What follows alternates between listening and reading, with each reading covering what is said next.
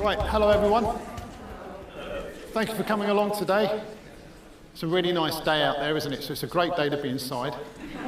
And it's going to rain tomorrow. Thank you for the poll. Can we ask those 6 people to leave the room? I'll just flip to our slides and then we'll get started. Okay, so that's me over there. So we're here at Anglia Ruskin University, and thank you for coming along. What we're going to do today is we're going to talk about the interest in longevity and why it's important at the moment in time. We're also going to touch on various other aspects around longevity, but we're not going to take a deep dive into nutrition today. That's not the point of this lecture. It's just sort of raise awareness of the issues around longevity. So where did it all start? Well, for us personally, there's been a lot of popularity in the press about longevity, especially around longevity research. There's also biohacking, where people are taking various substances to see if they can increase their lifespan and such. But arguably the most important thing that came up was a Netflix documentary on the blue zones. Has anyone seen that? Everyone's seen the blue zones? Well, pretty much. It's a really interesting perspective on the living environments around longevity, etc., etc. There's also been some very good newspaper headlines about longevity, and as a consequence of myself, Professor Roberts and myself decided to put out a conversation article, sort of test the water. And we got 94,000 reads just on that little article. So there's still quite a vested interest in longevity, and we think that's been increasing over recent years. So the question is can we live to 100? Well, I think we can, but it's much more complex than just saying, let's just live to 100. So we're going to try and dive slightly, or shallow dive, if you like, in some of the areas around longevity at present. If we look at longevity over the last couple of 100 years, we've seen a gradual increase over time. If we look at it in the UK over the last couple of decades, we can see that a reflection of the British population has also seen an increase in longevity. So on the left-hand side, you have men, and on the right-hand side, you have women over the last couple of decades. If you look at healthy life expectancy, which is the period in which we believe we are in good health, you can also see a slight rise going on. However, it's relatively flat.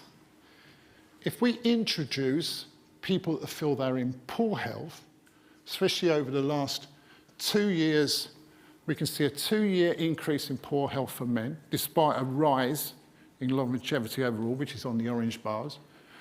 For women, we're seeing a 3-year increase in poor health. So you are living slightly longer, but this is exceeded by the period in which you're in poor health. So, my name's Justin. Hi, everyone. Welcome to Anglia Ruskin University. One thing that Mark didn't pick up on is these QR codes in the bottom right. So if you see them and you're a bit more interested and you want to dive into some of the literature, you can scan that and it will take you straight to that paper. If you don't worry. Just listen to us and enjoy it. So, why the interest? Mark's already covered that. My interest really started not necessarily with the Blue Zones documentary on Netflix, but it was actually this paper that caught my attention. So one of the first studies that I found was the Expectancy study from Sardinia, looking at centenarians, people that live beyond 100 in Sardinia specifically. It just so happens in a couple of months I'm going to Sardinia for a holiday, but I'm actually going, ironically, very close to the blue zone called Nuoro. I think that's how you say it. So I'm actually quite intrigued to go and find out for myself what this area looks like. So the Expectancy study, Expectancy stands for Akent Anos, which loosely translates, I believe, as health and life up to 100. And the researchers behind this found that, particularly Poulan and his group, the reason it's called blue zones, by the way, does anyone know? It's because when they were marking the map with areas that had higher numbers of centenarians, they were using a blue pen. So if they were using a green pen, it might have been called a green zone, who knows. But it was quite interesting because Sardinia was already quite renowned as being a place where people were living beyond 100. I think the rate was something like 16.6 per 100,000. But in a particular area around the central eastern part of Nuoro, where it's quite rural, it's quite mountainous, they found that the rate was 17.9. It was higher. So why was that?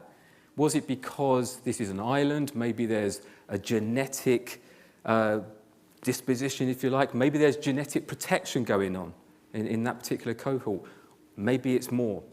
Let's have a little look at Sardinia. Now, of course, we're not going to be able to cover everything. There's a lot of things that go into longevity, but let's just have a little bit of fun and maybe speculating at what it could be. So when I looked at the blue zones, and yes, I've got my opinions, and I'm sure there are people in the audience that have seen the documentary will have the same as me. But what's interesting is that Sardinia boasts the longest living men on the planet, apparently. Why is it that these individuals are living to a long life, or having a long life? Could it be down to their tradition? They actually come from a traditional shepherding background, so maybe their diet is semi-nomadic, meaning it's quite basic foods, sourdough breads, soft cheeses, garden vegetables, these sort of natural foods that might have a role to play in giving them high quality food. Could it be down to maybe something called stress resilience? If you've ever been to Sardinia, I've only been to the south of Sardinia, but I am going to this part in a few months' time. It's quite interesting to note that these rural mountainous areas, the villages are actually quite steep. How many people here, hands up, go to a gym or do some sort of exercise every day? Every day. Maybe 3 times a week? Okay. We've got a bit of catching up to do. Okay. But if you can imagine, this is my road and I'm having to walk up these steps every day, maybe 3, 4, 5, 6 times a day. What's that going to do to my muscles? How's that going to affect my physiology? Is that creating stress on me? But then couple that with, is there a degree of downtiming, downshifting, relaxing? Is there a balance between how much stress we're putting on our body versus how much we're relaxing and kind of dealing with that stress? So this stress resilience could be quite an important factor. In some of the literature I've seen, and certainly it was reported on the documentary, one of the things that these individuals do is have a daily happy hour. Has it got something to do with maybe the type of wine they're drinking? Who likes a glass of wine every now and then? Apparently the Sardinian wine is quite rich in potent antioxidants, which might be quite protective for the human body. I'm not saying it's the only wine, but I'm certainly going to try it when I go there. So maybe it's not what they do, maybe it's how they do it. Maybe there's something there that we should be thinking about. That's one blue zone. What are the other blue zones? I'll pass over to Joe. Good morning, everybody. So as Justin said, I'd just like to join the dots a little bit with some of the other existing blue zones that are out there at the moment. So since the success of the IKEA study, 4 other blue zones have been recognised and identified due to the prevalence of centenarians, so individuals that are living over 100, and even in some cases supercentenarians, so individuals that are reaching 110 years or more, which is rather impressive. Before we touch on that, I'd just like to draw your attention to the bottom right-hand side, the red writing here, 73 years. Now, this number indicates the estimated life expectancy from a global perspective. And we're just going to compare that to the estimated life expectancy, or what we think the life expectancy is, based on some data for these new 4 or current additional 4 blue zones. So first and foremost, one we've heard a little bit about already is Sardinia, based in Italy, currently boasting 82 years life expectancy. Secondly, move over to Greece, in particular Ikaria, trumping the rest of the crowd at 85. Okinawa in Japan at 84 years. The Nicoya Peninsula in Costa Rica, South America at 85 years. And finally, Loma Linda in Los Angeles, California, which perhaps boasts one of the more regular or familiar landscapes out of the 5 up there. Now, with that in mind, just talking about the landscapes, if we can just do a verbal poll, perhaps. Now we put a name to a face. What comes to mind when we talk about when you can see these photos up there? Any raise of hand? Any consistencies we can see? Rural? Rural, yeah. What other words come to mind? Natural. Natural, empty, okay. Sea. Sea, mountains, yeah. Weather, who said weather? Well done, yeah, weather. So maybe where you live, the climate. I think we can agree it's some excellent locations, and we're very fortunate to live in those areas. Notice nobody said across the middle. Oh, you did? Okay. Right. Now, we will all like to go and live in these really nice areas by the sea. But here's a thought, that are there any other areas that can be considered as blue zones? Or are there any other areas where people would live to 100 or more than 100 that might look like the places we live in? So if you look at that slide over there, you can see that areas like Australia, Canada, USA also have people that might live to 100. Now, here's the question. Is it because of something that we have already looked at, or is it because of the population density?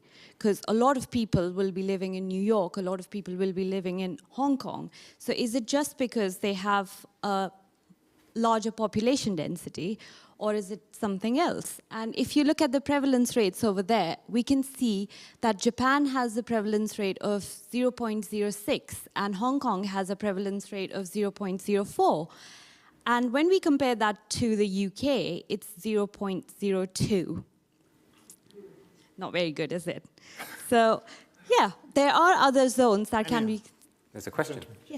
So the prevalence rate means the rate in which people live to 100? Yeah. Centenarian rates. Per 100,000. Per 100,000, yeah. So, yeah, can we look at other areas that don't look like the places we want to vacation in, where people might live to more than 100 or 100? Thank you. So let's have a deep dive into some of the other blue zones. What we're trying to say here is that even though there might be 5 acknowledged blue zones, maybe we're suggesting there are other places that also have capacity for people living beyond 100. It's not just these blue zones, is what we're trying to say. I should stress that this is kind of partly my opinion now. So this is me watching the blue zones and my kind of thinking behind the blue zones. But let's just start with 2 areas in particular where maybe they see food as kind of medicine. So if we look at Ikaria, Greece, where I would call them polyphenol superstars. Polyphenols are nutrients that you find in plants that may have significant health benefits.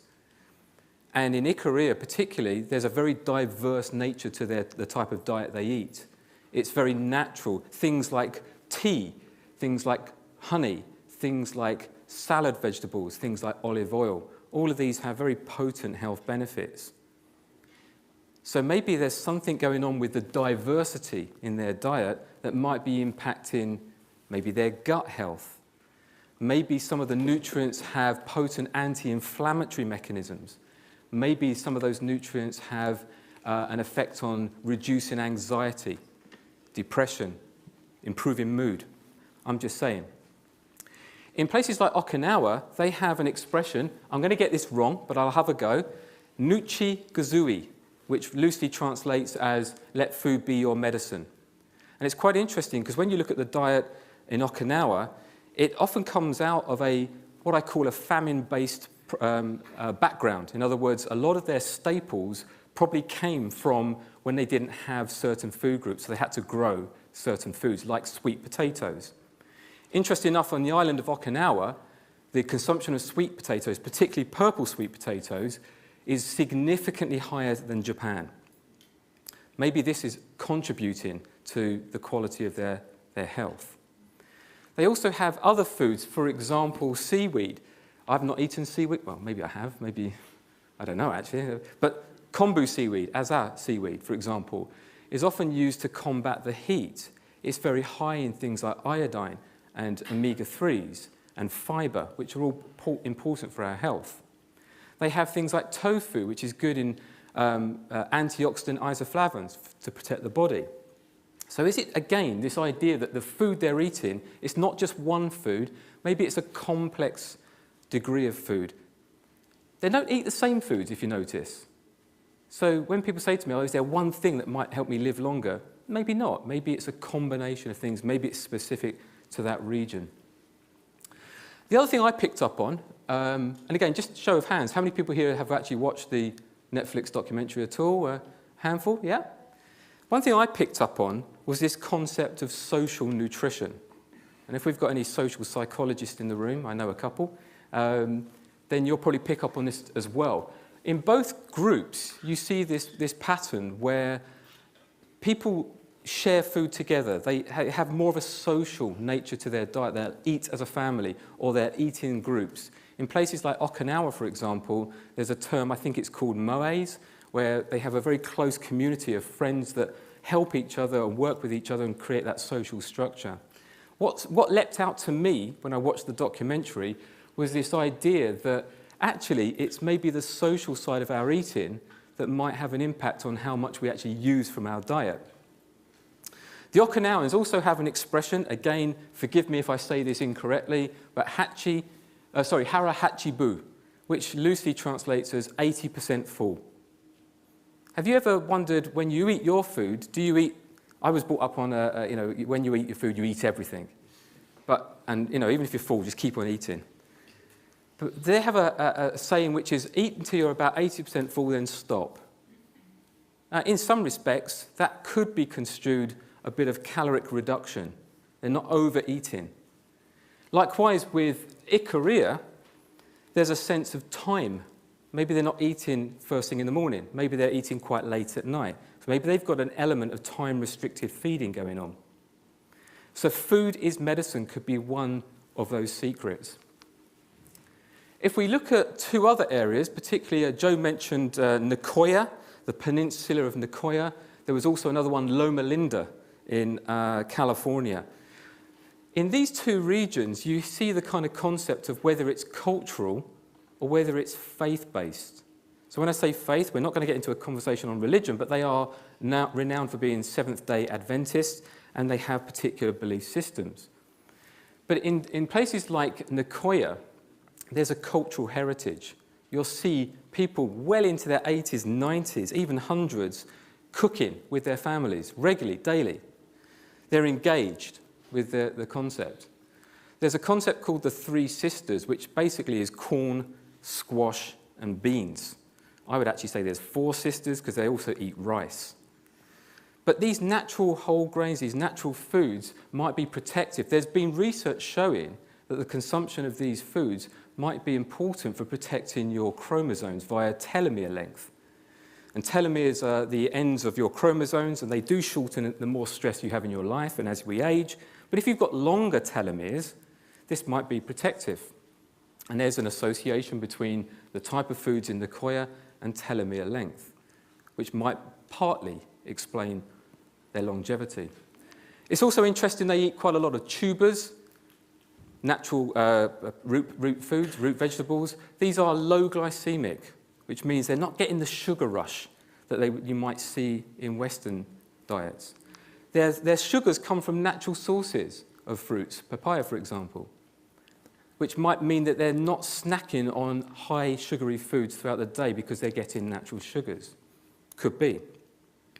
In Loma Linda, maybe it's because they're not focusing on processed foods, and we could have a whole discussion here around processed and even ultra-processed foods and the dangers and damages that these foods might cause.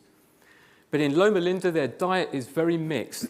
Originally, it's been pitched that they're on a lacto-ovo-vegetarian diet, which basically means a vegetarian diet with dairy as well. I would slightly challenge that because, again, some of the literature I've read and some of the other documentaries I've seen suggest that it's not just down to the diversity in their diet. They do actually have some meat as well. But the key word is moderation. In both countries, on both areas, and the other blue zones, what you see is foods being consumed in moderation. Interesting enough also, with Loma Linda, there is an element of exercise when it comes up. Oh, there you go. Exercise daily. So when you look at this community, there's an engagement in being physically active. So those people that put their hands up that go to the gym, on average, how long would you go to the gym for? An hour? 2 hours? 2 hours? Well done. Anyone above? In the gym, I'm doing dance or Pilates or Okay, but you're active. about 2 hours a day. Yeah, so you can imagine doing that for a large percentage of the day. And for those that watched the Netflix documentary, did you notice the people from Okinawa? They don't have chairs, they're squatting and standing and squat. I can't even do 20 squats at the moment. I'm getting old. But can you imagine doing that through your 80s, your 90s, even into your 100s? You're using your body naturally all day long. So I picked up on that when I looked at these areas. So it could be an element of plant-based diet, but not fully. It could be a question of their background heritage and their culture. It could be down to their belief systems and their faith. It could be down to the diversity of their diet. So I tried to pull this together with Mark and look at what we felt were the commonalities when you look across the blue zones. And what we picked up on was, number one, the foods seem to be self-produced. They're grown, they're natural.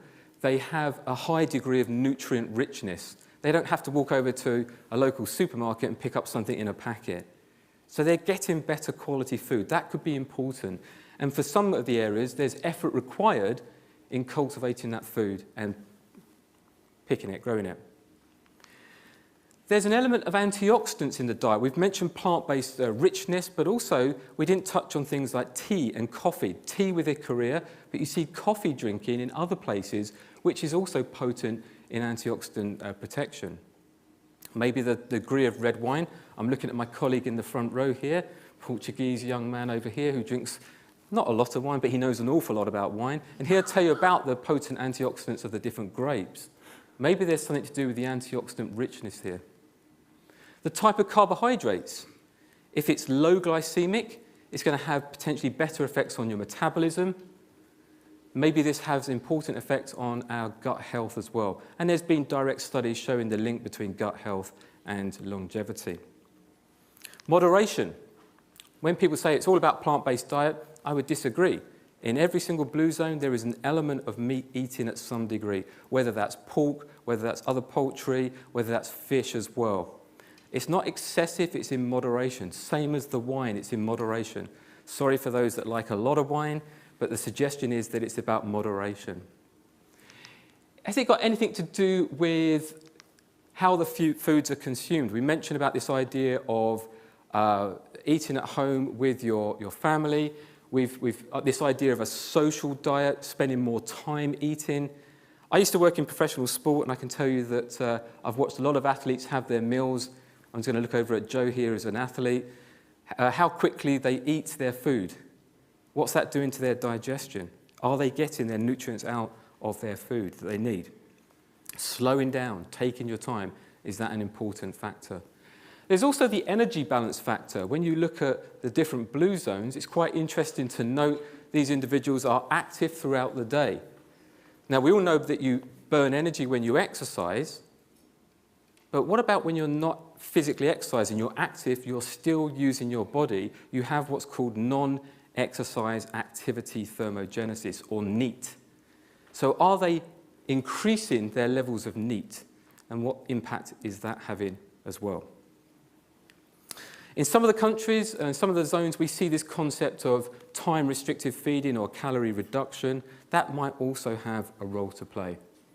It's interesting because Dan Boetner, who's one of the journalists behind the Blue Zones diet, he put up a lovely little slide at the end of his presentation, or on the that's the complex one, on the documentary, which tried to summarize what brings these blue zones together. And it's quite similar to our thinking, which is move naturally as a core component. Plant-based diet in moderation. In other words, have foods that you like, but in moderation.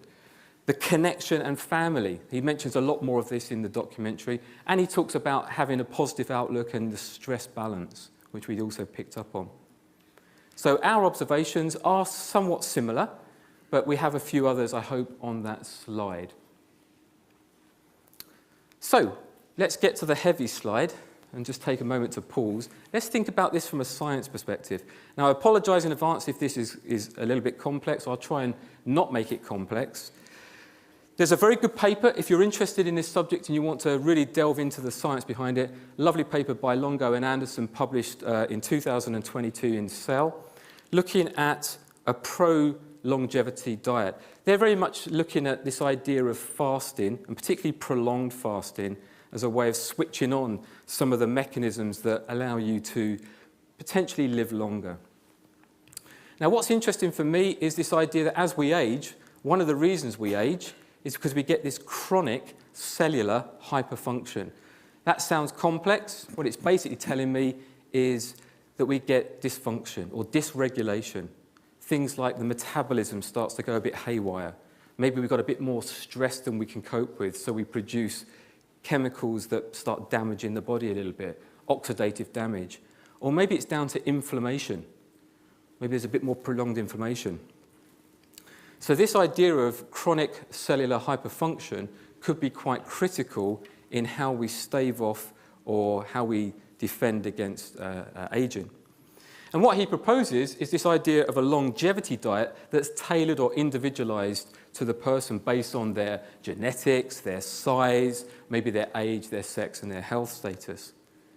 Now, if we cross-reference that to some of the blue zones, we come up with some quite interesting facts. So at the top there, what he's saying is, or what the authors are saying, is if you have a lot of animal fat, sugar, and animal protein in excess maybe, they can be negative, potentially, on some of these mechanisms. If we flip that, and we have a diet that is largely unrefined, largely plant-based, not totally, then it could be, for example, that we've got more fibre going in. We've got more plant-based nutrients going in, and these can have an effect, as we mentioned, on our gut, our blood sugar control. Maybe we've got more natural sugars, so therefore we're snacking less throughout the day. Hands up if you have a little snack at 11 o'clock or 3 o'clock, maybe with a cup of tea and a biscuit, or 2, or 5, or 10, maybe. So could it be that we've got better quality carbohydrates going in? If we exert some form of minor calorie reduction, whether that is eating a little bit less than we are used to, whether that's doing a fasting type approach, whether it's time-restricted feeding, this idea of having a small caloric reduction can impact certain mechanisms on the body that start to switch on something called autophagy. Autophagy just means how our cells start to deal with damage, keeping it simple. So there are studies showing the link between calorie reduction, reduced inflammation, antioxidant protection, and autophagic mechanisms. In other words, it's trying to help the body deal with damage. On the other hand, we can look at the fats and proteins in our diets, particularly the fats. If we look at the certain types of fats that we eat, particularly the good fats that give us things like omega-3s, they can be quite protective in the body, particularly when it comes to inflammation, nutrient uptake into our cells. And if we also look at where it says PR diet, this means a protein-restricted diet. And this is where it gets a little bit contentious, because on the one hand, if we have too much protein, it stimulates growth, or mechanisms behind growth. But just maybe restricting that protein and not overdoing it actually starts to balance some of the pathways that lead to protection.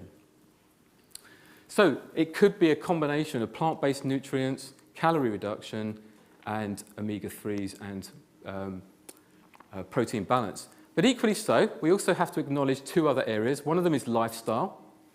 I've mentioned about the blue zones where they're highly active. So this micro movement throughout the day might be quite protective on the body. Maybe there's less stress or a stress resilience, which is impacting how people are coping. Maybe they have better heart rate variability. Maybe it's where they're living, the sunlight. Some of you mentioned about being on the equator. If there's more sunlight, you're getting more exposure to things like vitamin D. What impact does that have? But we also need to mention or remember that everyone here is individual.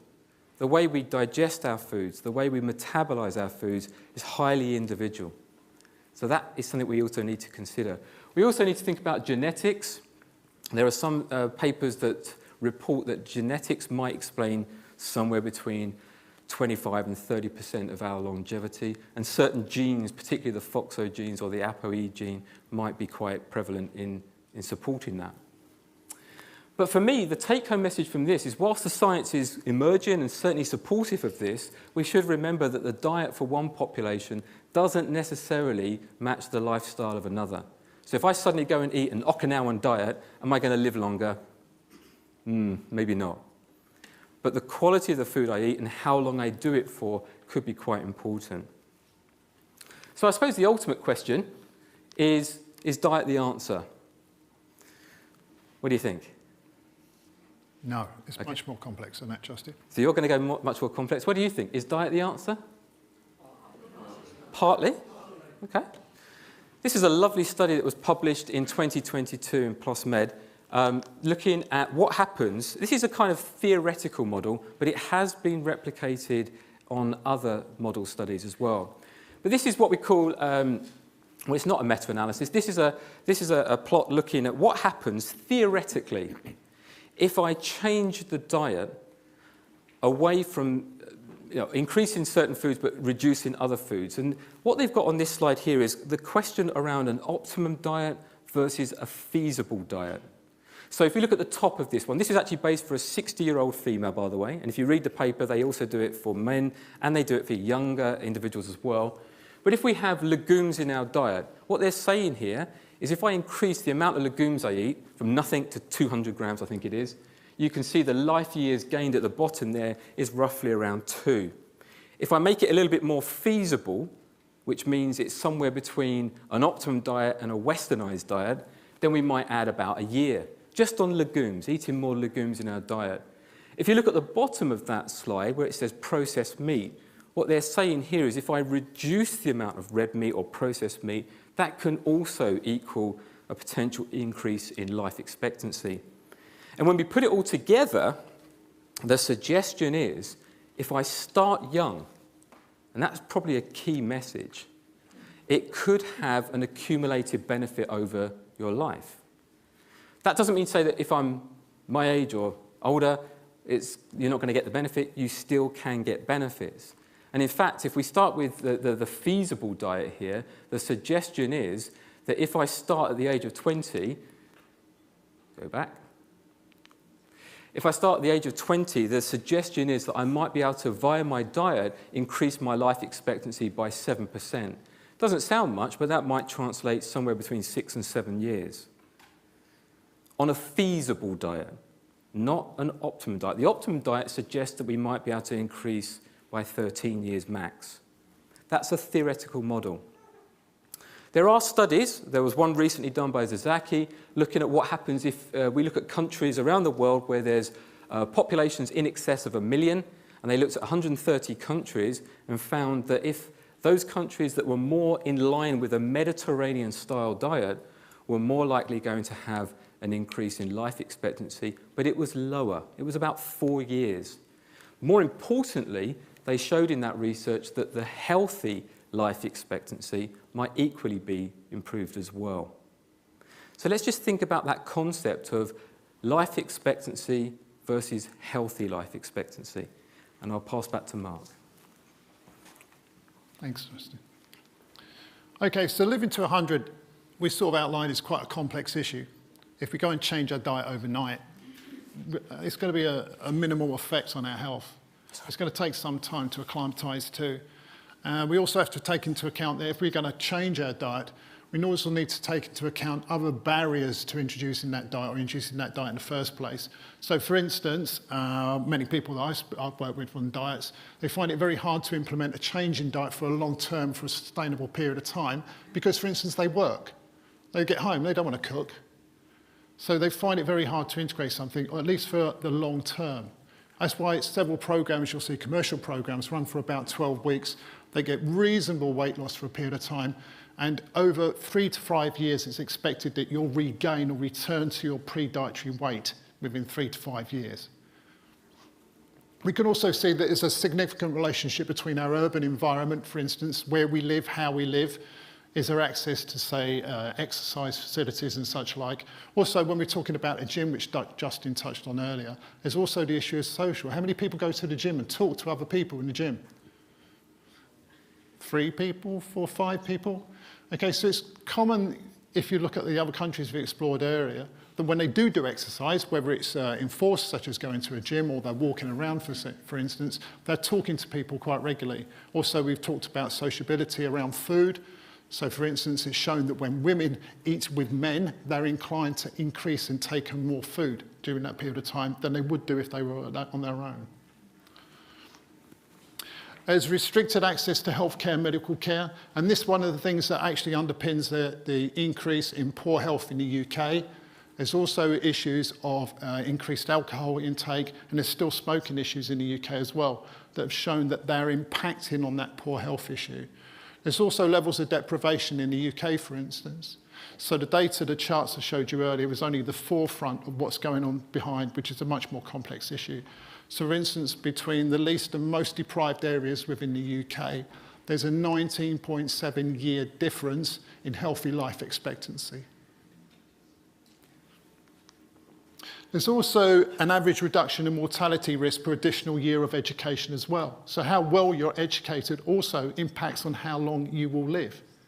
So for instance, the better educated we become, the more chance we get a higher salary, as social groups change, a living area and environment changes as a consequence. So it's not just a case of nutrition. If you're going to, though your focal point may be on nutrition, it's a far more complex area. Right, so what are the take-home messages from this longevity and nutrition talk today? Well, it's a focus on risk reduction. So we can talk about life expectancy and healthy life expectancy, but overall it's an issue of risk.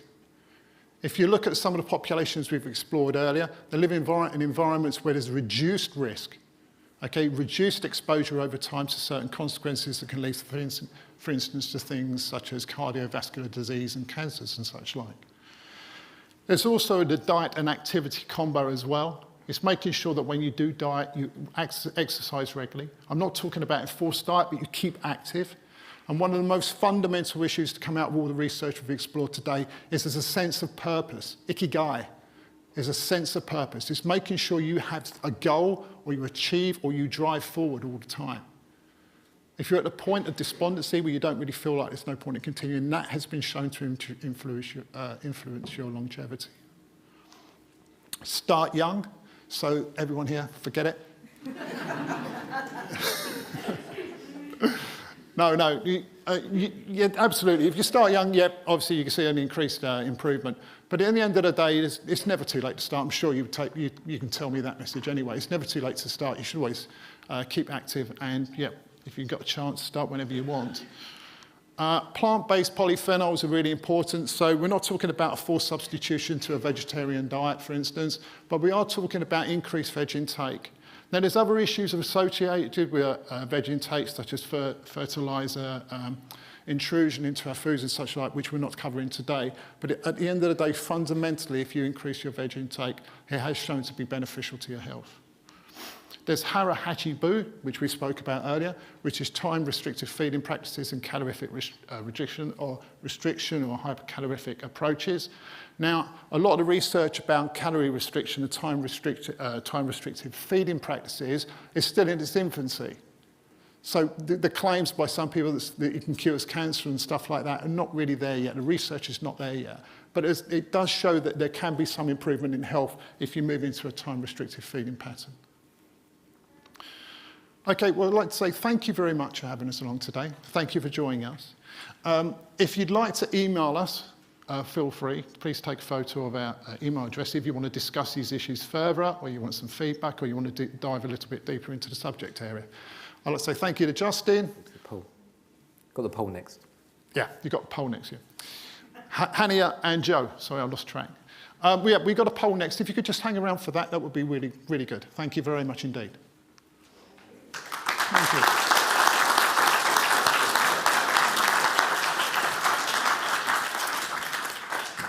So just, we wanted to try and get the talk done early, so it's more about you now, not us, and we've got a bit of time. So if you can log on to this poll, you've got the QR code there, or you've got the link at the bottom, menti.com, and the code if you want to get into it.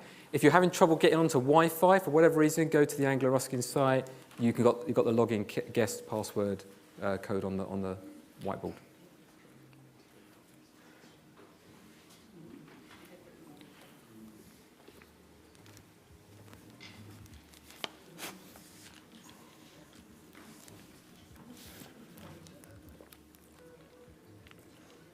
Do you want a can of water?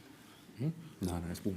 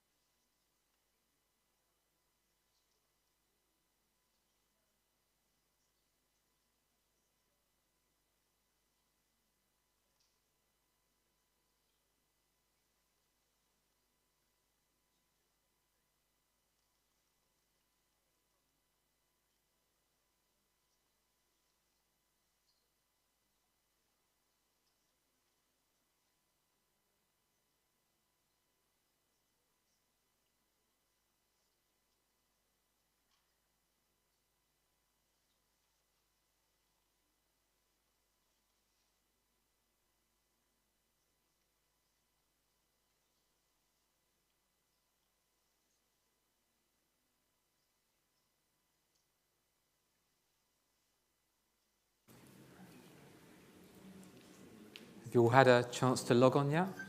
Yeah? She's doing it. Okay. Okay, when you're ready, Jay. Yeah? So PC.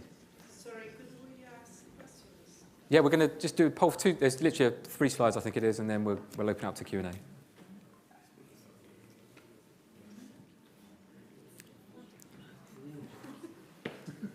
Do you need the microphone?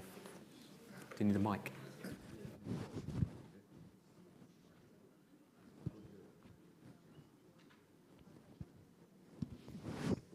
It's not.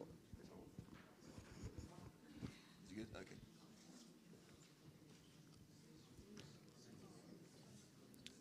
Okay, nice.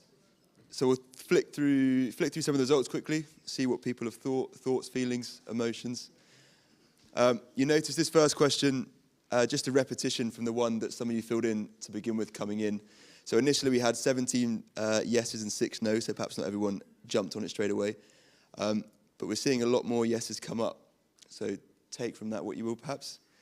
That's a good thing, whether it's resonated with you or whether you thought that anyway, that's interesting. Biggest contributor to living longer.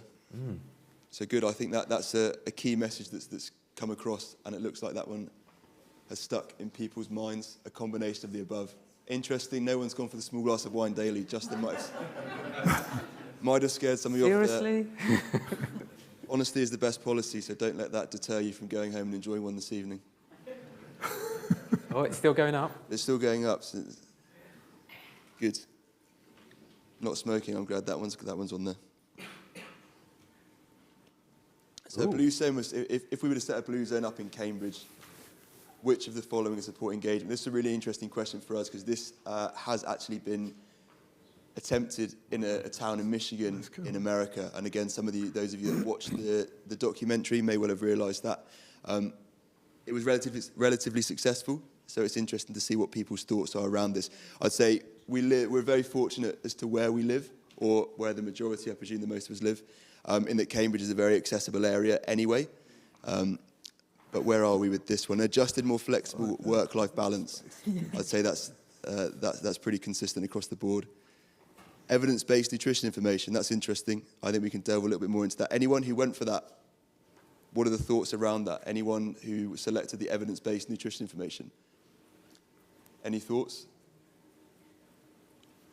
Radio silence, that's okay. We can have more of a conversation when we finish up with this one.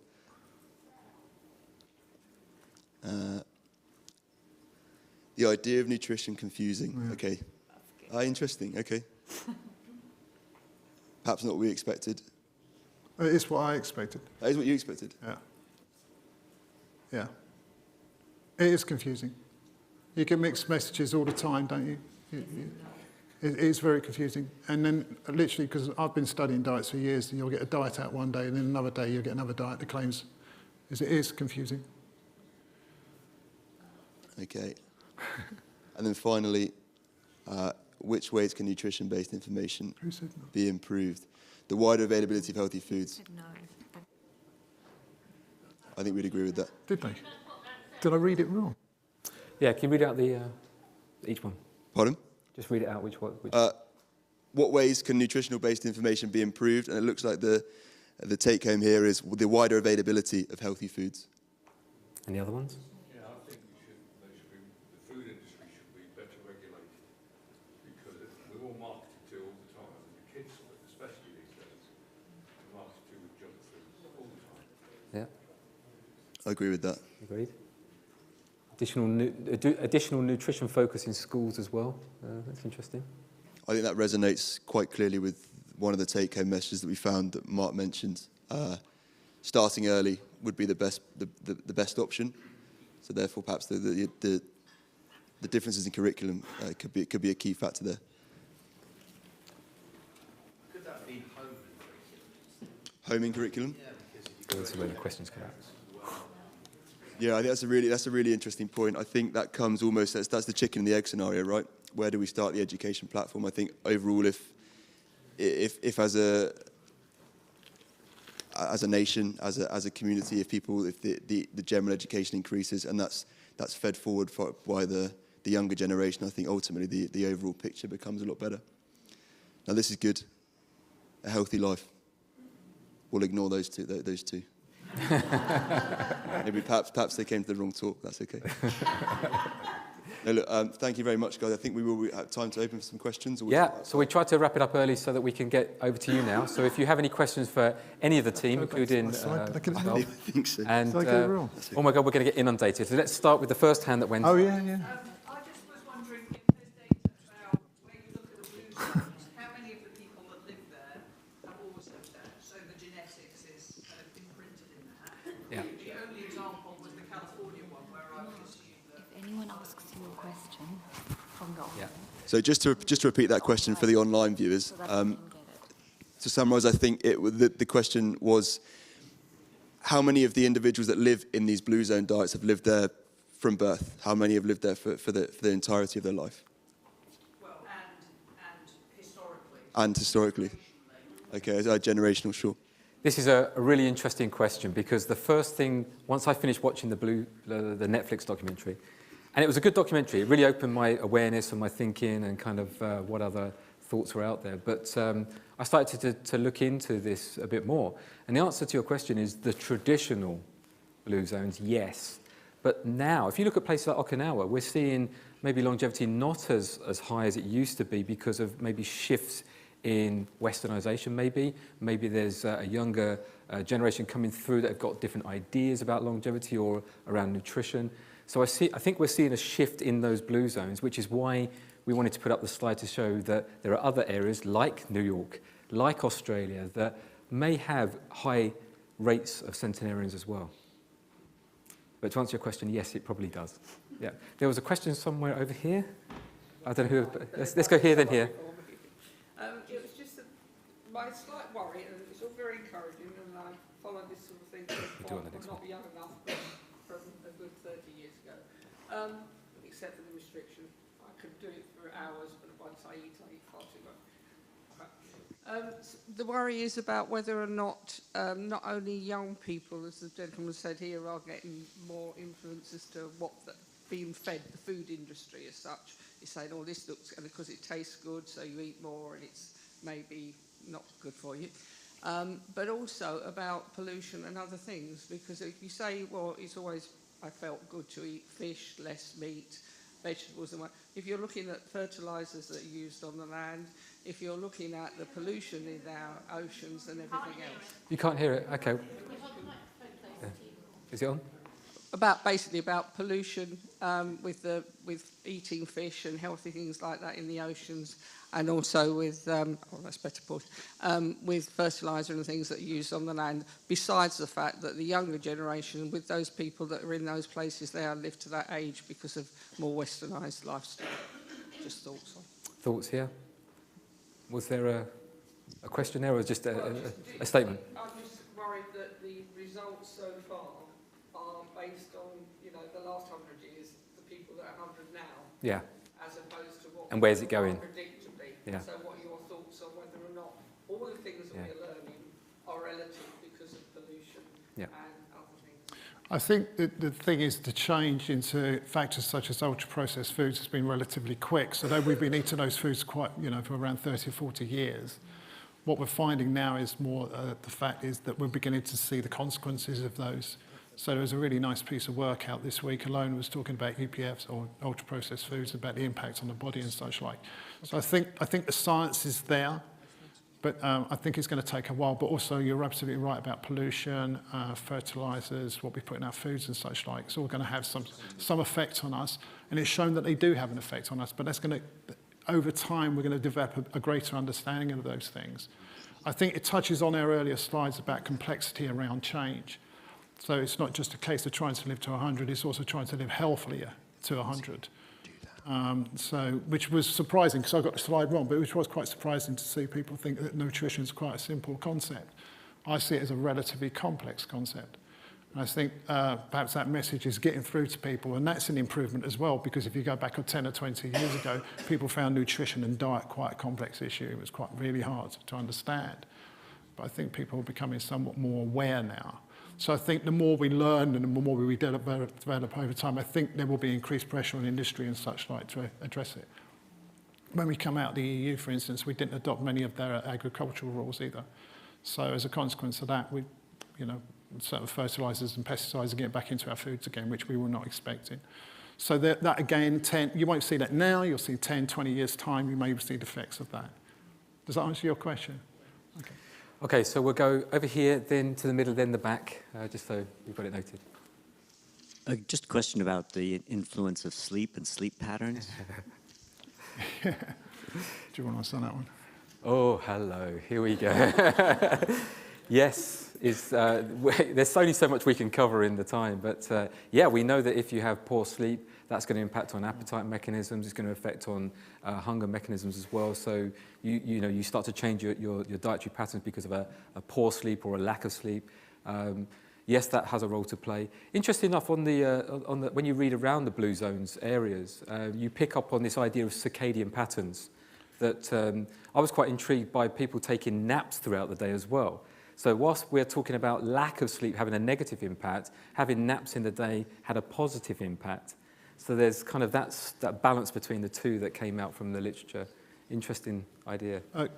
Just touching on that, it's also a cultural thing as well. So it's presumed that obviously as we get older we'll have more naps in the day and such like, but arguably there's some good evidence to show that actually at a younger age as well it's very good for stress reduction. And yet culturally we don't see naps as being a favourable approach, do we? Because we work, we go to work at 9 o'clock or whatever it is, we go home at 5:30, we don't have time for naps in the day, we're working. And so that siesta, which we often see, is possibly, is shown to have benefits in regards to reduction in stress and such like. Okay, so we're going to just go to the middle here.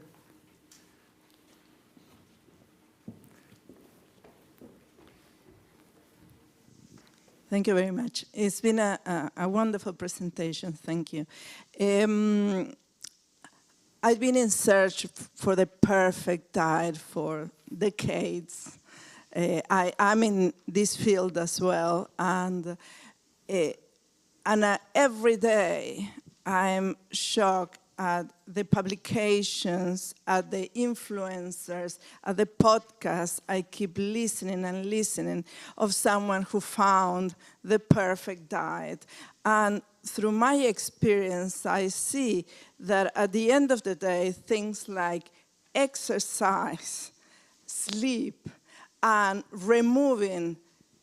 probably with removing 5 things from our diet, we're going to improve our life a lot more than trying to follow a very strict diet.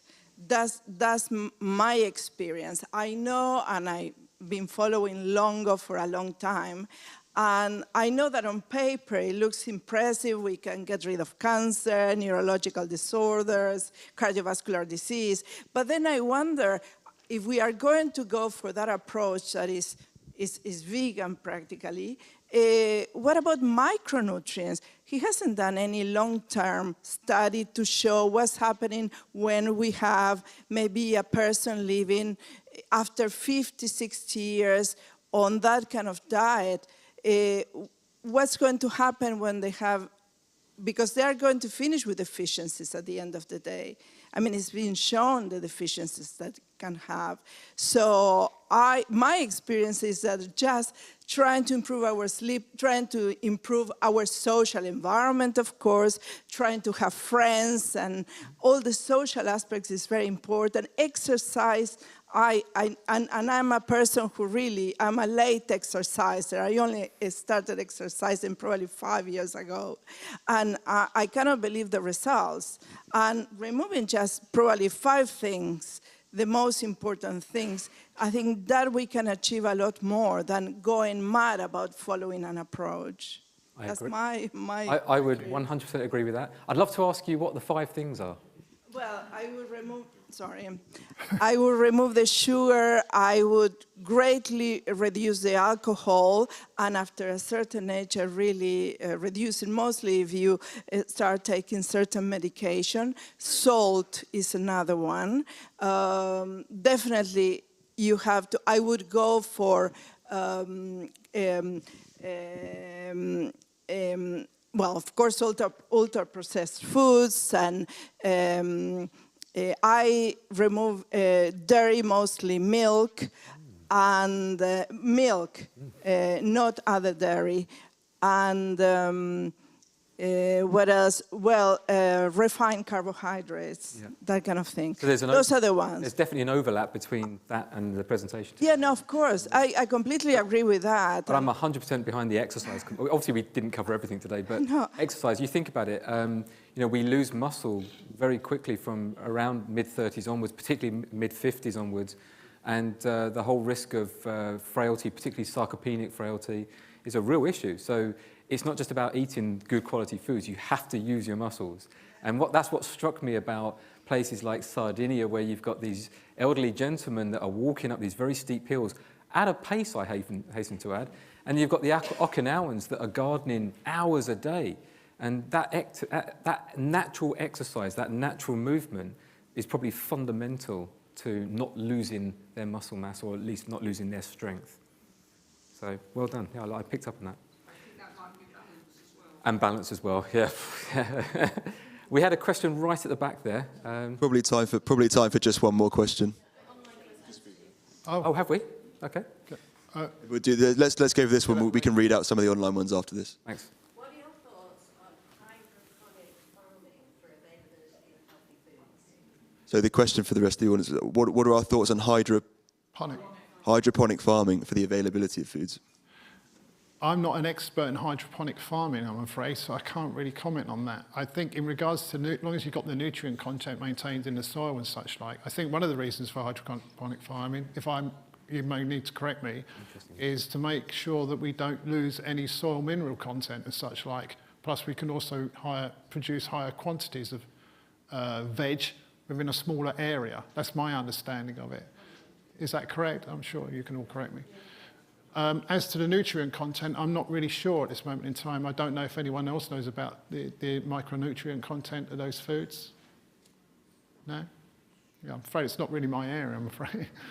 Sorry. Just got an online question here. So apologies, not sure who this is from, but JR, proteins. As people age, their muscles deteriorate. Does slightly restricting protein still apply to the people that are getting older, or should they increase their protein intake at this time?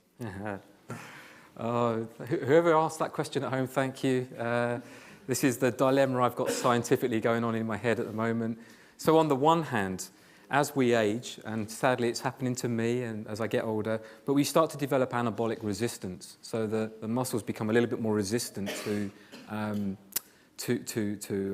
protein uptake. So one of the theories, and it's kind of been shown now, that a lovely paper by Dan Moore demonstrating that, for younger people, the whippersnappers that exercise in their 20s and 30s, they can get away with relatively low amounts of protein. Maybe after exercise, 20 grams is kind of the number that's often quoted. But as we get a bit older, maybe that protein intake goes up to try and stimulate the very mechanisms that stimulate muscle protein synthesis.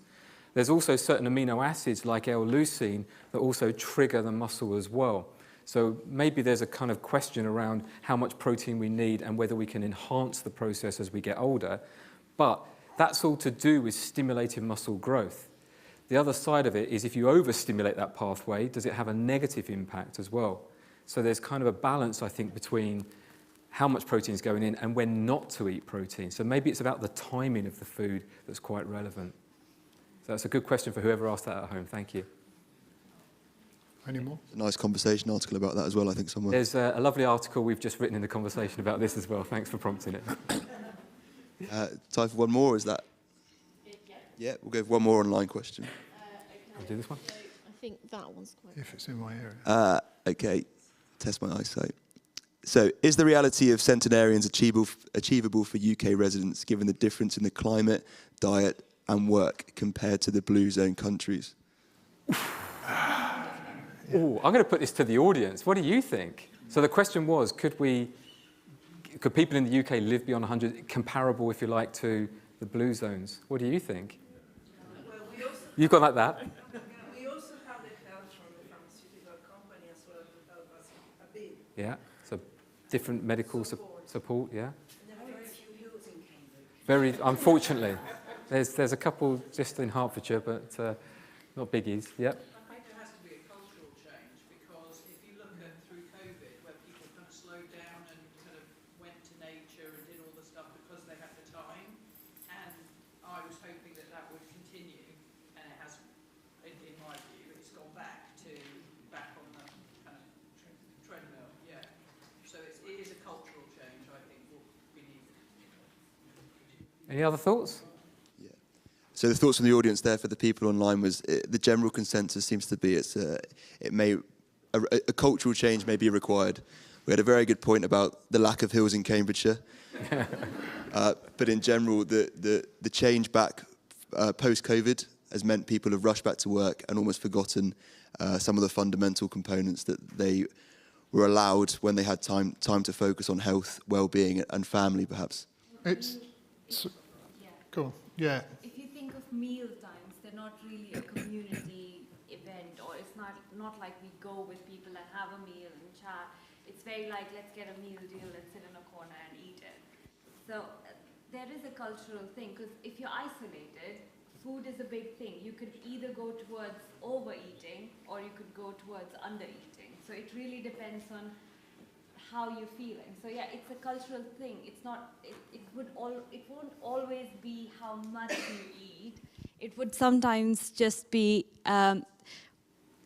Overeating could also be a part of isolation. You're just sitting there. You don't have anything to do. You don't have anyone to talk to. So you're just snacking, eating, watching TV and things.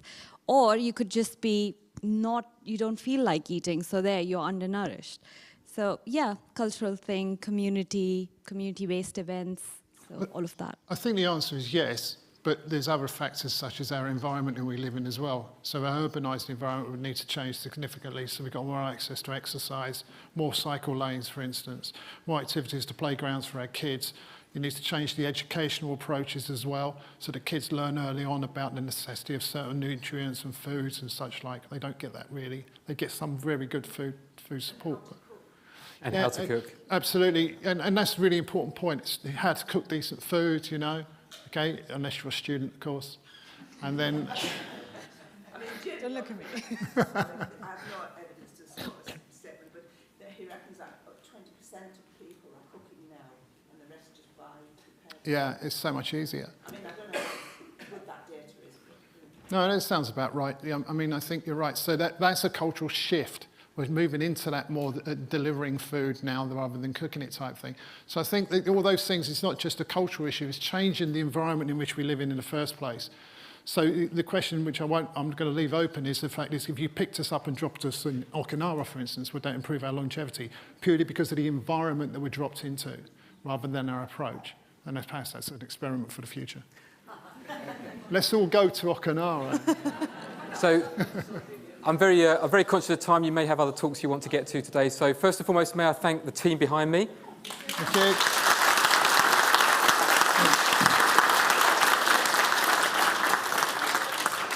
And of course, the team at the side for doing all the media.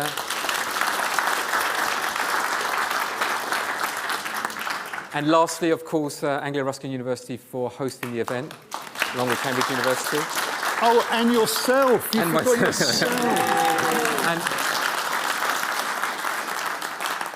if you have any other questions, we're going to stay behind. I know that you might have other things to go to, but thanks for your time and attention. Hope you enjoyed it. Thank you very much.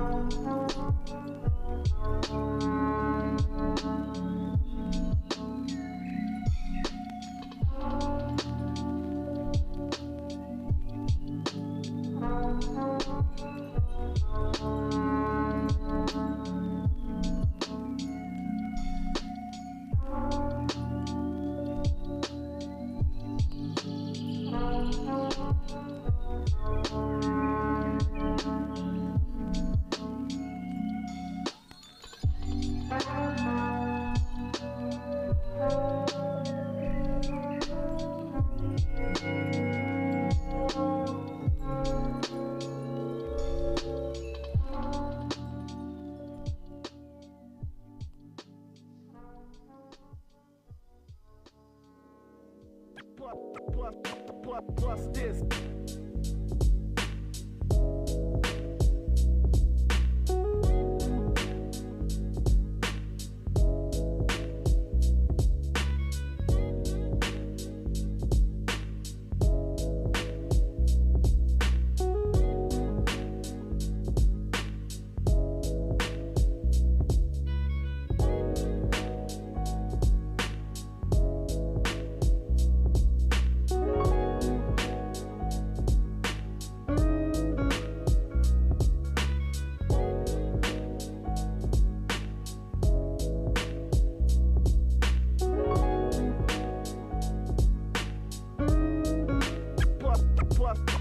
Plus this.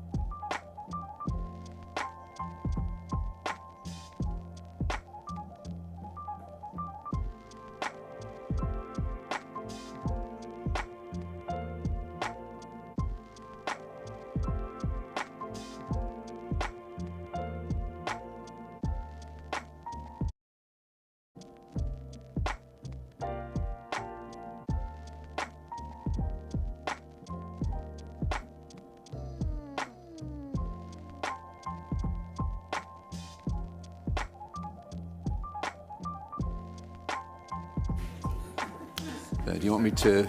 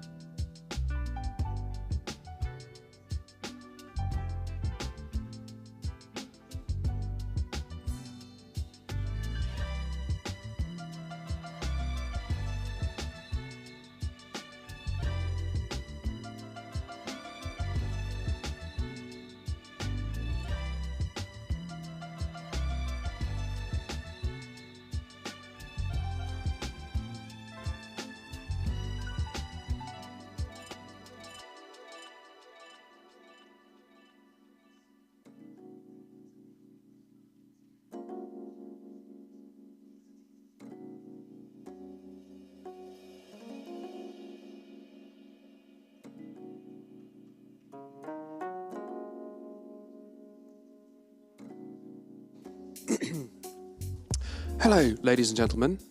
How are we? Everyone's doing good? Lovely. At the end of this talk, we might do some audience questions, I believe. If we do, and you have a question, we have a microphone which I am holding right now that we'll bring to you. It's really important that you, before you ask your question, that you take this microphone because we are streaming this live online. And we want to make sure that the people at home can also hear your question and have you as part of the conversation. So if you could wait for the microphone to get to you before you talk, that would be really, really cool. And when you have the microphone, if you can hold it kind of how I'm holding it now, relatively close to your mouth sort of thing. Don't worry if it sounds a bit loud. We'll sort all that out on our end. But yeah, that's all really. That'd be really cool. Hope you enjoy your talk. For coming. Let me introduce myself. As you see, I'm Sean Lang. I lecture here at Anglia Ruskin in history. And very often, in fact, I get the monarchy gig. And there have been quite a few of these in the last couple of years because obviously there have been very big stories relating to the monarchy, the death of the Queen. But even before that, of course, the Jubilee, the coronation, and so on. This talk was originally to be called long to reign over us, ?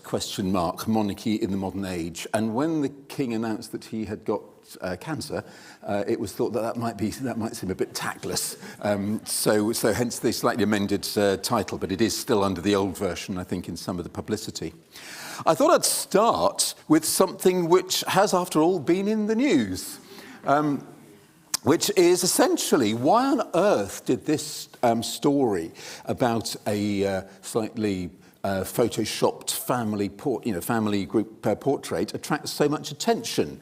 After all, photoshopping is nothing new, and nor was this a sort of politically sensitive picture. I must say I was struck at the way people responded to it, because there was a lot of fun that people had. I liked that one. Folks, I found the original. You saw the story about the Willy Wonka experience in Glasgow. And this, as a historian, was one of my favourites. Well, it seems to me that the tone of the comment actually was not really making fun of her, but rather making fun of the photo libraries which had removed it and the sort of response to it. But of course, it was an issue not because of photoshopping your family picture for Mother's Day, but rather because it added to, rather than reduced, all the speculation that there is about the Princess of Wales's health. She's been out of the public eye for a couple of months now and is not due to be seen again till after Easter. And although we know that she's had an abdominal operation, we don't really know what it is that's wrong with her. And inevitably, therefore, there have been wild rumours going around, some of which I've no doubt you've heard. Now, were she anyone else, and indeed had she been who she was before she married William, we would all, I presume, lay off. But she's not.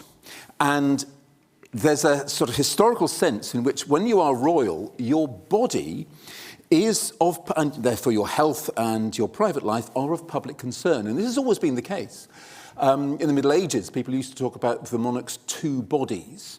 And what you would think of as the very private life, the intimate life, even to the point of feeling that this is a bit too much information, was examined in fine detail by members of the council, including things like the state of your sheets after, in the morning. Exactly what I mean is looking at some of the faces, you think, surely not, but yes. And those of, the bodies of the royals and therefore their health are of public concern because of the nature of monarchy. Because the story here about the Princess of Wales, about Kate Middleton and her health, and after all, the idea of putting out the photograph wasn't just a Mother's Day photo of the sort that you would do in a normal year. This was essentially designed to reassure us that she's in good health and that all is well on the home front. And the story is therefore a reminder of some central truths about the institution of monarchy. Because although we talk about monarchy as an institution, we talk about the crown doing this, the throne doing that, in the end, monarchy is about individuals.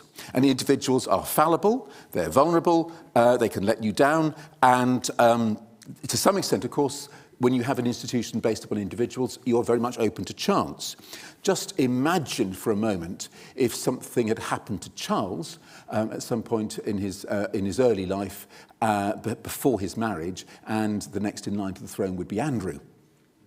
We would now be under King Andrew. Well, I think myself, insofar as anyone to judge, I imagine that Kate herself will ride this one out. But as I say, there's been a lot of goodwill, a lot of sympathy for her in her particular situation, and a lot of mockery of the news agencies. But as I say, it is a reminder that even a strong monarchy can be brought down by bad fortune. And it's particularly significant that it's affected her, because in many ways, the 2011 royal wedding, her wedding to Prince William, was one of the most important, it seems to me, in the recent history of the monarchy. More important, I have to say, than Harry's and Meghan's, even though at the time it looked as if that was quite a milestone. Because this was a successful marriage of royal and commoner. The Middleton family did not cause any particular embarrassment, and the family, which of course very quickly grew, seemed genuinely happy. And it cemented the recovery of the monarchy in the second part of Queen Elizabeth II's reign. I think Elizabeth II's reign can be divided into two parts, not halves because they're not equal. But the first part had been a highly experimental period, starting right at the beginning of the reign with putting the coronation on television, allowing cameras into the Abbey. The close-up shots, strictly speaking, weren't supposed to have been filmed, but there was a zoom lens on the camera which the Queen didn't know about, and she was fine about it afterwards. Then things like the institution of the Royal Walkabout, first tried out on a visit to Australia and then used extensively, and indeed and particularly the 1977 Silver Jubilee. Some people here might remember that, I certainly do. Worth pointing out that it was the first Jubilee celebration there'd been since George V's in 1935. And it was a bit of an experiment. Often forgotten now, but there were sort of badges you could get saying, "Stuff the Jubilee." There was a bit of a sort of "Not My Queen" movement at the time, and indeed there was a very prominent Republican MP, Willie Hamilton, at the time. Nevertheless, the Jubilee was a very big popular success. In 1969, the royal family had experimented allowing television into their family life in the film Royal Family. And it's an interesting one, this, because at the time it was very, very well received. You saw them sitting round at the breakfast table like any other family. You saw her going shopping with Prince Edward down to a little shop on the Balmoral estate and buying him some sweets. And the impression was, this is a sort of a family more or less like any other. But with hindsight, that was regarded as something of a blunder because of its long-term impact. And indeed, the film, insofar as the film can be, was withdrawn. I haven't actually checked on YouTube, and no doubt if you hunt around on the internet, you'll find it. But it's harder than it would otherwise have been.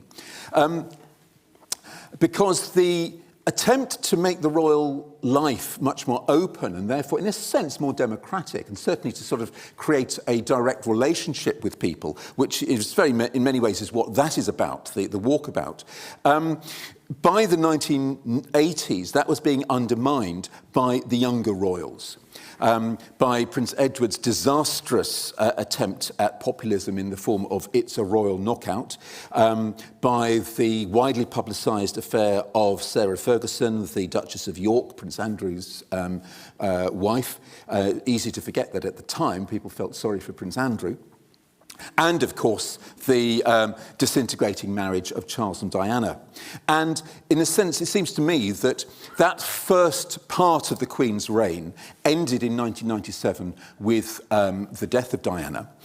And that very, very dangerous moment, or what appeared to be a very dangerous moment for the monarchy, because, very uncharacteristically, the Queen misjudged the public mood.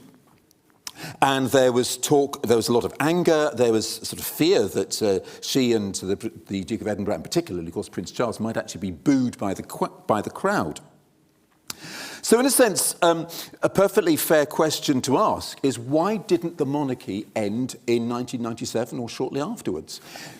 Why was it that the monarchy was able to recover, and recover, moreover, relatively quickly? The Golden Jubilee of the Queen's reign followed in 2002, only 5 years later, and by then the Queen's her reputation had recovered so much that you could have that sort of big party in front of Buckingham Palace, and it was almost as if the Diana moment had never happened. Well, it seems to me that the answer to the question is quite similar to that of a similar sort of crisis that occurred in Queen Victoria's reign. Because after Prince Albert's death in 1861, the Queen went into mourning, understandably. And the particular form of mourning that she took was seclusion. And she went for a long period, essentially living in seclusion, mainly at Osborne on the Isle of Wight, and then occasionally to Balmoral, but not fulfilling her public duties. She didn't, for example, go out and open any buildings or promenades or anything like that. She didn't even open Parliament in the annual ceremony. And by the 1870s, there is what many historians refer to as a big sort of Republican movement. Now, some voices were Republican, but actually that's to misread the public attitude, because although there was a lot of anger, there was a lot of frustration, but it wasn't because people didn't want a monarchy. It's more that they thought that if they weren't going to see the monarch, they might as well not have a monarchy. And that's not quite the same thing. And similarly, in 1997, people weren't wanting to get rid of the Queen. They wanted to see her. They wanted her to lead them in grief. There was that Sun headline which said something like, speak to us, ma'am. And she was sort of in seclusion, not quite to the extent of Queen Victoria, but nevertheless she was locked away in Balmoral with the princes. But once she did come down to London, the process of recovery began pretty much immediately, with her address to the nation on television and, of course, with a very carefully choreographed funeral. So is it true to say, as this would appear to suggest, that people do actually want monarchy? So that the moments when monarchy sort of miscalculates and missteps reveal not a desire to get rid of the monarchy, but rather very much a desire to have a monarchy, but a monarchy that they can see. Queen Elizabeth said on one occasion, and it's a well-known one, that she had to be seen to be believed. It's very important that the monarchy should be visible. And that certainly seemed to be the lesson from Queen Victoria's reign. Well, how do you measure what people actually want? And the obvious one nowadays, of course, is opinion polling.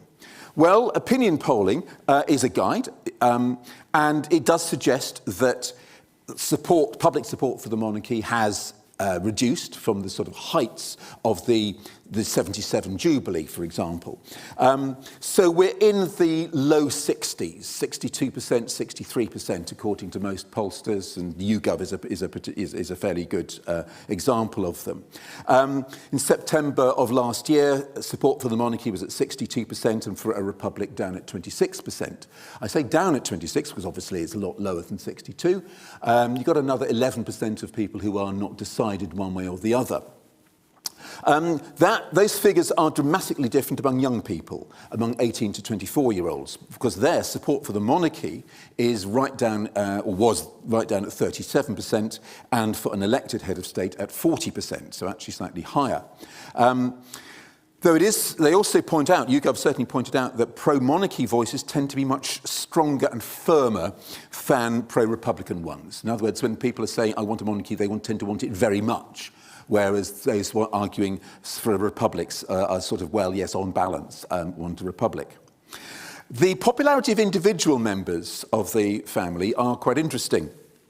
And again, the figures are fairly similar with voters of all ages.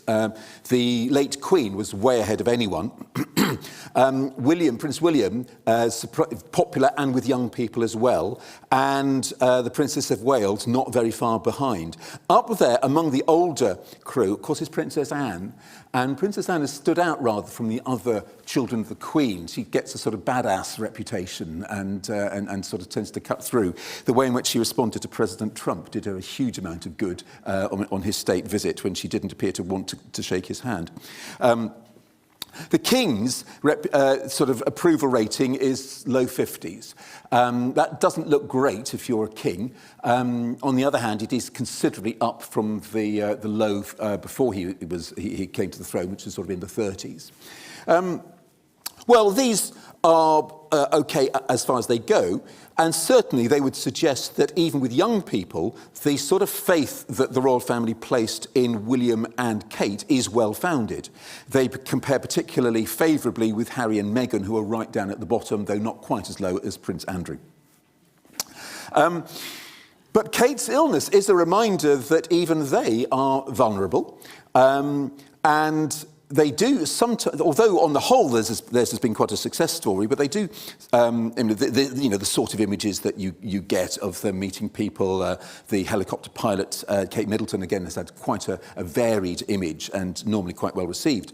But occasionally they do hit a wrong note. And on their Caribbean tour, when, again, I don't think this was by their choice, but nevertheless, this is what happened. They were taken around a military parade in, I think it was Barbados, in the same jeep that had been used by the Queen and the Duke of Edinburgh in the 1950s. But of course the world has changed a lot, and this looked uncomfortably like a sort of revival of colonialism. Not the sort of thing you normally associate with the younger generation of the royals nowadays, but there it was. Now, obviously, this dependence on individuals and therefore on their health and their well-being is very far from confined to monarchies. I only need to remind you of the American election at the moment, where a huge amount depends on the individuals of the two parties, the two nominees, and their state of health. If I can take a slightly different example, had there been a different prime minister in Israel, would there be the conflict in Gaza that we have today? We can't answer that definitely one way or the other, but it's a perfectly legitimate question to ask, and it is one that has been asked, I think, with some reason. And of course, Mr. Putin is another example of an individual, and I will come back to him. These are all examples where the individual really counts, and therefore accidents, illnesses, and what have you can make a large difference. But the reminder of individual vulnerability arises when the question of what monarchy is and why it has survived is raised, and not just in the United Kingdom. So when you ask why actually do we have a monarchy, the question is normally based on a sort of surprise that here in the 21st century we still have a monarchy. And there is, I suppose, a standard sort of argument against having a monarchy today. And it goes more or less along these lines. Monarchs ruled in the past, in an age of costume and pageantry, what I suppose we would call costume or fancy dress. Monarchy is a historical form of government which is relevant to history, but not to today. Moreover, monarchy encourages subservience. It's therefore a sort of infantilizing system, and it is the stuff of childhood and indeed of fairy stories. Monarchy is based on mysticism, the idea that the monarch is chosen by God. And indeed, in the coronation service, and this is Queen Elizabeth's coronation portrait, and then this is the ampule, which is, believe it or not, despite the sort of chicken on it, is actually a little sort of pot containing the oil with which the monarch is anointed. Well, this comes from the Old Testament story of the anointing of King Saul. And the whole coronation service is wrapped in mysticism. This rather lovely screen, which was produced, I think, by the Royal School of Needlework, was placed around the king, so we couldn't actually see while he was being anointed with oil. That sort of sense of mysticism is maintained even today. Of course, it's based on hereditary. It's based on elitism. And what we have, therefore, is an unelected head of state in a hereditary family presiding over the elected representatives of the people. In other words, it's an anachronistic negation of all the political principles of a grown-up democracy. By contrast, it is argued, a republic is based on election. The head of state is accountable and is chosen by the people, and indeed is often seen as a sort of more grown-up form of government which is suitable for the modern age. And therefore the question arises, why on earth does monarchy still survive well into the 21st century? However, when you look at the sort of global situation in monarchy, it's not quite so straightforward as that argument might lead you to think. For one thing, there are rather more monarchies in the world than you might think. 42. I think it's 11 in Europe, 13 in Asia, 9 in the Americas, 6 in the Pacific area, 3 in Africa. 15 of them are under the British Crown, that is certainly true. Moreover, when you look overseas, the sort of argument in favour of monarchy seems slightly wider, I suppose. Now, obviously, where the British monarch, the British king, is the sovereign, it is a relic of empire. And many have said that they intend to shed British royal rule in due course. Elsewhere, it is often associated with autocratic government, especially in some of the Asian and Middle Eastern kingdoms. Yet monarchy survives and appears to thrive. In Denmark, for example, the recent handover of the throne to King Frederik was generally regarded as a sort of something of a popular success. The royal families in Norway and the Netherlands are sort of as popular as ever. Spain has come through the scandals of Juan Carlos's reign, and the monarchy still looks fairly well settled there. Japan's monarchy seems secure and popular. And what this seems to suggest is that if we're going to understand monarchy, there's no point looking at it in terms of rationalism or logic. Monarchy exists on paradox. And I suppose the most obvious paradox is the continuation of the Commonwealth. Because although there have been many attempts to define the Commonwealth in other ways, it is quite clearly a sort of continuation of the British Empire by other means. I don't mean British control, but the membership of the club. There have been a couple of examples of countries which weren't in the British Empire, Rwanda and Mozambique, which have joined the Commonwealth. But overwhelmingly, this obviously is a sort of continuation of the association of the old empire. And linked with that is a continuation of that sort of mystical link with the British Crown, because the Queen was head of the Commonwealth. Now, Charles didn't inherit the title of head of the Commonwealth. He had been used by the Crown as a sort of representative of the Queen on a number of occasions. In this case, here he is at the independence ceremony for Zimbabwe, which was emerging out of Rhodesia in 1980. But he was chosen as the new head of the Commonwealth to succeed his mother, not on the basis of heredity, but on the basis that there was no realistic alternative, and indeed there was no particular hostility to him. But if you think about it, although that's fine, but it's not a very strong argument for a monarchy. And in a sense, there's something very similar in the arguments, or not really the arguments, but the case, I suppose, for keeping the British monarchy in Australia and Canada, namely that it's difficult to come up with an alternative that everyone agrees on, so therefore you might as well keep it for now. Not a very strong argument, is it, based on affection or strong ties? And certainly, if we were starting out from now, no one would create monarchy as a form of government. But of course, we're not starting out from now. We're inheriting now. And I think the main point I want to make here is that even if monarchy were not created, there is always a good chance that we would end up with one. Because the argument against monarchy is based on a set of assumptions which I think are open to question. And the first assumption is that monarchy and republic are fundamentally different, which this is very much, of course, the case that republic, the organisation, makes. And this is the basis for the Not My King protests, that you don't want a monarchy, you want a republic, and the point is that the two are different. But I don't think it's true. Moreover, the assumption is often that there's a sort of natural direction of travel, that you start with monarchy, remember sort of childhood, and then you grow up and you become a republic. Now, that certainly isn't true. There are, of course, some countries that have gone from monarchy to republic and are quite happy and are not looking back. An example often given is Ireland. They have an elected president and quite happy within the EU. Ireland, on the other hand, isn't a particularly typical example because it removed the monarchy at the time when it came out of British rule. So the monarchy was associated with British rule, and there are good political reasons for removing it. Ireland has a purely ceremonial president without even technical or theoretical executive power. In which case, it does sort of seem a legitimate question to ask what the President of Ireland is for. Because it is, if it is purely ceremonial. But if Ireland is an example of a state that became a republic and stuck with it, there are plenty of states that didn't.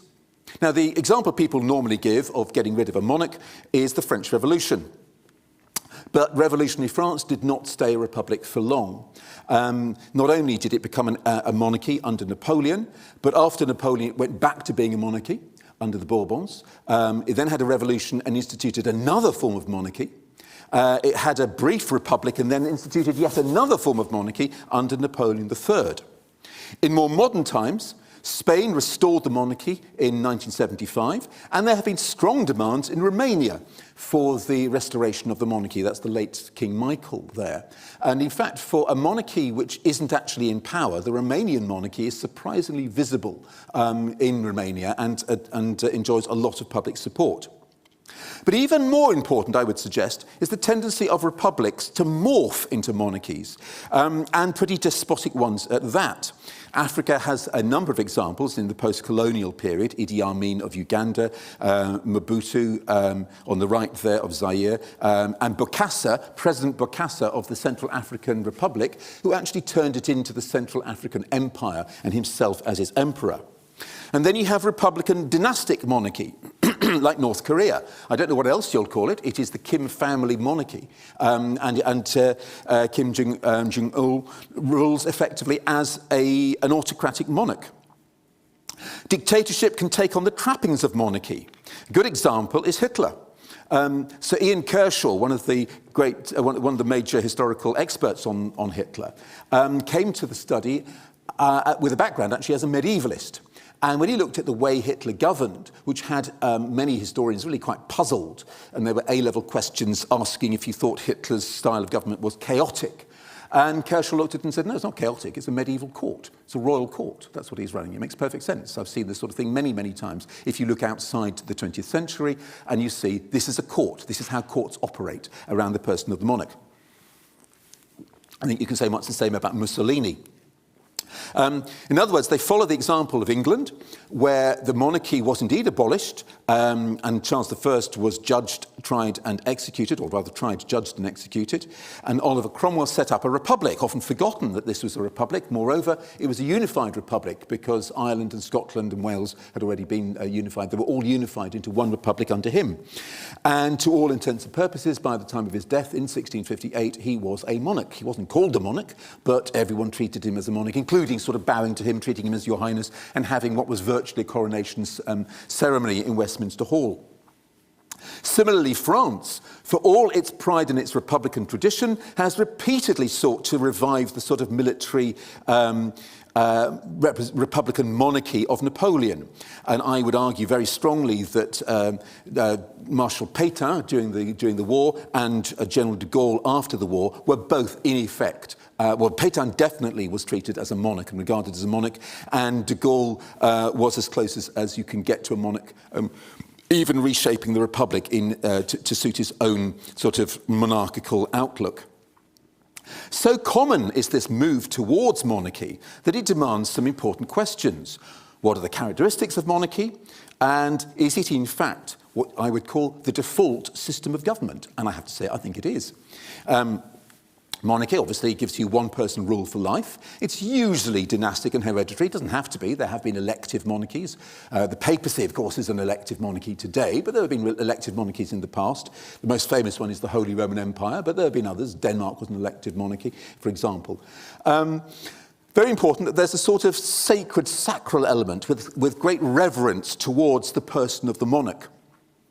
And very often some sort of excess, some sort of vanity project.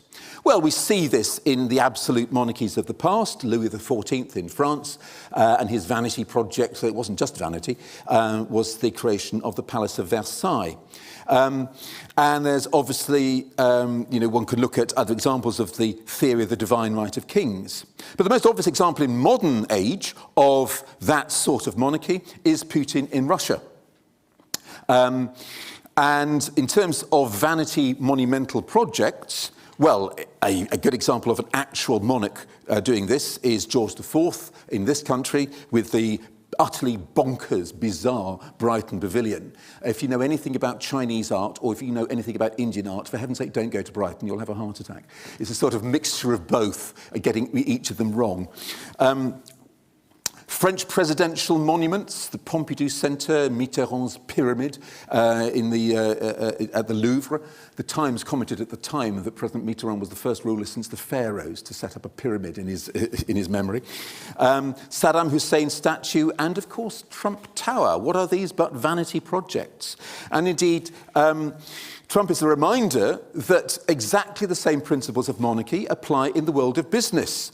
What else are people like Richard Branson, Jeff Bezos, going off there into space, massive vanity projects, presenting themselves effectively as sort of corporate monarchs.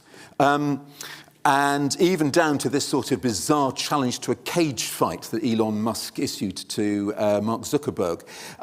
Well, to a historian, that brings back nothing so much as Henry VIII and Francis I having a wrestling match when they met in France at the Field of the Cloth of Gold. It's much the same, sort of rutting and posturing. So that, in effect, you've got a sort of monarchy which has enormous power over all of us. But in the form of corporate directors with very little accountability. I mean, if you think that the age of autocratic monarchy has passed, forget, you're not living in the real world. The modern world is absolutely dominated by monarchs. They just don't all wear crowns, though some of them sort of come pretty close to it.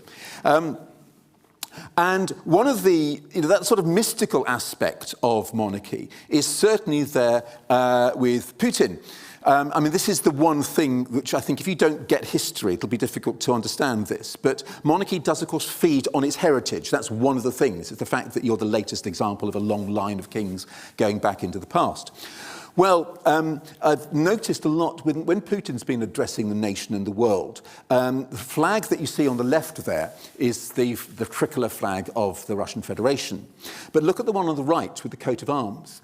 That is very much a sort of echo, not a direct throwback, but an echo of the Russia of the Tsars.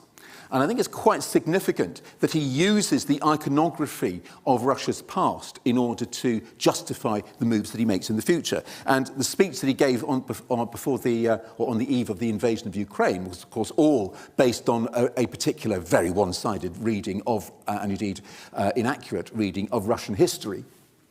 But he's presenting himself very much as the sort of successor of Russian rulers going right the way back into Russia's pre-revolutionary past. Now, all of this, of course, is quite risky, not least because Russia has quite a healthy tradition of palace coups. And I think this is, and he's certainly operating exactly like Tsars in the past in terms of eliminating, literally killing, any potential rival. Though if I were him, I'd be very careful of his own guards. But we see pretty much the same sort of process, and this might surprise you, operating in the United States. Now, for a republic that was based on the rejection of a king, the United States had never moved as far from monarchy as one might assume.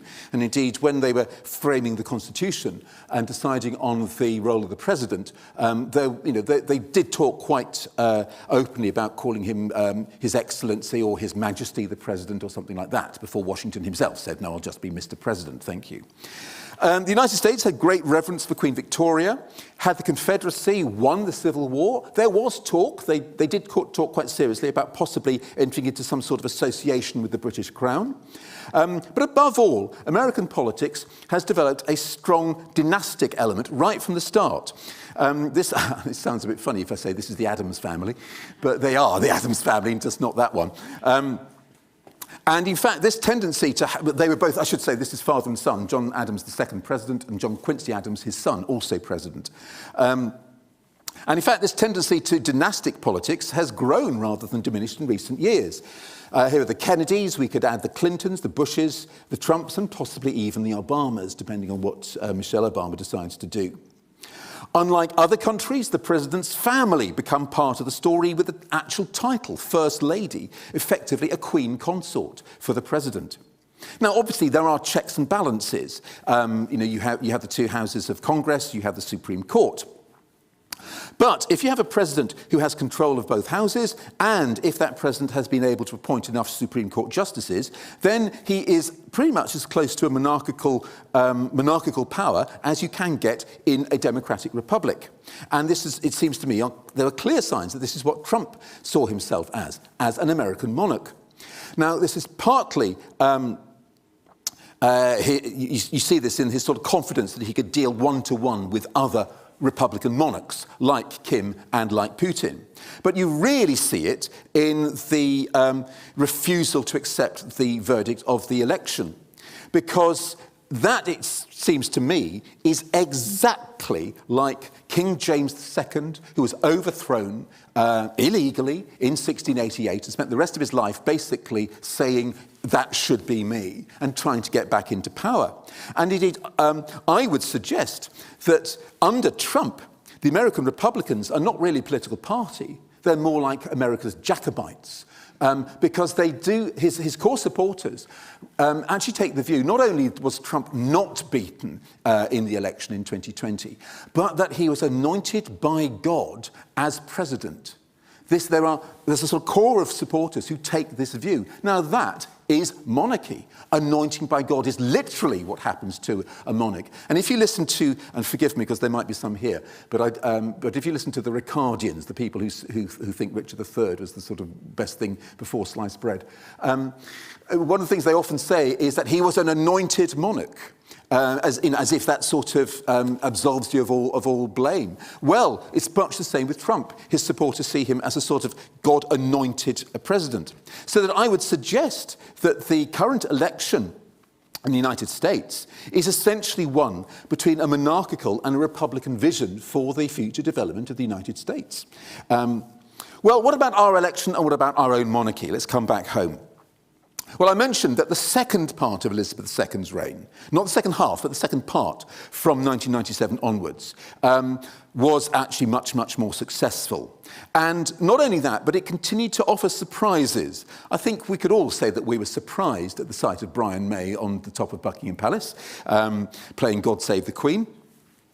And surprises didn't stop there.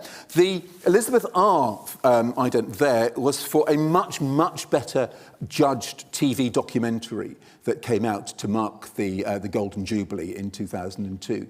Much more judicious, if you like, than the 1969 Royal Family film. But the surprises didn't stop. Remember that? It's 12 years ago, good heavens. The James Bond little cameo at the Olympic opening ceremony.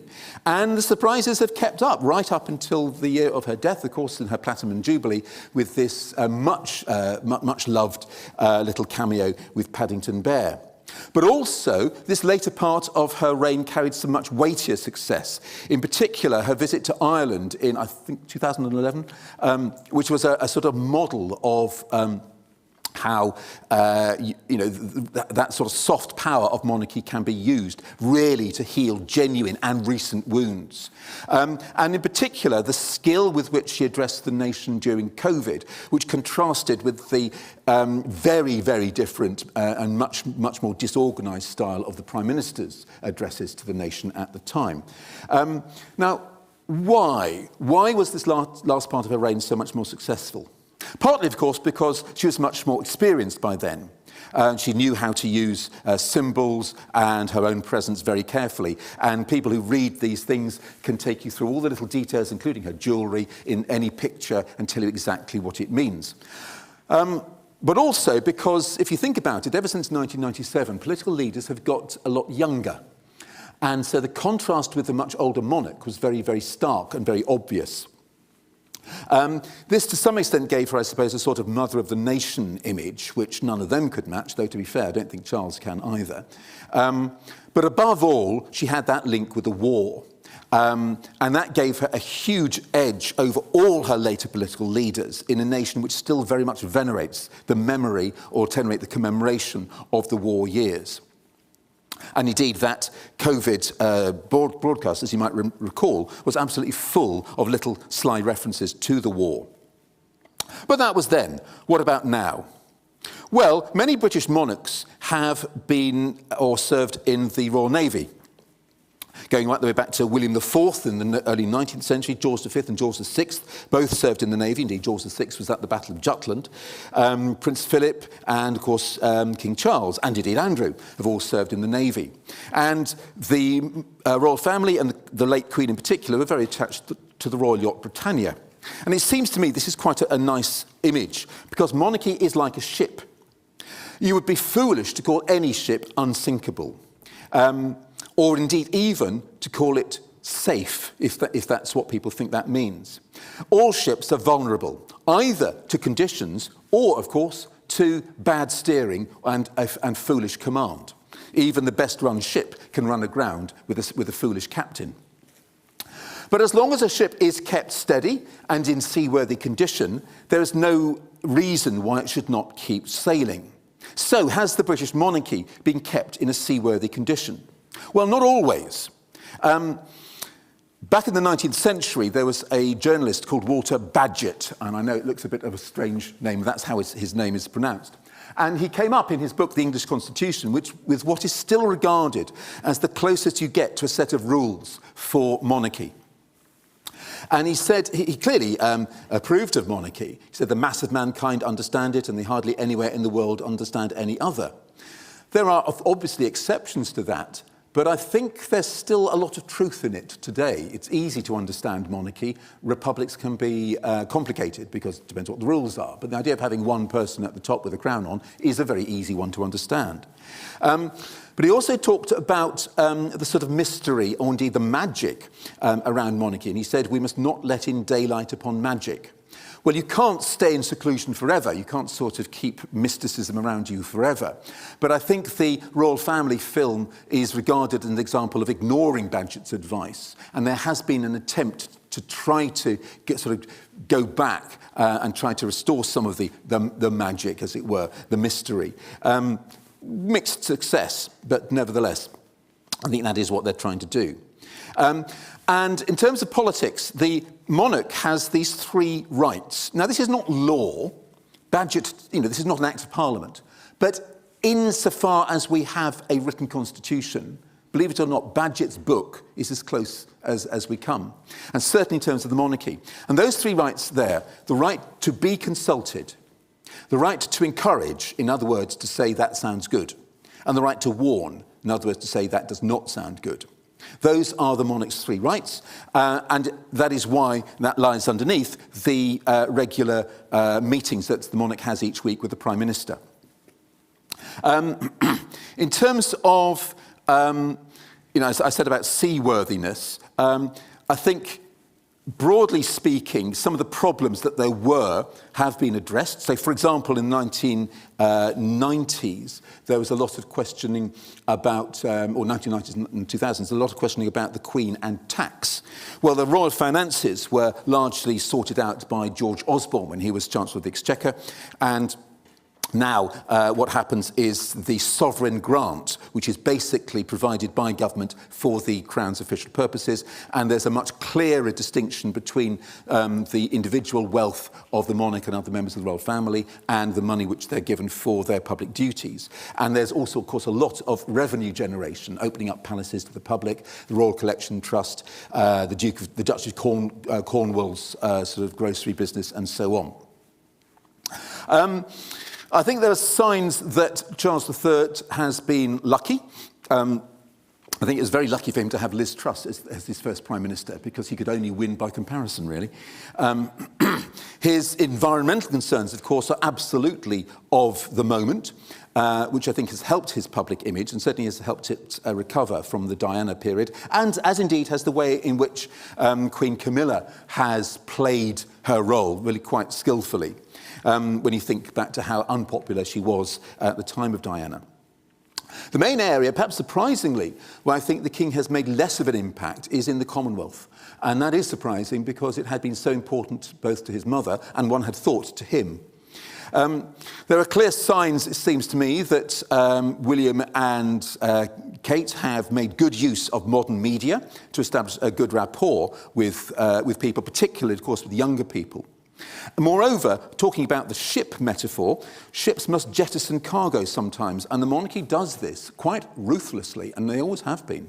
I don't just mean in the sense of murdering princes in the Tower, but Marion Crawford, who was the much-loved nanny of the Queen and Princess Margaret when they were children, sort of broke the rules by writing a perfectly innocuous book about her time, but this was seen as giving away secrets, and so she was sort of dropped by the royal family forthwith.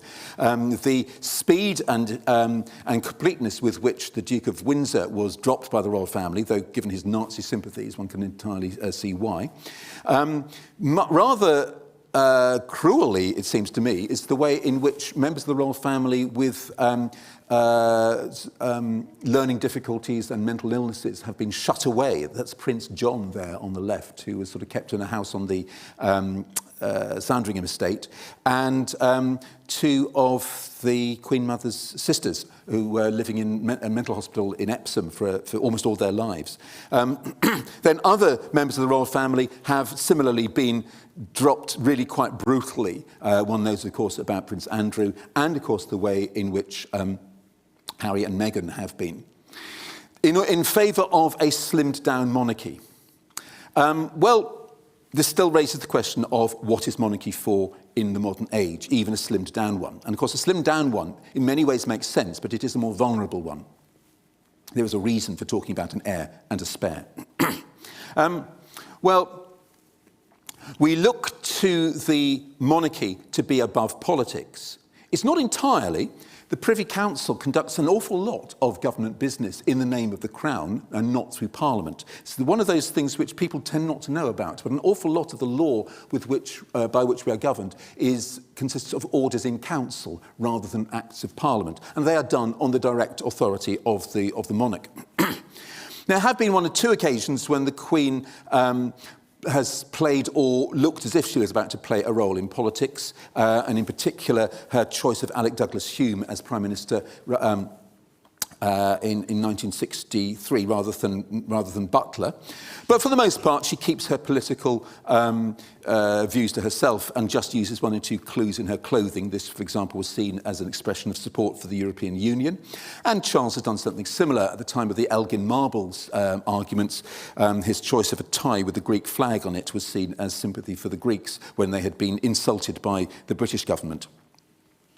Interestingly, William has spoken out much more openly on a highly contentious issue, namely the Gaza conflict, in a way which I think would have raised eyebrows from his grandmother. Well, I think that's probably a sign of what we're going to see more of. And if we are to have more of a politically expressive monarchy, then perhaps we should look again at its constitutional role, to be consulted, to encourage and to warn. For what if you have a Prime Minister who actually requires the monarch to break the law, which is what we had, of course, as it was ruled by first the Scottish Court of Session and then the Supreme Court in 2019, with Boris Johnson asking the Queen to prorogue Parliament. Now, it's interesting that he was stopped by the courts on a petition from a private citizen. And it seems to me it's a little bit dicey to rely upon private citizens effectively to safeguard your constitution. Should the monarch have had a role? Actually, I think yes. I think that there is a case for slightly but significantly extending the power of the monarch, not to stop something happening or to take direct executive action, but to refer the Prime Minister's advice for judgment to the Supreme Court if, at any point, its legality seems open to interpretation. Because, in effect, what Boris Johnson did was to make the Queen break the law and to require her to do something unconstitutional. Now, constitutionally, she had to obey his order to do something, or his request, his advice, to do something unconstitutional. And that is, I know monarchy survives on paradox, but it seems to me that's a paradox too far. So personally, I think that it's worth looking at, trying to learn some lessons from that episode and seeing if there is anything that the monarch could do. After all, the whole idea of having a layer above that of the executive is that in extremis, and this I think was extremis, you look to the monarch to be able to do something, and I think we need to think about what that something might be. Well, the Crown series shows the enduring fascination with the monarchy. But I think the series basically shows the monarchy as a peculiar institution worthy of special dramatic treatment. The monarch, of course, is still seen by ordinary people opening buildings and institutions and roadways and what have you all around the place. And this is a very important part of establishing that direct link between the monarch and the people. But in fact, it seems to me, monarchy is deeply embedded in our modern world. It's not an anachronism.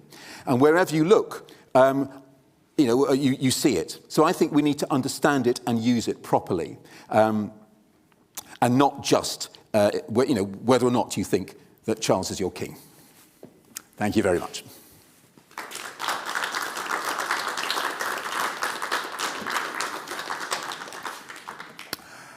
We have time for some questions, but please just wait for the microphone to come to you.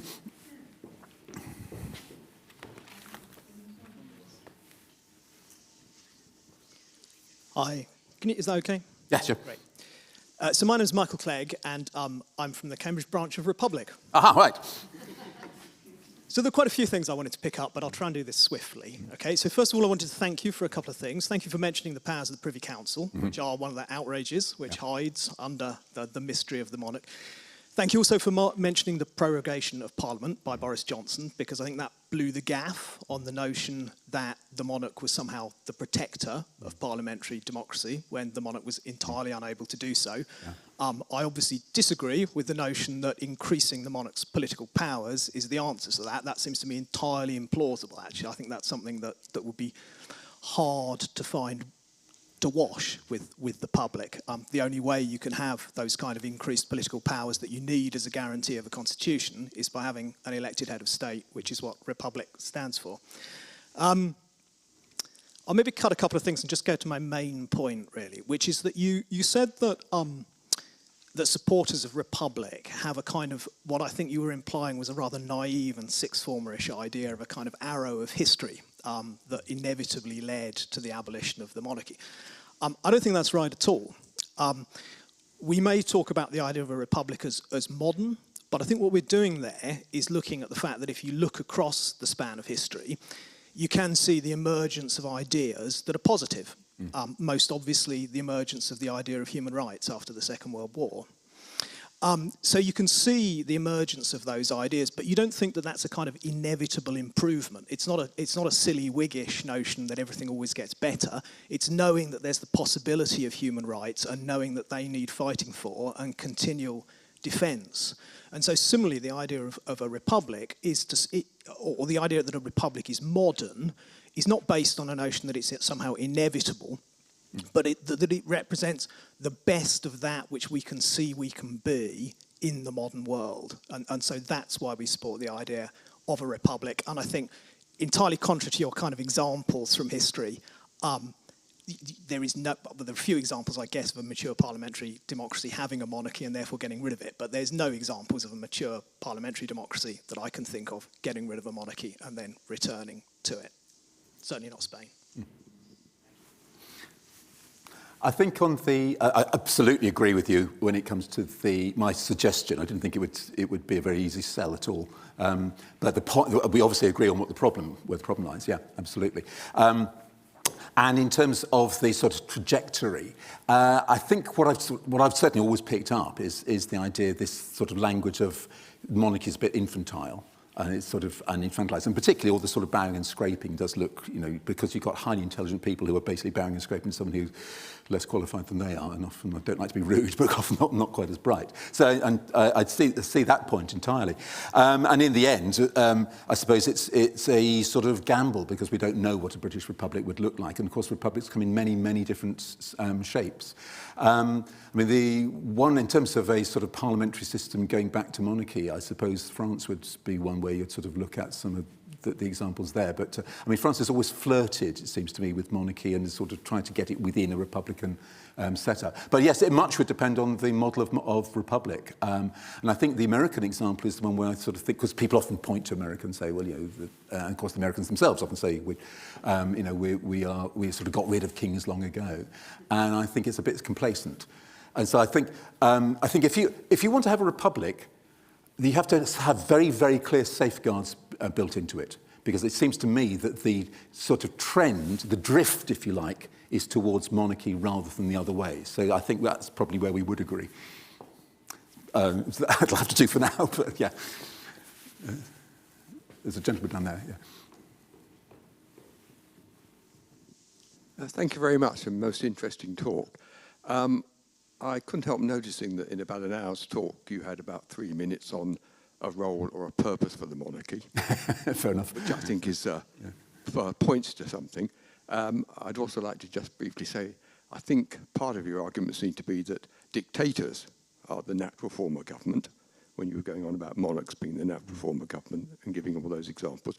But what I'd like to ask is, following your suggestion that the king or the royal family should have slightly more powers largely those mentioned by Bagok, is a hereditary system. There doesn't seem to be any real evidence, if you look back over history, that one family can consistently produce people with the intelligence, the integrity, and all that to undertake such a role. So wouldn't that be really heading for disaster? Hereditary, yes, there's no particular defence to hereditary other than people are used to it. But yeah, exactly. Heredity is not an inevitable part of monarchy, of course. There have been plenty of monarchies which haven't been hereditary, and indeed very seldom does... Sorry? Now, yeah, that's a very important point, because the reason I sort of have more confidence in the British system is precisely because it's a very limited monarchy. And when people sort of talk about monarchy, they often, and certainly the drift is towards autocracy, a sort of absolute monarchy, a dictatorship, indeed. But it is noticeable how often the sort of dictator looks to some sort of heredity. I mean, this is what Napoleon did. One sees it again with the Kim dynasty. Hitler was sort of, this is partly one of the reasons why he sort of felt frustrated and only gets married right at the end. But very often they are looking to heredity to sort of continue what they think of as their essential, that I'm the only one who can govern this country, that sort of line. But there's no reason why monarchy has to be hereditary at all, no.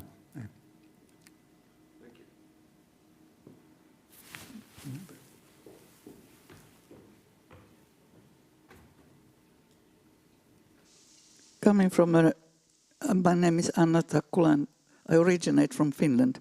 And coming as a foreigner in this country, I often question what is the point of monarchy. And the reply is, oh, it's much better to have a monarch than some upstart person like the president in the States. But a system where you have a Republican system with checks and balances, where there's not one person that can take the rule. But, for example, back in Finland, we have a president and a prime minister. They have very clearly defined roles, but they also are there to check on each other. So there is no possibility of one of them taking over as a kind of a Putin-type monarch. And so, to me, republicanism isn't necessarily something that leads to a monarchy. But the other thing is that what is the point of monarchy? Like when King Charles became king, I was like, yes, finally we have a guy who can stop this stupid government from going off on more oil stuff and things. And everybody said to me, no, he's got no right to stop the government. He's got no right to interfere with anything. So that points my question, like, what is the point? Sounds a bit contradictory, doesn't it? Because a moment ago you were saying that it was good to have the balance, and then you want an unelected person to stop the elected government. Yes, two elected people elected at different times, one not associated to a party, could be like an elected monarch, whatever, but, Well, doesn't this raise the point again, as we were just saying earlier, that everything depends on the model of republic that you have? There are many, and many republics have not been able to stop one person getting hold. And of course, the thing about the American system, and what I always think is outrageous in the American system, is that he can nominate the justices of the Supreme Court. I find that bizarre. All this talk about separation of powers doesn't make any sense in those terms. So yes, I mean, I'm certainly not advocating it for countries that don't have it and don't want it. But I'm saying that there is, if you like, more of a role.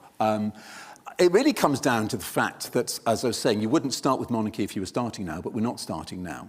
And there's nothing rational or logical about having a monarchy. It's simply that because you've inherited it.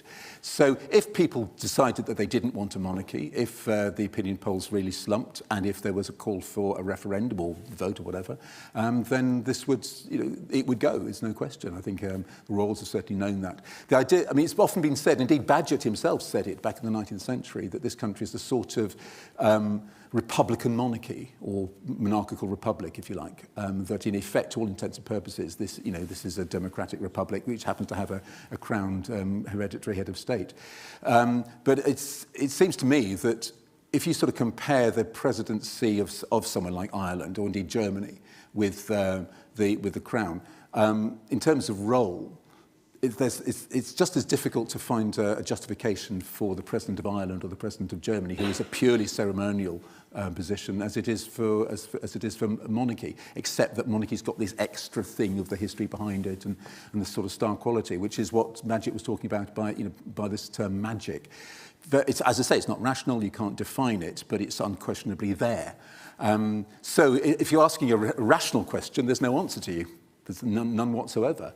But I don't think this is sort of run but on rational lines. I think it's much more emotive and visceral. It's something like that. It's sort of coming from the gut feeling. So it's very difficult, I think, if you are a visitor, from a Republican background to understand it. That is certainly true. And you're far from the first or the only one to make the point. First of all, I'm not a visitor. I'm also British. Oh, fair enough. And live here. But the thing is that if it's not rational, should it be rational? I don't think so myself. I have great suspicion of the rational, but that's a personal view. Yeah.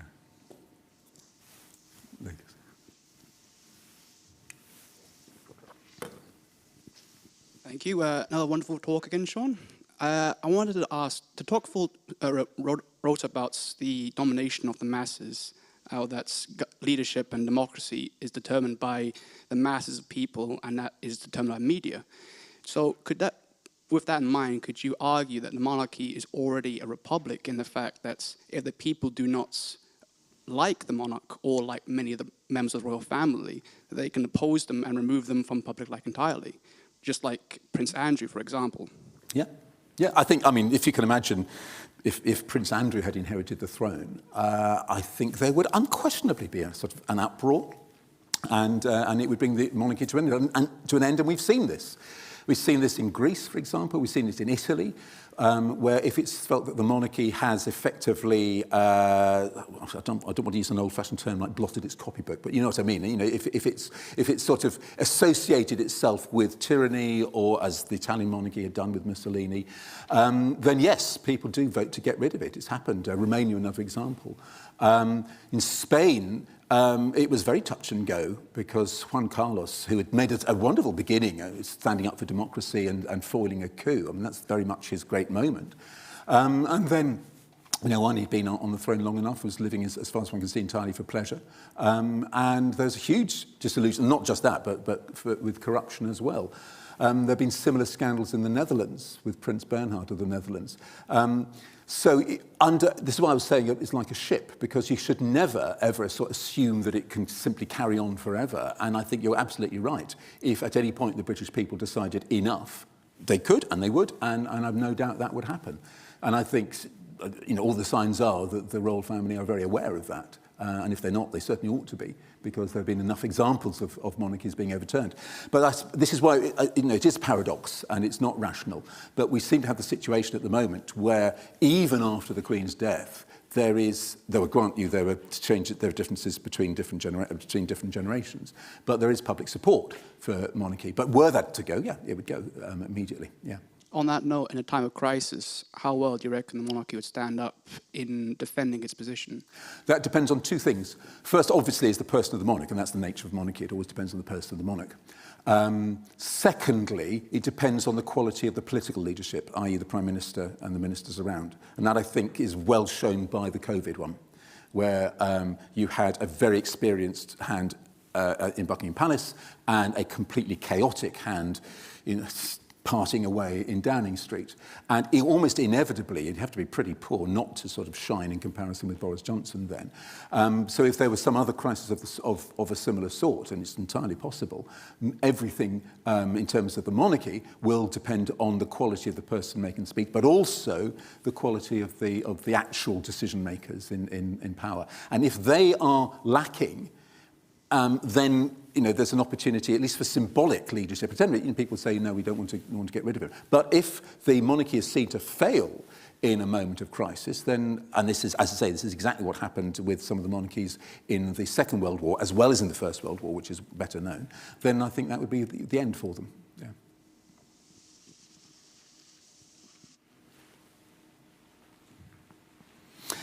And that might be the end for us, is it? Oh, no, one more. Thank you again. I'm just trying to think how to frame this, but it seems to me that even a monarch like the Queen, who had years and years of experience and judged the public mood very well and so on and so forth, still emanates this idea of privilege. Some are to be privileged and some are not, and that those take the winning, so to speak. And that seems to me something that is not good for society as a whole, and would be good if that was changed. Privilege is an interesting one, because it means a private law which is just for you.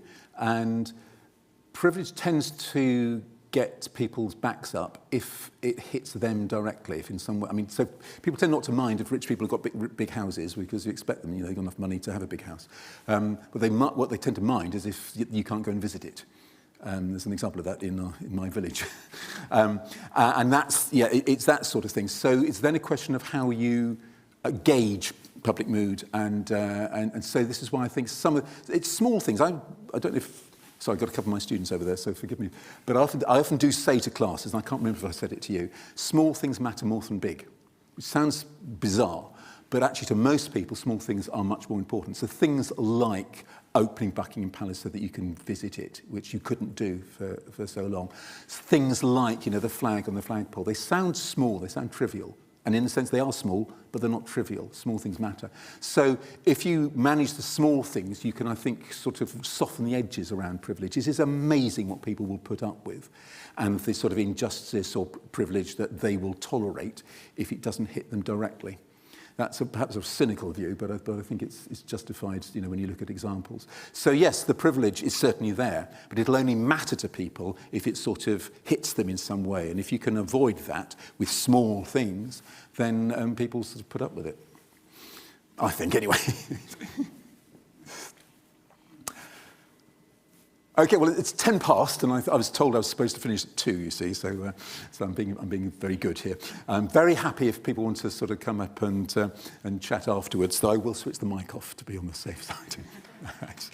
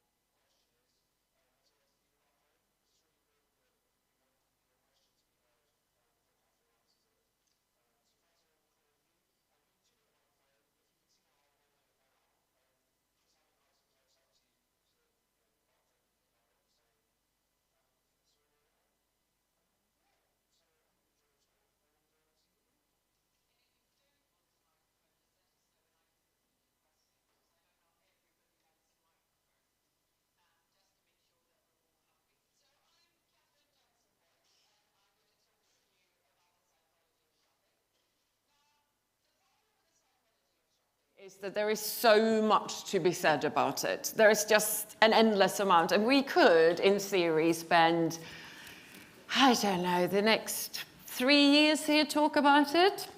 So that means that what you're hearing today is not everything that you could possibly imagine that incorporates the psychology of shopping. So just bear that in mind. So should you have any questions specifically, perhaps, that you want me to address, you can, maybe raise your hand or even wait until the end and then just ask me, because it's very likely I won't cover everything you will want to know. So I'm happy with questions outside of the talk as well, which is worth noting, I think. And bearing in mind that we are talking about such a vast area, we are going to give you, or I'm going to give you rather, a bit of a snapshot of all the different areas that I think are potentially quite interesting. And we're going to talk about society and its influences, because people often think, oh, we just do what we do for no good reason. And there's a lot more to it. It's much more ingrained in society than we often realize. So I'm just going to give you a couple of examples. And then we're going to talk about how consumers think, because we always seem to work on the assumption that we know how we think, and therefore we will do whatever we think we are doing, when actually often people think in a totally different way to what they believe, and they often do the opposite to what they in fact believe. Not to confuse you too much, I will explain this as we go along.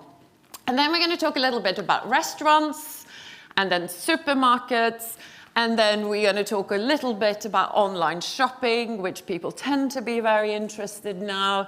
I remember the good old days when no one shopped online. It was a lot easier because my talks were more condensed. Now they're just going on and on and on and on.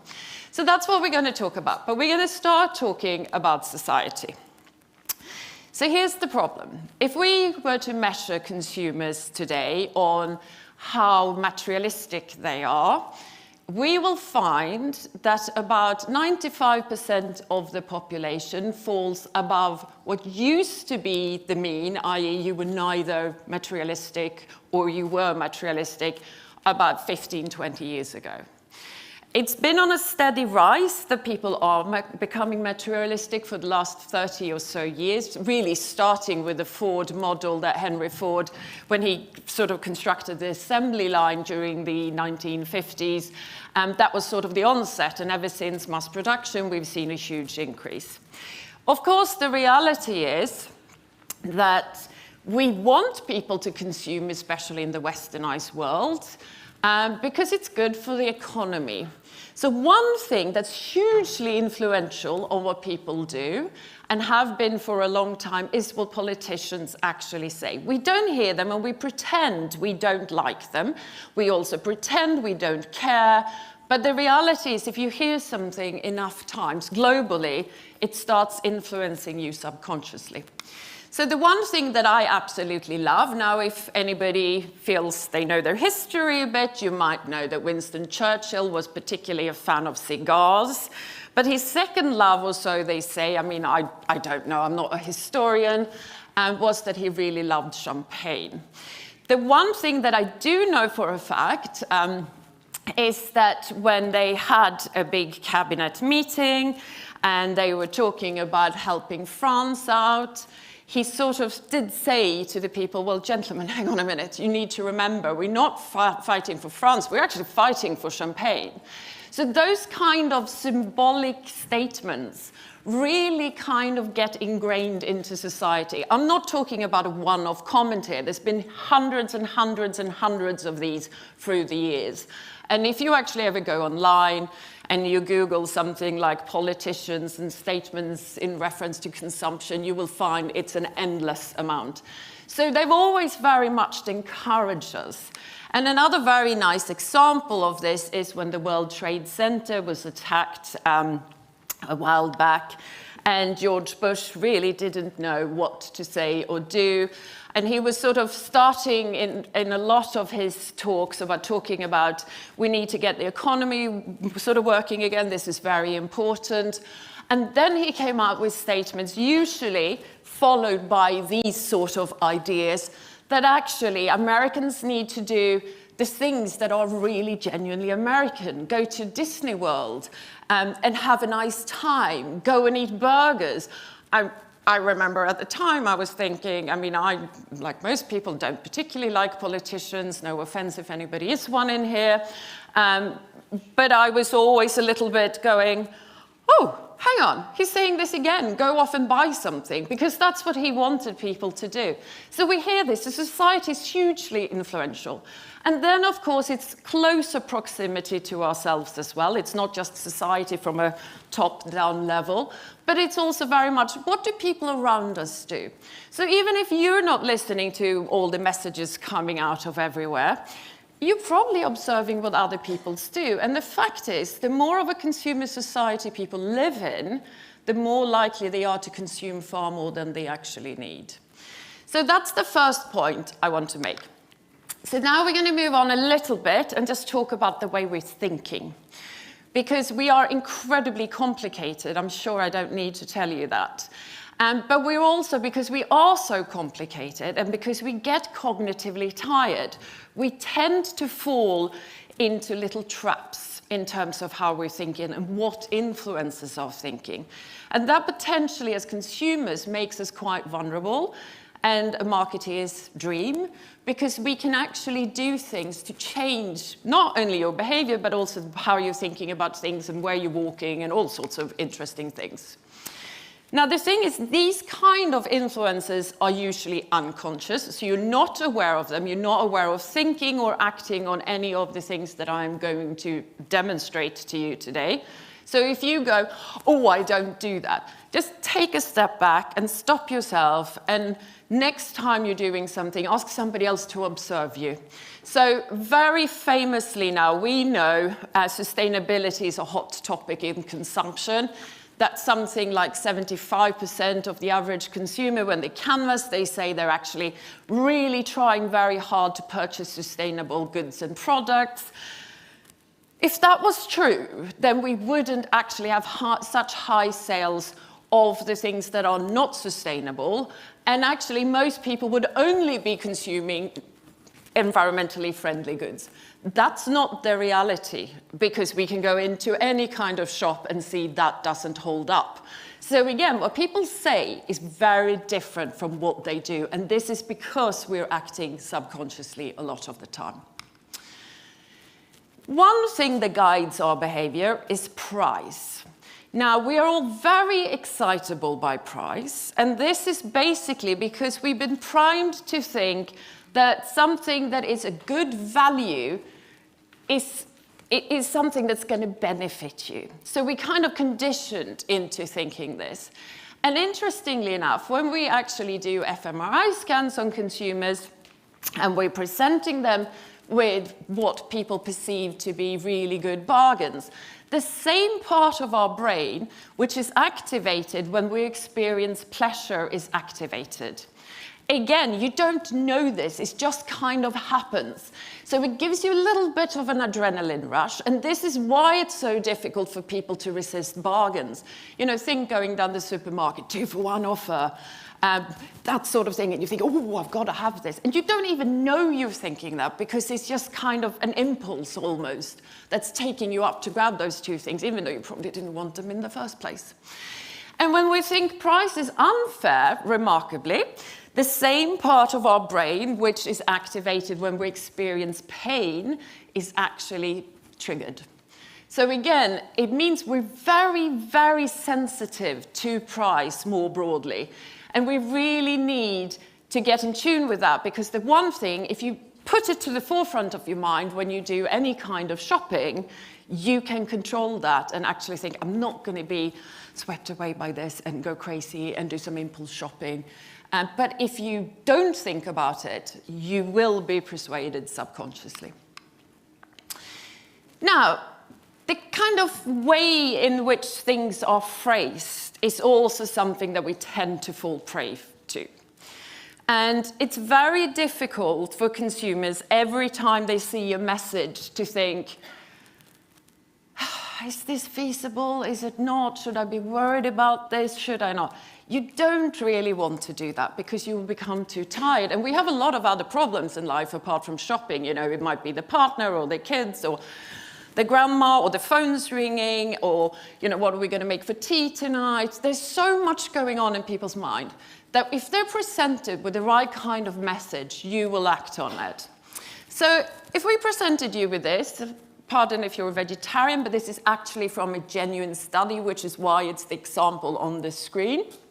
And you have a message over beef. One says it's 75% lean, and the other one says it's 25% fat. They pretty much look identical. Which one would you pick? The lean one. Yes, of course you would pick the lean one. So you imagine you're out shopping in a supermarket or something, and you see something which is a big figure compared to another figure with a positive message, i.e. lean, because we don't really want a bit of beef to be full of fat. I mean, that's not terribly appealing. You would automatically grab that one. So we know that the way in which information is presented would very much mold the way you're actually looking at things and what you are more likely to pick. So we can really influence you looking at that. And this framing effect, as we're referring to, comes through very strongly in all sorts of situations. It works better with numbers, but it can also work on pictorial stimuli. But another quite nice example is if you're presenting, if anybody plays golf, you probably know that often there are different types of prices for different types of memberships, a bit like gyms, effectively. And if you are presenting something like, you know, it's fair to charge a regular price for early tea times and 20% off for later tea times, people go, But if you're saying unfair, that you're charging a 20% to the price of the early tea times, you know, people going, hang on a minute, this doesn't make sense. You are getting the same sort of message, but they have a preference for one over the other because they see it as being unfair. So taking things away is acceptable, but adding things on is not acceptable.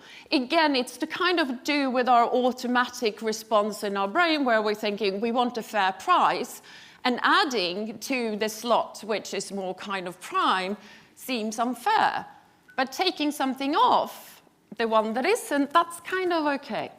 So we know that this works really well. We can also use a similar kind of framing effect For those of you that shop online, this is just one example. We're going to go through more online stuff in a bit. But something that commonly occurs on websites is things like, there's only one left, get going, or you're going to lose it out. And this is, of course, to do with the fear of missing out. So we kind of have the framing of one left. But of course, you could probably go to another 20 different websites that have a similar kind of setup to this one, whereby they will have additional rooms left. They may not, but you know, they could. So they're trying to get you to have this sort of rush that you might be missing out. And if this was judged as a fair price, then that's going to be accelerated, and you will almost guaranteed click on it and go, right, I'm going to purchase this one here and now because I'm so worried that somebody else will get it before me. There's a lot of these kind of, it's the last one, or there's a limited number, or whatever it is they say, but it has the same sort of impact on people's responses to what they're doing. So, restaurants, we all like going there, don't we? No? Well, some people are nodding, so I'm going, no, not really. Smelly places, we're not doing that. Well, I am a huge fan of restaurants. I can sit and stare at people for hours. So if you ever see me in there and I'm looking particularly suspicious, it's probably because I'm there just to observe. But menus are a big thing, because again, we talked about numbers and how we can kind of get people to respond. And most menus in restaurants are using what we refer to as anchoring and adjustment. And this is a bit of a crazy thing, because we know, and this comes from Nobel Prize winners in 2002, Kahneman and Tversky, so we know it's very tested in economics. If you give someone a number, they will use it as the base for comparison, basically. So that's the anchor, and then your comparison is the adjustment that's going on. And as an example, because people will say, oh, but if we're aware of this, if we're good at it, it's not going to work. But they did a nice study a few years ago on a bunch of estate agents. And they basically said to people, here, have a look at this list. And these are the prices of the houses, or what we think they should be evaluated at. And now go off, have a look at the house, and come back and give us what you think it's worth. And they found when they did this, even though it's their profession and they're very much in tune with the value of the houses, they actually had adjusted it accordingly to the lists that they saw. So we know that we do this all the time. And people who are particularly keen on using this are sort of people who come to your doorstep and try to sell you things. Charities, I don't want to pick on them because I'm a huge fan of charities. I think they do a great job. But they do have sneaky strategies. They will say, oh, you know, they will start off talking by 1 million people are starving, and then they'll ask for £2. In your mind, you're still thinking about the 1 million people starving, which means the £2 seems so small that it doesn't matter if you give them £2. And then, of course, that leads often to a foot in the door technique, so they can come back and then they can up the number. Because once they've got that kind of commitment out of you, as consumers, we tend to think, oh, a little increase, it's okay because I already committed to this course, which is why it can be difficult for charities to get people to switch the donations they're actually making. So back to the restaurants, because I'm sidetracking a bit. You need to keep me on track and tell me when I do that, because I talk a lot and I get carried away. But here's the thing. This is actually an example of a real menu. It's a chain of restaurants. They have one in London as well. And what they've done there, because on menus, we know from eye tracking data, the most likely spot people look at first on a menu is the top right-hand corner. That's just the way it is. And on here, we got two sort of set type menus, and they are not the cheapest, okay? And that's deliberate, so that's so that you look there, get a high number, which is your anchor, and then anything else you look at the menu will seem really cheap. And therefore, you're not going to grumble over the prices. So it's quite clever. And another area they are very keen on doing this is wine lists.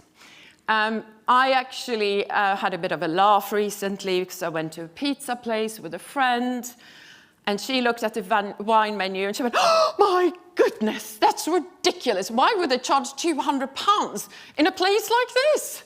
And I was just thinking, yeah. And then I thought, do I really launch into this explanation or do I leave it for now? You know, friends out for a pizza, not the talking shop might not be so much fun.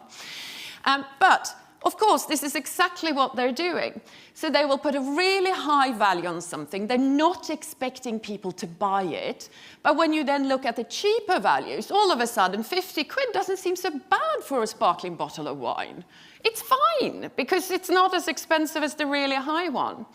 And often, again, when they just have lists, not just for wine, but also for food, they often start off with something that is very cheap. People never want to pick the cheapest ones. And then middle wine range or price range of menus. And then at the bottom, there'll be something ridiculous again. And that almost guarantees that people will go in the middle section because they think the cheapest is never going to be as good. They're out to treat themselves.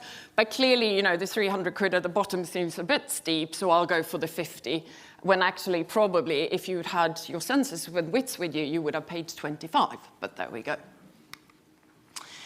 Other little tricks that happens in kind of food-related outlets is very simple things like change the color of the coffee cup you're serving in. And color is very influential, especially when it comes to foods. So we also know that we can get people to eat more or eat less, in fact, if that's what you want. It's not usually what you want, but you can change people's eating behaviors.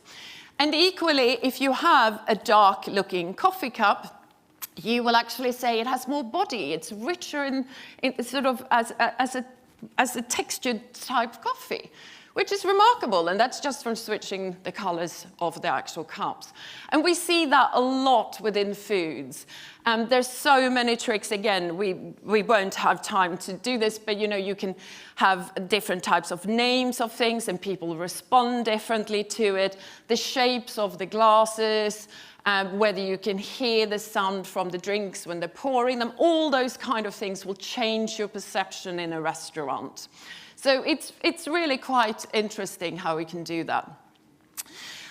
But also something that comes through is the sort of textures of things. So food is particularly important, not just from the way it feels when we're actually eating, because of course that influences. You want something to perhaps be very crunchy if it's a biscuit, because if it's not crunchy, you're thinking, oh, this isn't quite aligned with my expectations. So we're very much in tune with the textures of things. And we also know, I don't know if you know who Heston Blumenthal is, but he's had quite a lot of interesting ideas going on in his food outlets, in the sense that he's really changed textures. But now it seems to have become a thing, so people don't respond negatively because they go in with those expectations. But if you don't, you will be very strongly influenced by whatever it is you're coming across. And those textures are also important visually. So what we did in a study, which is a few years ago now, is we just gave people an option of looking at 6 different biscuits in real life. They all smell the same. They pretty much look the same. And we found that when you got quite strong-looking textures, like the ones at the bottom, people don't think very much of it. And it seemed to be that it's almost aligned with this whole, we don't like advertising, we don't like being persuaded, and if I think something is going on, I am going to say that it's not a good product. So we tend to kind of think about what the messaging are. But when they all look the same, like the top ones, even though they're not actually the same, we found that the evaluation in terms of perceptions was really, really different. So with the middle one, they said that must be really unhealthy, for an example, but it also tastes really good, and I would buy it, whilst the others, they wouldn't actually purchase. So we were suggesting at the time, because we like to manipulate people, I don't like the word manipulation, but sometimes you can do some good with it, that if you actually want people to eat healthier, maybe design them to look less healthy so people have the perception of them being yummier and therefore they will engage in repeat purchase. which kind of makes sense. I'm still waiting for someone to give that a go. It hasn't seemed to happen yet. Now, this is my favorite creature. He's very pretty. He's a little strange. I have cut off his genitals deliberately because they come out quite big. There are, if you want to Google him, he comes out with those on, but that's not what I'm meant to be talking about. So just not to offend anyone, I've got rid of them. But he is a representation of our brain, or our sensory systems in the brain. And he basically tells you which parts of our sensory systems are the most important. And as you can see, the hands are pretty huge. And the second area that's very influential is the mouth and the lips. So again, that's because you really feel textures. And again, your hands are giving you a chance to actually really get to grips with what something feels like. And if you think about kids, you know, when we're very young, I'm talking sort of below the age of 5 or 6 here, they tend to use their hands to almost explore everything. So again, that gives us an idea that you need to build up this frame of reference for what things feels like, because your brain thinks it's important. And then, of course, whilst you know what things feels like, you don't need to go up and touch everything. Or you might do. I do, I think. But yeah, most normal people may not. So yes, it gives us this insight, just thinking about how humans behave, that touch is very, very important. And what happens in our brain is that we have neural pathways. And these neural pathways are piggybacking on our nervous system. So they run through our entire body all the time, and they send messages to the brain that something is going on in terms of touch. So that no part of our body is excluded. We know if you touch someone on the arm, it will go straight to the brain, and so forth. So here's where we're going to play a little game. You don't have to stand up. If you want to, by all means, and try to stand on one leg. This is where I have a bit of fun. And use your index finger and put it on your lip. And then tell me where you feel the sensation. On the lip. Yeah, you feel it on the lip. Now use the same finger and put it on your ankle and tell me where you feel the sensation. The finger, yes. Now, if I just want to add, before I go on, if anybody felt differently, that can happen and it doesn't make you abnormal in any shape or form, okay? So don't fret if that's the case. I'm just not going to go into how that side of things work because we'll be here forever. But yes, most people will feel the lip first, and that's because the distance from our neural paths to travel to the brain is shorter, so they get that quicker, right? Again, the finger is shorter than it actually is from the ankle because it takes longer for the brain to get the signals. So that's perfectly normal, and there's nothing funny about it. But in terms of restaurant designs, we can utilize this, so that's kind of nice. What we can do is this. We can make sure that people eat yummy things, and this is McDonald's, and here comes my standard joke, it's incredibly yummy. And if you don't think it's yummy, that's okay, you don't have to go to McDonald's, but hypothetically, now imagine this is really yummy. So you get the input through your mouth, and of course you will feel, oh, this is great, because that's the signals that's reaching your brain first. The second one's going to be the hands. And you will either, if you happen to be in McDonald's, that is, take the little fluffy bun thing around. You can tell I don't go to McDonald's, but I do know what it looks like. And it comes out of the box, and the buns are actually designed to feel extra soft, so that, again, gives you really nice tactile input for your fingers. Alternatively, they tend to have these kind of crinkly paper. Or a lot of fast food restaurants do. And that feels nice to touch again, and it's because you then get secondary information that reinforces that what you're eating is actually nice. So it's just to kind of heighten the awareness of that this is yummy and you want to come back. However, what you don't really want to do in most restaurants is, especially if they're fast food ones, because you're relying on a high turnover, you don't want people to sit there forever. So if you actually make the chair a bit, or seat, less comfortable, it means people will actually want to move on. But because they're focusing more in terms of consciousness on what's coming through their finger and the lips, they're not thinking about the fact that the seat is uncomfortable, but it will still make them move on quicker than they would if they sat there really comfortably. So that also tells you, again, a joke I cracked before, and I'm sorry if you've heard the joke, because I know there's a couple of people in here who probably have. But you know, if you're not sitting comfortably for the moment, and you're done rating my talk later, we know it's down to the seat, okay? It's not me. So it works very well. We also want to think about touch more widely, and I'm not going to go into this hugely because, again, it doesn't really sit within any of the things we're going to talk about, but just because we have mentioned touch, I think we should also just emphasize that people have a preference for environments where they can touch things. So even if you are thinking about food-related settings and you really can't pick things up, it can lead to frustration. So designing things with hugely tactile elements in them tends to work really well for people. And this could, of course, be, you know, touching cushions on a sofa in a restaurant, but you just want to reinforce this whole let's get engaged and let's get them to touch something. And this brings us on to supermarkets. So supermarkets, of course, are places where we don't usually touch things. So if we want to change those who tend to be more in tune with the tactile sensory system, and some people are, they're usually not aware of that this is the case, but they are, then you need to work on the visual basis, like my example with the biscuits, to try to get that through to people. Unless, of course, you were a bit unusual, and I did see a lady once. It had to be a lady, to my big horror. But I was observing, if you ever see me in a supermarket, by the way, run, because I will be watching. I can't help myself.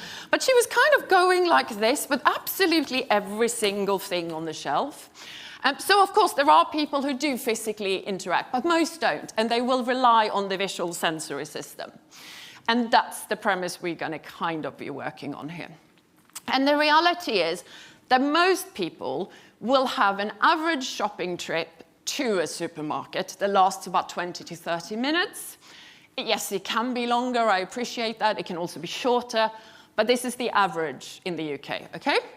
Which means that for every product category you're looking at, you have somewhere between sort of 10 and 14 seconds on average. That is nothing. You won't have time to make a reliable decision. It is not possible unless you are superhuman, because your brain can't do it. If you were to stop at every item you buy and really think about the feasibility of that item, you are going to leave the supermarket exhausted and possibly need a rest for 3 weeks, because your brain will be so tired, because there is so much information there. And this is why we tend to just use the superficial cues for when we're shopping. And this is really good news for supermarkets, because they can do all sorts of things to get you to do what they want you to do. And the first thing, of course, is never, ever, ever take a big shopping trolley. Because you will fill it up. Because it looks less full all the time compared to the little one. So you will keep filling it up until it's full. We just do that automatically. And that, unfortunately, means you're going to spend twice as much.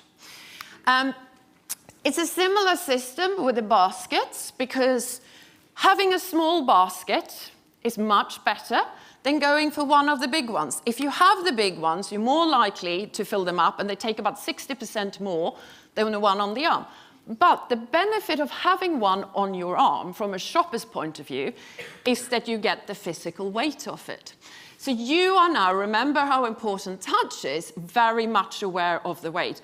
And that is associated, the heavier it gets, the more costly it is, because that's the association you will have. So you're much less likely, therefore, to buy a lot of things. Now, the problem with that is that we're also very lazy to look for the little baskets, because we sometimes actually have to look for them. Because there are certain supermarkets, I'm not going to tell you which names, because I'm sure you can recognize this if you go there. They will put the basket underneath the tills. So when you come through, there will be lots of shopping trolleys, very big ones. Usually you have to go a little bit further for the smaller ones as well. And then the little baskets will be hidden under the tills. And for you then, when you come rushing through, and you will have the big baskets just on the inside, that's fine. You're not going to want to run off to the tills on the other side to get a basket, to come back, to start from the beginning again, because it's a lot of work. We don't do that in a supermarket. So instead, if you want a basket, they will take the big basket, and you are going to fill it up and spend 60% more in terms of money, or maybe not in money, but you will buy 60% more. So they're very good at making you kind of do what they want you to. And then, of course, we have the layout. The layout is beautiful. There are variations, of course, but the average layout looks sort of like this. So you will start off here, of course. You will go in through the fruit and vegetables and flowers that generates this nice perception of freshness, which is great. So you then think everything in there is going to be fresh, unless you go through some supermarkets where you think, oh my goodness, the vegetables are dying. But that's kind of the impression they want you to get. Not that they're dying, but the freshness. And then, because you have the aisle system, you need to walk around them to see everything in the shop until you get to the tills. Cutting through is not an option because they're blocking you. So, of course, you could maybe go from aisle 1 to aisle 3 if you really want to, but usually people go up and down. You know, it's a bit like being trapped in IKEA. Sorry, I don't mean trapped. Being inside a beautiful shopping experience of IKEA. So that is what they want you to do, because the more time you spend in there, the more likely you are to just grab things along the way without thinking about it. And of course, the more you're likely to pick up the special offers that are at the end of the aisles. Now, remarkably, things that go at the end of the aisle tend to sell about 50% better than anything else. And that's because when you're coming around the corner, you will see what's on the end of the aisle. And the more you see something, the more likely you are to pick it up, because it's very much a visual game. Whatever captures your attention is increasing the likelihood of you purchasing it with something like 75%. So if you walk in blindly and go like this, you will come out not buying very much. That would be my advice. But of course, if the end of the aisle looks like this, which it might do, you might recognize this place. Special offers, it's this, remember now, price, value. We're getting excited. The brain is activating the pleasure part of our brain, and that means we really want them. So if you see this at every turn, you are guaranteed to pick up a lot of bargains that you probably didn't really want to need, but you're leaving with them either way. So that brings us on to e-retail, internet shopping for those who are more normal. I think e-retail is a word I'm never going to get my head around, but nevertheless, that's what we're talking about. Now, here's the thing. And I actually think this is fascinating, because very few people who buy something in a physical shop actually returns it compared to those who buy something online. And there are, in the UK, clothing industries that goes under because of the high amount of return rates. There are clothing outlets that actually have return rates as high as 80% in the UK. Apart from the cost implications, it's also not sustainable for many reasons, and that's a different talk, but it is actually quite interesting. So this sort of tells us that people aren't very happy with what they're buying online, because if they were, it wouldn't actually go back. And still, the high street is dying, of course. People don't go to physical shops anymore. But can you imagine, every time you go shopping, if you went to a physical shop, how it would increase the likelihood of you being happy with what you bought? And maybe save you the kerfuffle of sending it back and repackaging and whatever else you need to do. But people don't think like that, unfortunately. So the reasons why people shop online are very blatantly obvious, of course. You know, it's efficient. You can do it in the middle of the night, which appeals to me because that means if I can't be bothered during daytime when I'm working, I can finally get something sorted. You know, it's midnight, and I will also make a very bad decision because I'm tired, and it'll probably be sent back, but that's beside the point. We are also particularly prone to the fact that we can compare prices. So again, here's our pleasure part of the brain, thinking we can get bargains, we can compare. If we go to the physical shop around the corner, we can't do that because there's no comparison, and that's a problem. It shouldn't be a problem, but it is a problem for us. And then, of course, why shouldn't we shop? Well, what is really remarkable is a very high amount of the British population still say, I don't really trust the internet. It's a bit of an issue. Why should I, know that what they're saying is true? And the trust issue is a huge obstacle, and that's also one of the reasons why people sometimes send things back. Because even though it comes to you, you're thinking, did I really get the best value here? Were they kind of conning me? Should I be worried? Was the price fair? And you start doubting all those pieces of information that you came across. But usually the biggest obstacle is to actually, am I going to use this website? So if you're setting up a new retailing business, it's very hard to get consumers to trust you. So trust is a real, genuine issue. And what's really interesting is what people then often go to when they don't trust the website or even sure about purchasing a particular product is they'll go, I'm going to read the reviews. Excellent idea, because I know if other people say so, it's got to be true, right? Not really. Because the reality is that 90% of all the online shoppers don't ever leave any feedback of any shape or form on any kind of official website. Then you have 10%, of which 9% will occasionally, maybe once a month, once every 3 months, or maybe even twice a year, give some sort of feedback on some websites. And that means it's 1% of all of those users that actually are giving feedback. That kind of gives you an idea of how skewed the information is. So you can't actually trust reviews in any shape or form because it's just those who, for whatever reason, have nothing better to do than giving feedback that's giving feedback. And gosh forbid, and this is also very dangerous for those setting up new businesses, that someone decided they didn't like you. Because if we have negative information on our mind, we are about 75% more likely to actually put a review on there, because negative information really bugs us. So we have a natural need to get that out there because it's almost like vengeance. I hated this company, I'm going to get them. So you will write something really bad.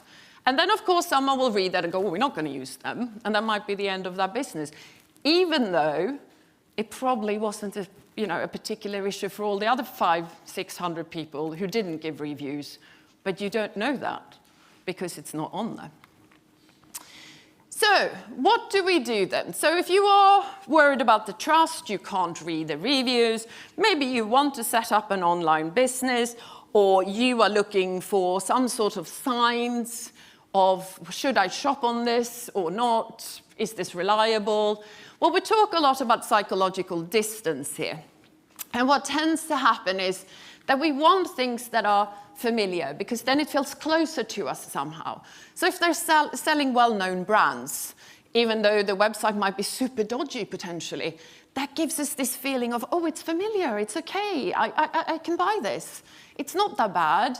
You're not going to question the fact that the price is, a little bit out of sync with the rest of the world, because that just excites your brain, so your pleasure part of the brain's going, yay! And you're thinking, yeah, and I'm familiar with the brand, I'll buy that. That could actually be to your detriment, of course. So you need to be careful with that, because it's not necessarily a good sign. So what we can do then, potentially, is we can provide a hybrid model, and that's something that consumers trust more. So if you can see that actually this website also has a physical shop in the center of Cambridge, you're thinking, if something goes wrong, I could actually go and see them because I know they exist, they're real. They're not just some crazy company online that will dodge me and, shipping something from a country I never heard of, and the items, after they've taken my money, may not arrive, or however you perceive it. So that really works well, and we tend to really favor those. But of course, not every business can afford to have a physical shop anymore because it's so expensive. It's just not feasible. So what do? Well, you put a nice family picture. And we think, because it's a nice-looking person, it's a real human, or we think, I mean, we have no idea who put the picture up, but we see the person on there and we go, oh, but that's really nice, it's family-run. And sometimes it's even enough to say a family-run business and people think, oh, that's okay. But actually, it doesn't make it better in any shape or form. How do we know they A, exist, and B, that they're reliable? We don't. It's just all in our mind. But if you are setting up a business online, stick a pretty picture of a family on, and it works really well. Another thing we can do, of course, if we have the hybrid business, it's super simple, because we could then just put, you know, the actual picture of our offices up, and that's okay. But if we don't have something that you can visit, we should actually still put a picture of a building. Because people then, again incorrectly, it's a bit like the family, there could be absolutely a picture of anybody, think there is a physical site somewhere where you can go. Of course, the picture could be of any random building, it doesn't matter, that's still how we're going to perceive it. That is actually me done. I hope you found it interesting. So if we want to spend the next 10 or so minutes for a chat or some questions, or I'm very happy to do that. If you think this was utterly boring, please feel free to go. I won't judge, a little bit, but you know, not very much so. But no, do we have any questions? Oh, thank you. No, I feel happy you haven't all left. That's very good. Do we have any questions? Oh, we do. Oh, okay. Okay, Catherine, we've got 2 questions from online watchers, viewers, so thank you so much for the questions. First question is, to what extent are the supermarket queues defeated if you go in with a shopping list and stick to it? That is a brilliant question, because that is usually when people say to me, what do I do not to fall for all the tricks in a supermarket? That's what you do. So you actually have to take out your anal personality. I don't have one, but I do it all the time. And basically, you write a shopping list and you go, I'm buying this, and even better is you put the price you are prepared to pay next to it. So if you know, you're buying flowers, something really boring, and the Savers kind of brand that you know costs 60p isn't there, and you've written 60p on your list, walk off. Buy the flower the next time, whether you need it or not. That way you will really stick to your budget. So it actually works really, really well. Was there a second one? Yes, second question. To what extent and with what impact is Amazon's new shopping experience shaping consumer behaviour? Oh, well, I need to be very careful here, I think. Does anybody work for Amazon? You're not going to admit that now, are you, even if you do? Because I know we have a Cambridge office, and I don't want to upset anyone. It is shaping the experience quite a lot. Unfortunately, maybe not in the best direction, because we have found that consumers that are happy to engage with Amazon experience are also very happy to compromise on a lot of quality. So the expectation often seems to be that if you purchase something, it doesn't have to be 100% okay. It can be a bit of a knockoff or a bit cheaper, and you kind of accept that because of the convenience. So you're offsetting the convenience perhaps with the actual product. But it also makes us have unrealistic expectations on other companies, which is a problem, because we know Amazon can deliver, I don't know, next day or 3 days, depending on what we're ordering. So we expect everybody to do that. And when other people don't do it, we kind of feel like they don't provide a good service. So again, a smaller business will always struggle in comparison because they just can't keep up that kind of structure. I mean, it's just, if you were a 2-man band working out of a basement, you're not going to be able to deliver it the following day. That's just the way it is. So it has helped shape. There's a lot more to it than that, but a lot of it is actually quite negative, and I don't want to be too negative, so let's move on, I think. Yes.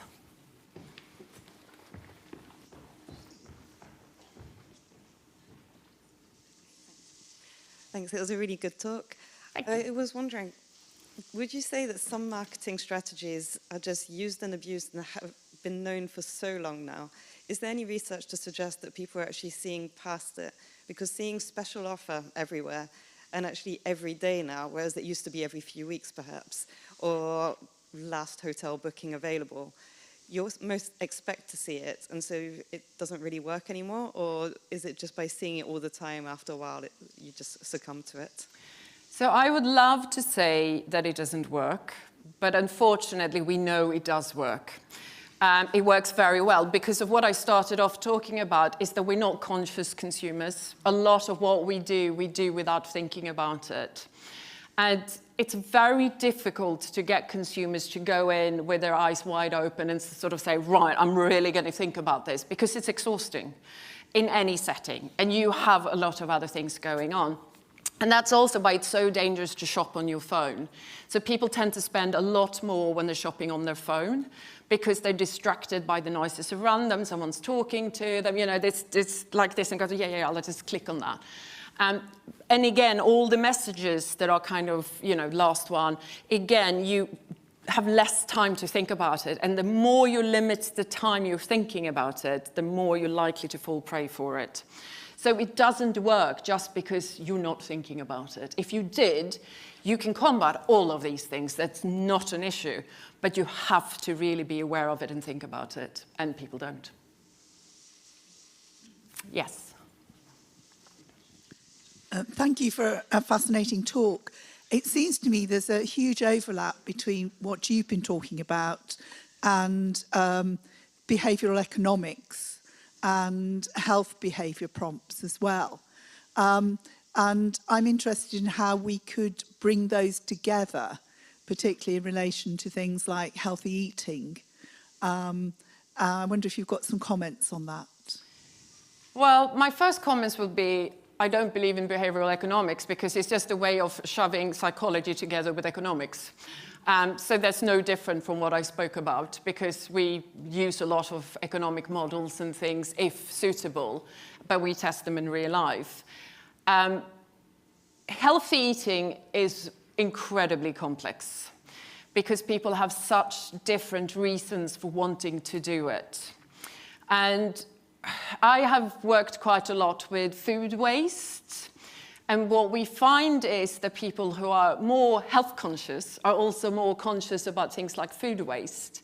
So often there's a parallel between things and interests that makes people more kind of receptive to certain messages. Unfortunately, one of the big factors, which now more than ever, we actually had a dip in that for a while, is the fact that people are short of money. And even if, and people keep saying this, you know, vegetables don't necessarily cost more than going to McDonald's, that's not the perception people have. And the perception in itself is really difficult to combat. And then if you don't have the money and you think vegetables are expensive, why are you going to buy them? You're not. That's just the way it is. So rather than kind of doing what the government's currently doing, which is incredibly fragmented in my opinion, and they come from all sorts of directions and they need to have more of a cohesive strategy and stop dictating to people and try to use marketing techniques to lift the interests in things.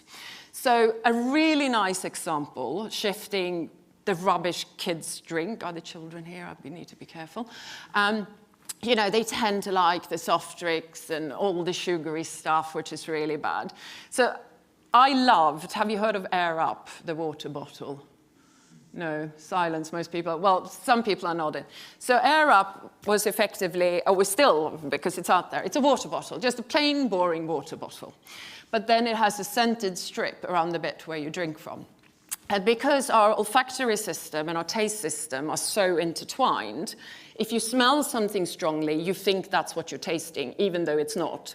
So what they basically experiencing, the kids, is that they're drinking water, but it smells like Coke, therefore they think they're drinking Coke, but they're actually drinking water. You know, it's a bit like my biscuit example. Make them look unhealthy and get them to eat something that's sensible. But we're not capitalizing on those kind of techniques, and there's no reason why we couldn't. Part of it, of course, is taxes for the government. It's a bit like smoking. You know, it's been a very slow process to get to where we are today because it's generating a high level of income for the country. And it's the same thing with high sugar contents. It's very taxable, it's very profitable, so we don't want to get rid of it altogether. So all those kind of things are an issue, but if the government really wanted to do something, they would say, right, let's get creative and look at what can we do to change people's behavior in an interesting way, like the water bottle or the biscuits, and then we would see a change. But this has to be followed through with things like, it's not super expensive. You know, don't make the water bottle Air Up was 30 quid, I believe, the cheapest version, which is ridiculous. And there's no reason why it's so expensive. It's just a fashion item, effectively. But, you know, still very clever. But if you could get those kind of things to then fall in price, people who don't have a lot of money could utilize those sort of things, and we could combat a lot of, like, children's obesity problems and so forth.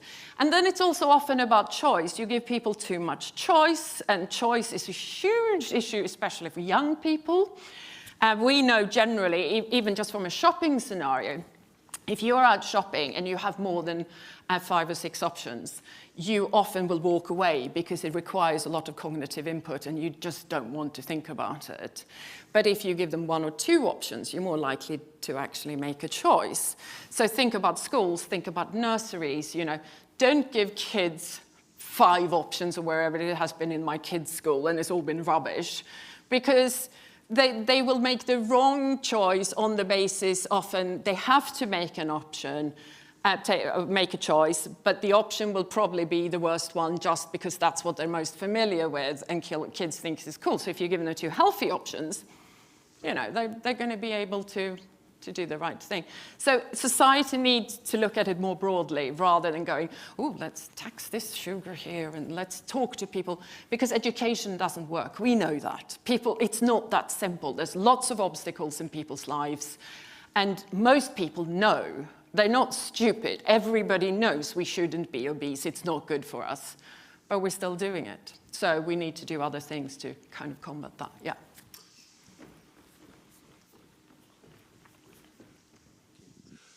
How do these principles apply to services that are intangible? Have you got any insights on things that are different or specific to services as opposed to tangible products that you've given some very great insights on?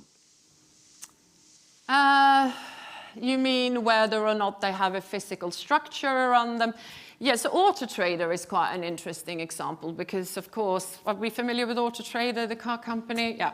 So they have online businesses only, and they also have the hybrid models, and they find that services coming from, in terms of maintenance and selling and all those kind of things from hybrid models, tend to be far more valued by consumers than those that are just online where you click and go, right, I can buy this car and it will somehow miraculously appear on my door.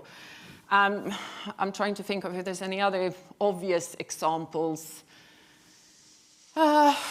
I can't on the top of my head for the moment, but hybrids always work better than something that is just a pure online. It doesn't matter whether it's a product or a service, it's pretty consistent. And one of the reasons, again, why people, even though there seems to be a bit of a Marmite effect with something like Amazon, like they love or hate them depending on their experiences, people have usually seen their store and warehouses and things, you know, where, so they know there is something physical to it. It's not just, oh, here's an online. So once people kind of know that, they tend to like them more. I mean, Ocado is another one of those examples, which of course has done incredibly well.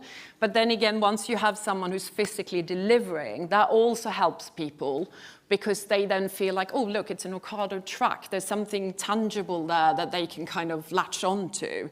It's not, even though the actual physical website is just online, they don't mind that as much because there's someone coming to their door and they dressed, I think, in an Ocado shirt or something. I can't remember now. So again, that kind of helps. So anything where you try to have something that's more personal will kind of reinforce the idea of trust and success for a company. Thank you very much. Yeah, sure. I thought they were quite cute, but I can see your point. Right, there we go, it's gone. Did we have any other questions? I think we're almost up against the hour, which I believe we were meant to finish. So any other questions? Yeah.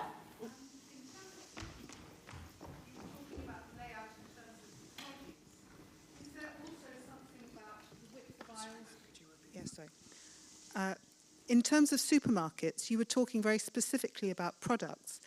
Is there anything that you can say about aisles, the width of the space, the height of the ceilings, and things like that? Slightly more physical distribution, lighting, for example? Yeah. Or flashing lights behind Yeah. the till? So the width is very important of the aisles. The smaller they are, the less expensive they usually perceive. The wider they are, the more luxurious people associate the items to be. This also is very much linked to the physical proximity to others, because if someone bumps you, that tends to have a very negative perception on the people shopping, because we don't like being touched by strangers. If you're very tactile, it could be so much so that you actually leave the shop if you're unfortunate, as the retailer would be unfortunate. So that's very important. Things like lighting, yes, it can be an issue because, again, if it's a very sharp lighting, like here, for an example, products tend to look a little bit less colorful, and people think if they look a bit washed out, that's a sign of that they're cheaper and not, particularly perhaps well manufactured. So yes, there's a lot of different things in terms of design, and something that's quite interesting, I think, and again, my post students have heard me talk a lot about it just because I love it, is the new M&S stores in London. I don't know if anybody's seen how they redesigned them, but the food section in particular is very nice. They kind of made it look a bit like an old marketplace. So they have wicker baskets and things there, and they're kind of giving the association that this is traditional. Because again, we know that if you go back to things that people associate, like a food hall or something, with quality and also an element of tradition, because in this country we like tradition. It's quite important to a lot of consumers. You tend to be prepared to pay more for it.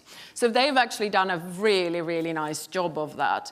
But it also comes down to another thing they've done in the ladies' clothing department is they have a lot of rounded contours. Women have a preference for rounded contours.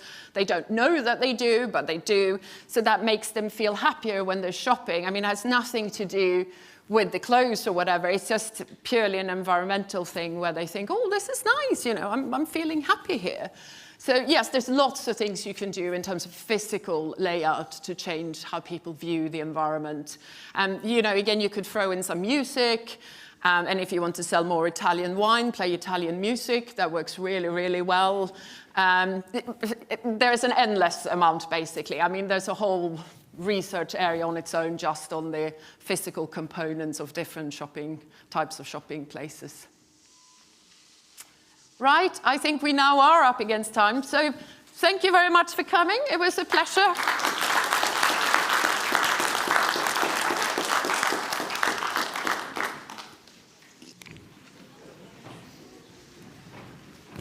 How do I switch this off now? Jolly good. I'll give that to you.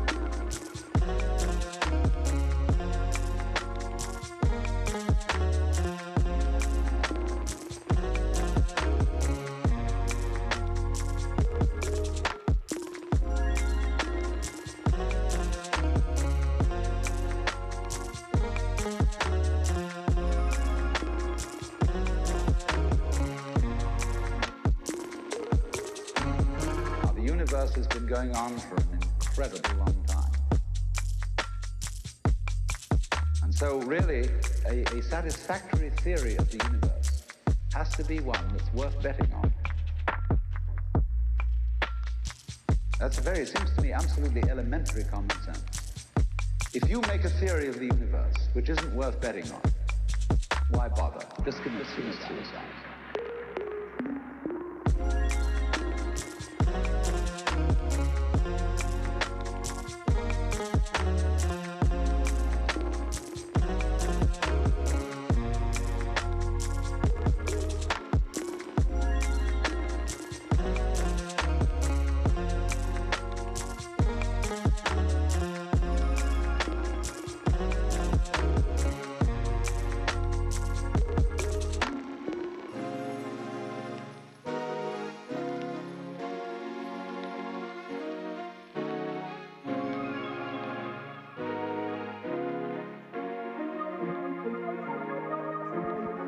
The universe has been going on for an incredible long time.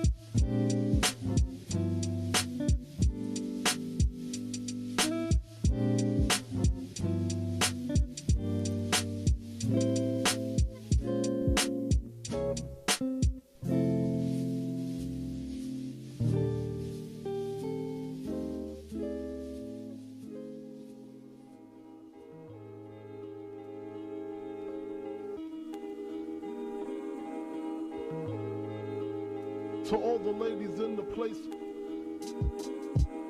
Hey, hey, hey, hey, hey, hey.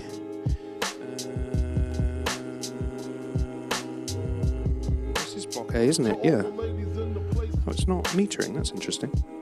Hey, hey. Hey, hey.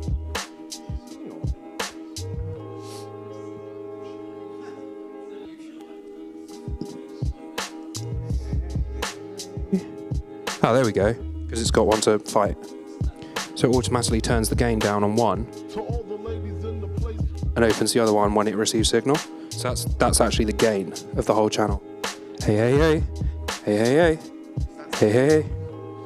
Yes, if you turn this off. Hey, hey, hey. Now you've got two mics happening at the same time. So it's prioritizing the loud. It's not prioritizing the louder ones, right? But then you put that on, and now it will only prioritize the loudest mic. Because you know if you've got loads of mics, it basically stops that. Because you have loads of open mics, and you can get these louder. You can get these much louder without them feeding back. So it's kind of nice.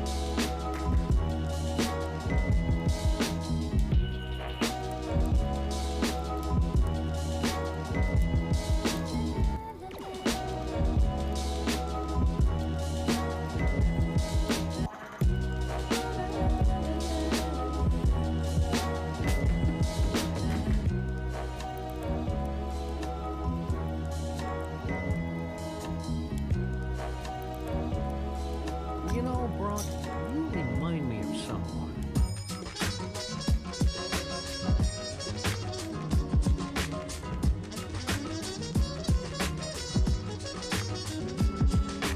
Tem uma lareira, tem um violão também, um passarinho tem, mas se você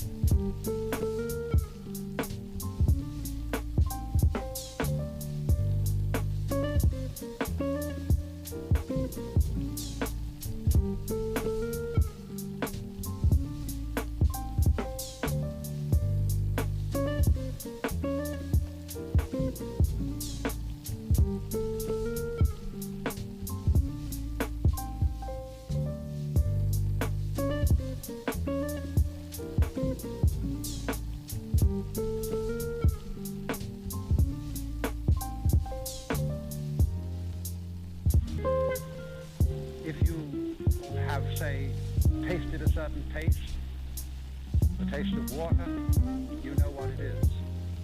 But to somebody who hasn't tasted it, it can never be explained in words.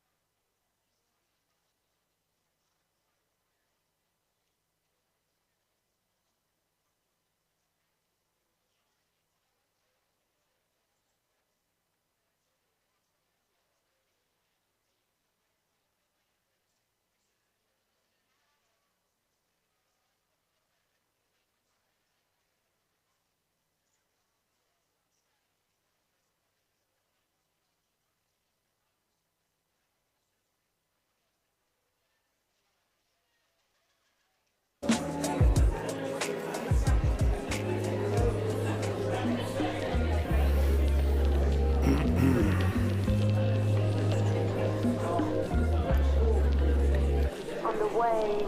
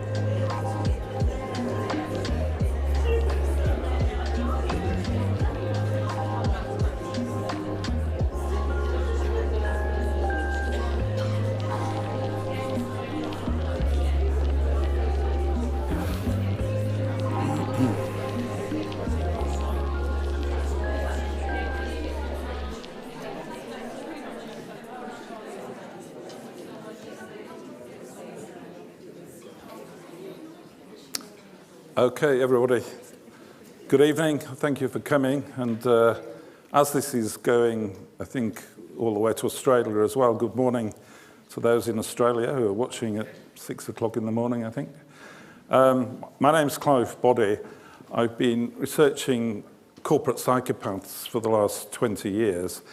But I'm not a psychologist. I'm more of a sociologist, if anything, or a management researcher. So what I'm interested in, essentially, is looking at how the existence of psychopaths in corporate settings affects other employees, it affects the organizations for which they purportedly work, and it affects society at large. So looking at female psychopaths in particular wasn't something that I've done until recently.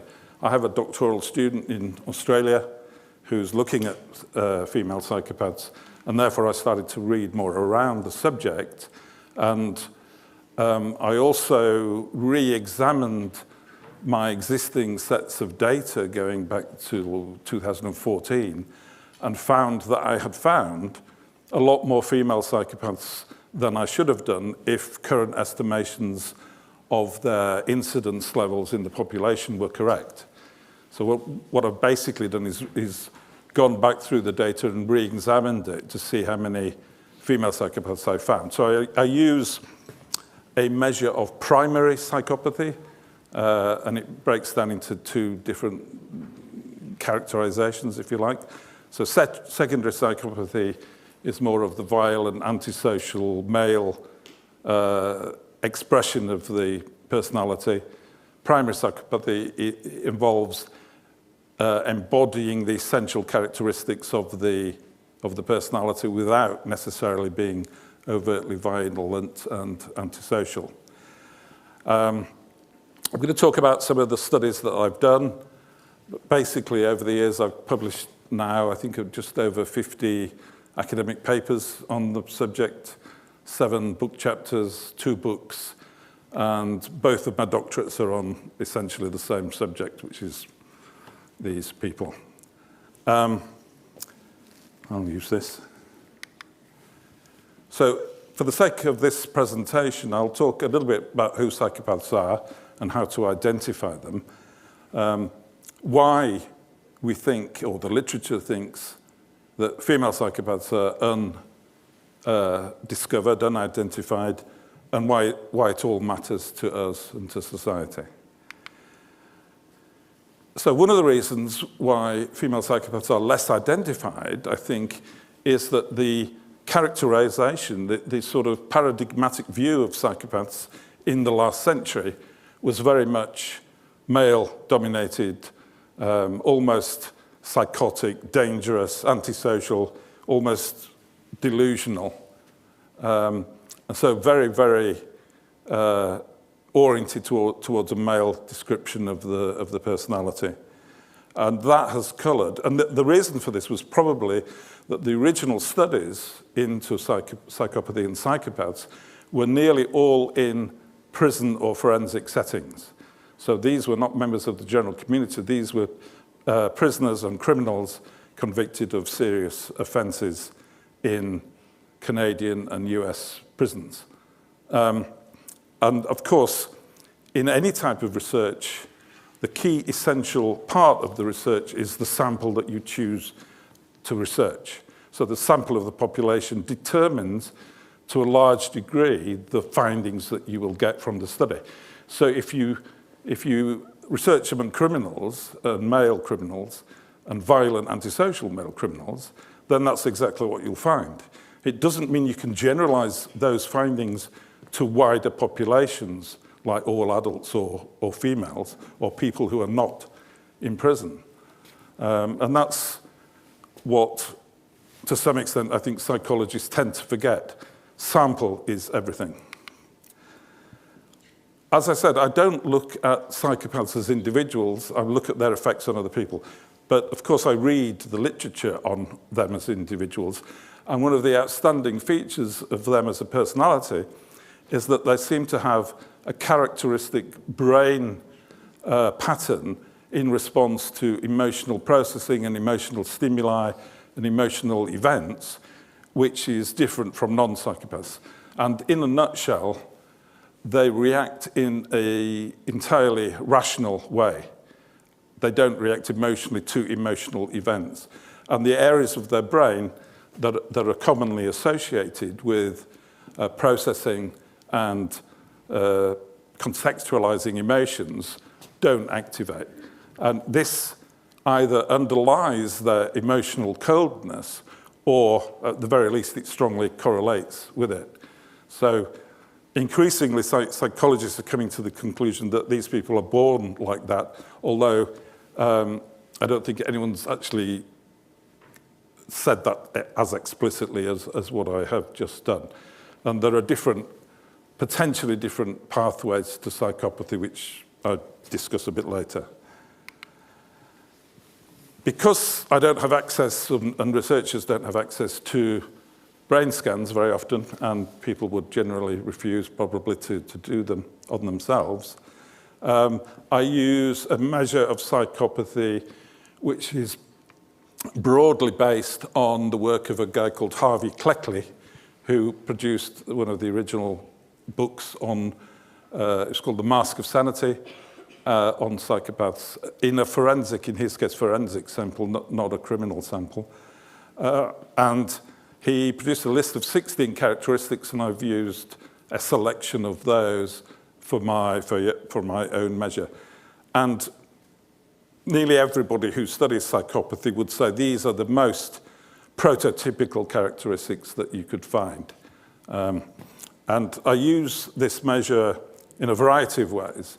So you can use it in a quantitative way where there's a scaled response to the items. And if someone gets 75% or more of those items as definitely applying to them, I call them a corporate psychopath or a primary psychopath. If they score mid-range, which is 50 to 75, I call them either dysfunctional managers or highly psychopathic people without being fully psychopathic. So partially psychopathic. And then everyone else falls into the lower halves of the distribution. So I call them non-psychopaths, all relatively straightforward. What they're after is money, power, and control. And this is applicable to both criminal and corporate psychopaths. So they want to get control and power over other people. And the way they express that control and power is either through violent behavior towards you, where they're controlling your body, or they're controlling your career and your life trajectory by controlling your behavior. Though, as we said in the scale, they're totally egotistical. So looking after number one is their primary aim. And they want to obtain power over others. And this is one of the reasons I think they like to get promoted and to advance up the hierarchy of organizations, because as you go up, you get more power over other people, but you also get more money, which they think gives them power. They equate money with power. Their level of materialism, and this is some research we've just done, is out of all bounds compared to the rest of us, totally driven by money, totally driven by materialistic success. So higher values, emotional relationships mean nothing to them. They're not interested. The strategy they use within corporations is basically this one. They charm those above them. If you have no value to them, which is generally people working underneath them, then they quickly show their real personality to you, which is aberrant, bullying, abusive, unfair, unethical, etc. And so the people at the bottom there are the first ones to recognize that something's wrong with these people. They don't necessarily know what it is, but they know it's something serious. With their colleagues, they sort of sort out who's going to be useful to me and who's a potential threat, and then they behave accordingly to those people. They charm their superiors always and everywhere, and with great precision and dedication. And so typically, if you did a 360 evaluation, for example, those at the top, think of them as stars, absolute stars. Those at the bottom, think of them as the devil in a suit, and a terrible person to work with and a ruthless person to work with. They also create chaos and confusion via their behavior, which is typically abusive and bullying. And this has the effect of putting everyone else in that immediate area into a state of emotional confusion. So they create an emotional maelstrom all around themselves. This enables them to do what they want to do, which is some sort of self-oriented,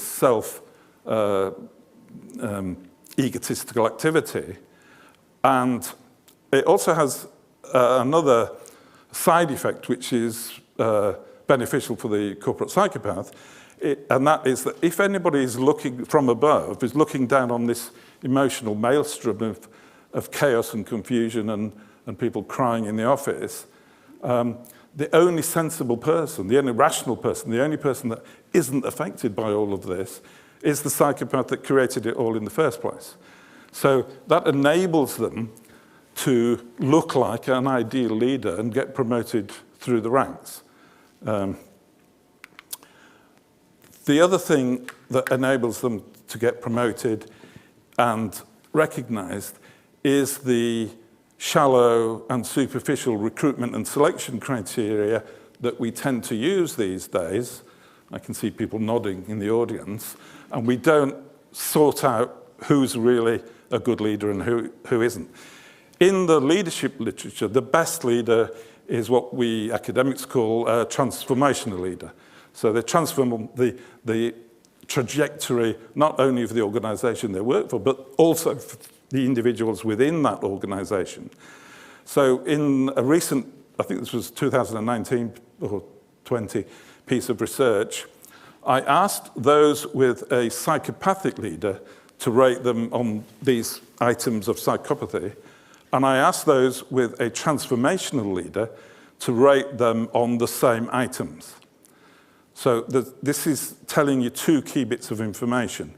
The first bit is that the psychopathic leader looks more charming, more poised, more socially at ease, more friendly than the true transformational leader does. And therefore we think, oh, he interviews really well, and we think he's the guy we should, or the woman in this case, that we should appoint. So, and that's part of that shallow selection process. When you look into them in some of the qualitative studies that we've done, what you find is they don't actually have that MBA from Harvard that they claim they have. They don't actually have these competencies that they claim they do, because they lie about their competencies, they lie about their qualifications, they lie about the good work that other people have done, and they claim it as their own. And this presents a very compelling picture of someone who deserves a leadership position, but they don't. So if you look across all the other items, so they're egocentric, they're cheating, they're untruthful, they're irresponsible. A real transformation leader scores very lowly on all of those, and the psychopathic leader scores very highly on all of those. And that's where the problems start in organizations. This is the same series of questions, but this time using a transformational leadership scale applied to those with the psychopathic leader and those with the transformational leader, and you get the opposite effect. The only part of the scale where the psychopath leader dips into positive territory is in this innovation, stimulating a little bit of innovation. And possibly the answer to that is it's such a massive shock and surprise to suddenly have this psychopathic leader telling you what to do and bullying you, that it stimulates you to think outside the box. Maybe they're thinking, how on earth can we get out of here? Which is what a lot of them think. As this is about female psychopathy, I thought I'd show you this one. This is a recent, it's just a basic scatter plot linking corporate psychopathy on one side and perceptions of gender discrimination on the other. I'm not sure the gender discrimination is because they really don't like the opposite sex. I suspect it's more to do with the divide and conquer techniques that they use within organizational settings.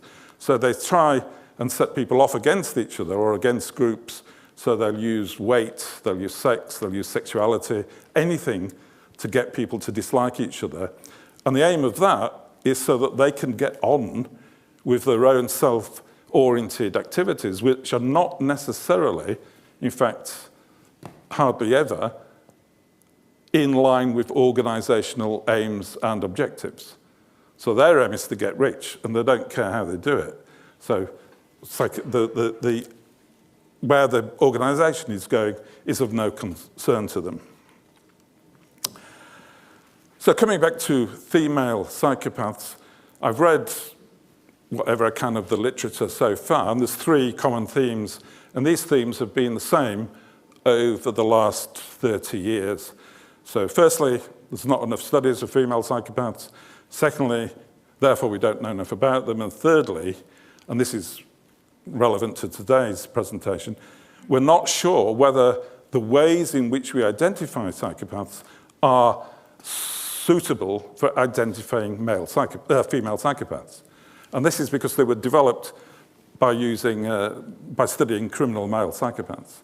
So the types of overtly antisocial and violent behavior that male criminals express isn't necessarily what a corporate psychopath would do or what a female psychopath would do. A corporate psychopath wouldn't, for example, be impulsive enough to get into a sports car which had the keys in the ignition and the engine running. He wouldn't get in and drive away with it, whereas a criminal psychopath would, because the corporate psychopath can afford 20 of those cars himself. He doesn't need to steal someone else's. And the reason we don't really know the incidence rates of male and female psychopathy is 2 reasons. One, there's no large random studies of the adult population, and that's what you really, really need to get a proper incidence rate. And 2 is psychologists, because they're concerned with psychopathy at the individual level, they almost never write about incidence, even when the title of the paper is incidence of female psychopaths. They just don't mention it. Looking at the literature that exists concerning male and female psychopaths, the general consensus, and I've highlighted the key words in yellow, is that female psychopathy is generally more subtly expressed. So it's more relational aggression rather than physical aggression. It's more psychological. It's less public. So a male corporate psychopath will bully you by screaming at your face right in front of loads of other people. A female will take you into a side office and won't scream at you, but the underlying message will be the same. You're worthless, you're not very good at your job, we're thinking of getting rid of you, blah, blah, blah. And so I think this is partly related to gender expectations and partly related to just simple things like the physical strength. The upper body strength of a male is generally higher than a female, and therefore the resources available to you as a controlling, powerful psychopath include physical violence, whereas it doesn't necessarily include that for a female psychopath. So these are the reasons why females aren't as commonly identified. So what I use, or have used so far, is a measure of 3 different measures, actually, of primary psychopathy. And I think because these are comprising of the essential characteristics of the psychopath, and because they are gender neutral, more or less, this is a better way, I would argue, of looking at incidence rates among male and females. So just to explain a bit more about the difference between primary and secondary psychopathy, and this is just the simplistic pathways.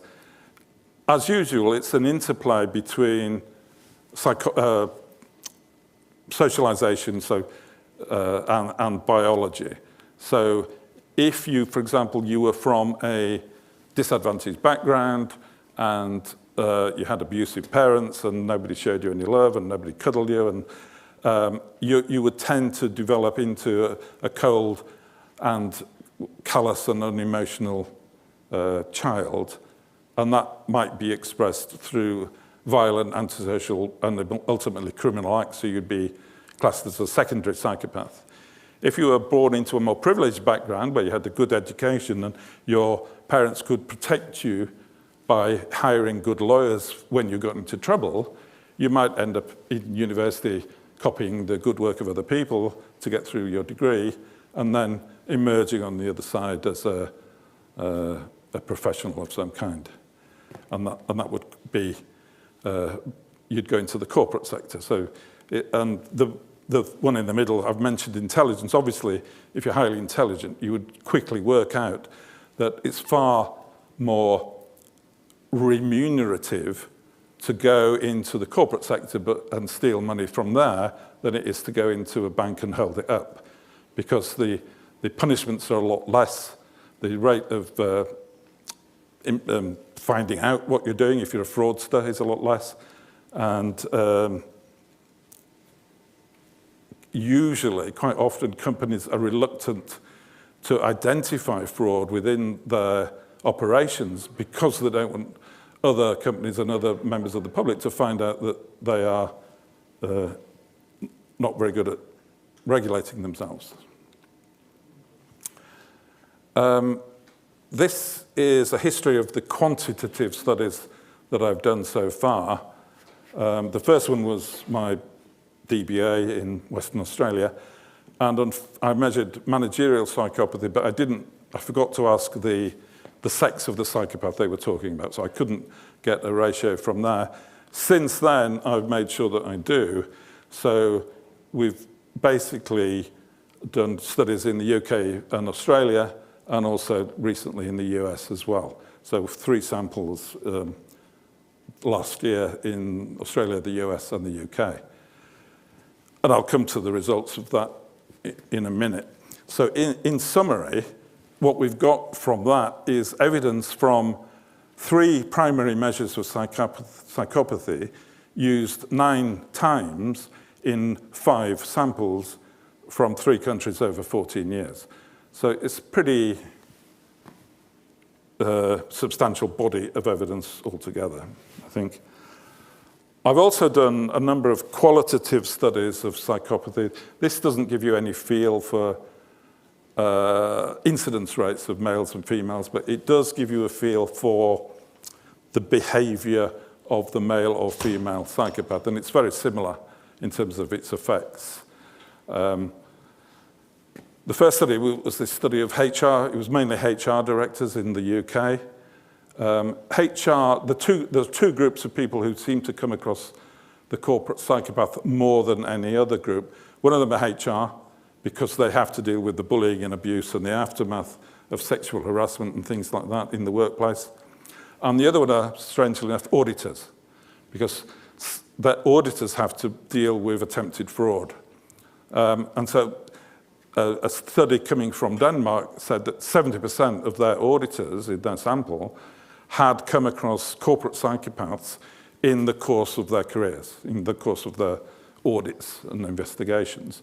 And that was often in association with attempted fraud. A couple of the qualitative research projects I did were longitudinal in nature. So I looked at a charity over, I think it was almost 3 years, or maybe even a bit longer than 3 years. So I had an informant in the charity who was fighting a desperate rearguard action to try and stop the new CEO from destroying the charity from within. And so he was reporting to me we were communicating by email, by face-to-face meetings, by other telephone. And basically, he lost and he left at the end. But by the time he left, every single person in that charity had left, everyone. And the replacements had also started to leave in large numbers. So he was the last of his cohort, last of his generation,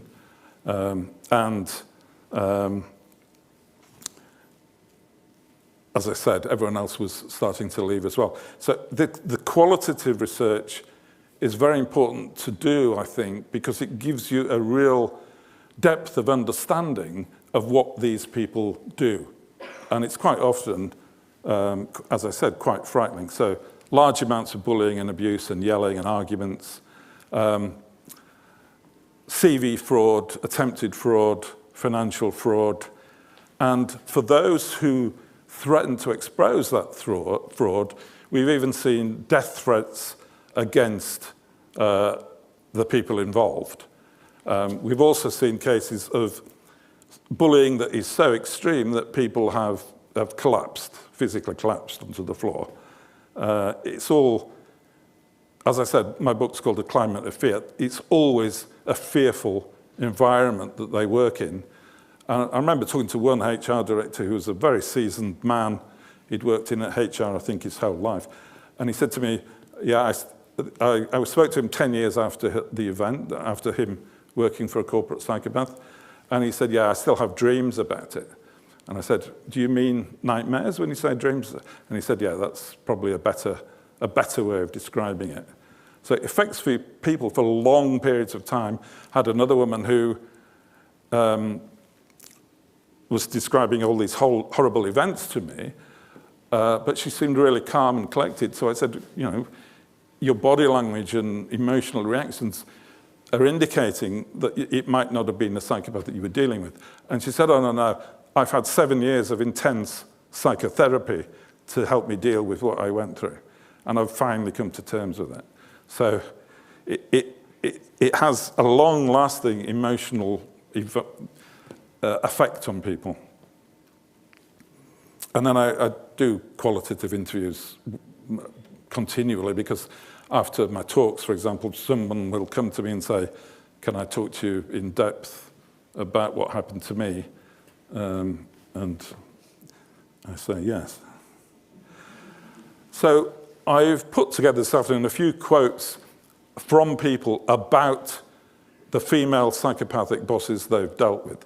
Now, I'll go through these. So it's a typical catalogue of how psychopaths control people in organisations. So I was micromanaged, I was ignored, she would show two sides to her personality. So this could easily be written about a male psychopath boss. So two sides. When somebody superior turns up in the environment, all of a sudden they're nice and sweet and gentle. When they go, they're going back to their bullying self.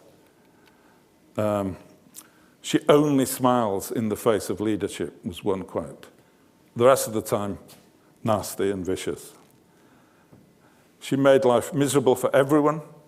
She ruthlessly tormented people. Those above her thought she was perfect. Again, this is a typical quote from qualitative research, and it could equally be about a male psychopath as a female psychopath. Satan disguised as an angel. This person thought she was more of a narcissist than a psychopath. But this imagery of evil, of terror, of immense emotional suffering is a constant theme in the qualitative research that I do.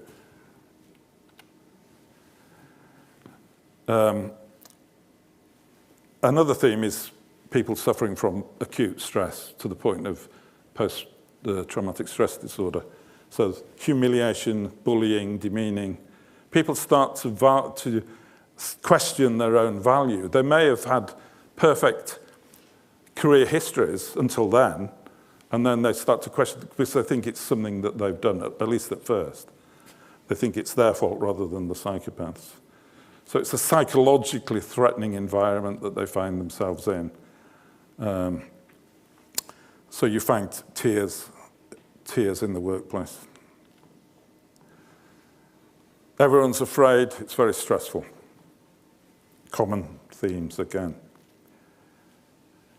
She can change personality so quickly, especially if someone of authority is around. So they're masters, absolute masters of upward impression management. They neglect those below them in as much as they're not bothering them. But if you challenge them, so in that respect, they're almost laissez-faire managers. But if you get in their way, or you challenge their decisions, or you say, this won't be good for the company, why are we doing it? Then they become tyrants and bullying and abusive. So it's better not to challenge them. They can mimic empathy, but working with them is an absolute nightmare. So this extreme terminology that you get in these studies is common. It destroys your life, and it destroys the organizations they work for as well. Sorry. Another thing I've done is look at case studies from business history mainly, or from events in economic history, like the global financial crisis, or from, I looked at Hermann Göring as well, as a potential political psychopath. He was identified as a psychopath at the Nuremberg war trials in 1946. Hitler was identified as a psychopath in 1933 by a Norwegian psychiatrist called Johann Schaffenberg, I think he was called. And Hess was identified as a psychopath when he flew into Scotland to make some sort of futile peace arrangement with the British. So he was diagnosed by a British psychiatrist, I think it was.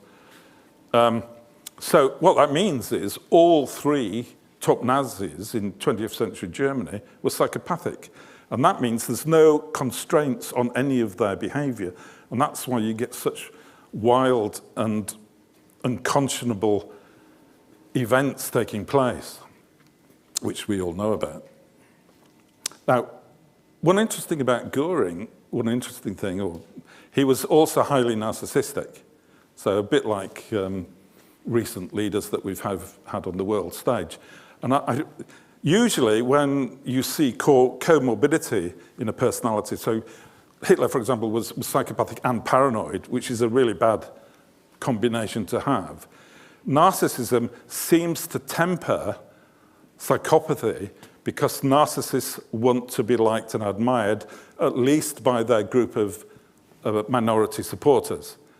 So they don't want to go completely over the top and be hated. They want some people, at least, to like them. And that was evident, I think, in Göring's career, especially in terms of his leadership of the Luftwaffe. So what you find in these business case studies is a common series of events. Huge redundancies at first as they streamline operations. Even more job losses after the company goes bankrupt, which it quite often does because of the fraud that they're perpetrating. People's pensions are destroyed, especially if they work for the company. Shareholders' investments are decimated. There's an upward migration of wealth, and everyone is worse off apart from the organisational psychopath, who usually walks off with either tens of millions or hundreds of millions, whereas everyone else is severely impoverished, as well as society being impoverished because of the loss of that enterprise. As I said, one of the people I've looked at is Robert Maxwell, and he scores highly on a lot of the behavioural aspects that you'd associate with psychopathy. I don't think there was enough evidence to say he was categorically a psychopath, but certainly had a lot of their traits. He'd hit people on the back of the head who he didn't like, who he employed, for example. He was having an affair with or trying to have an affair with his secretary. He was manipulating people. He's reported to have used physical violence on his children, all that kind of thing. Ghislaine, of course, because there's a genetic element to psychopathy, so it tends to run in families to some degree, and because there's a socialization element, she would have got both of those. So I've been reading her biography of hers, biography, and I haven't finished analysing her behaviour yet, but she certainly looks like a promising candidate for a brain scan. Right, going back to ratios, male-female ratios of psychopathy. When I went through the evidence, I found that a lot of the statements are not really based on much evidence. So Kent Keel, for example, it does great work in terms of looking at psychopathic brain and how it reacts. But he came up with this statement in his book that there was the male-female ratio was 10-1. But at that stage, he'd nearly always only looked at criminal male psychopaths. So it's not a sample on which you can make a good statement about the incidence of female psychopaths. What's this? Clark, in his book, claims it was 4-1. And then Coyd, again, claimed it was 4-1, but he was using a measure which had elements of typically male psychopathic behaviour in it. So one of his interesting findings was that the higher the cutoff point you use within that scale to measure psychopathy, the less females there were. But we're not sure, is that because it was a male-oriented scale, or is it because there's less females at the extreme end of psychopathy? And we still don't really know that. So the average estimate seemed to be about 6-1. So what I did is go back through my research where I had information on male-female ratios, and this is what I found. In the first UK sample, using a measure of managerial psychopathy, I got a ratio of 1.2-1. In the other 4 samples, I've used 2 or 3 different measures. So I've used Levenson's self-report psychopathy scale, which is 16 items, and I've used 2 of my measures as well. So that's why we get 9 measures over 5 samples. And as you can see, the ratios are all much higher for female psychopaths than any of those ratios that we looked at in the previous slide. We're getting, on average, about 1.2-1 rather than 4 or 5-1. And this is consistent across 3 countries and multiple measures. So we can say, these are, I should say, my samples are convenience samples, and they're samples of white-collar workers. What we really need is a random sample of the adult population to get a proper measure. But relativities within samples are more reliable and accurate than absolute measures. And so if we're capturing people in the same way, it's fair to say that those ratios of male to female have some validity and reliability to them. Another way of looking at the same ratios or similar ratios is to look at the number of people who are not outright psychopaths, but score at 8 or more, or who endorse 8 or more of the 16 items on Levinson's scale.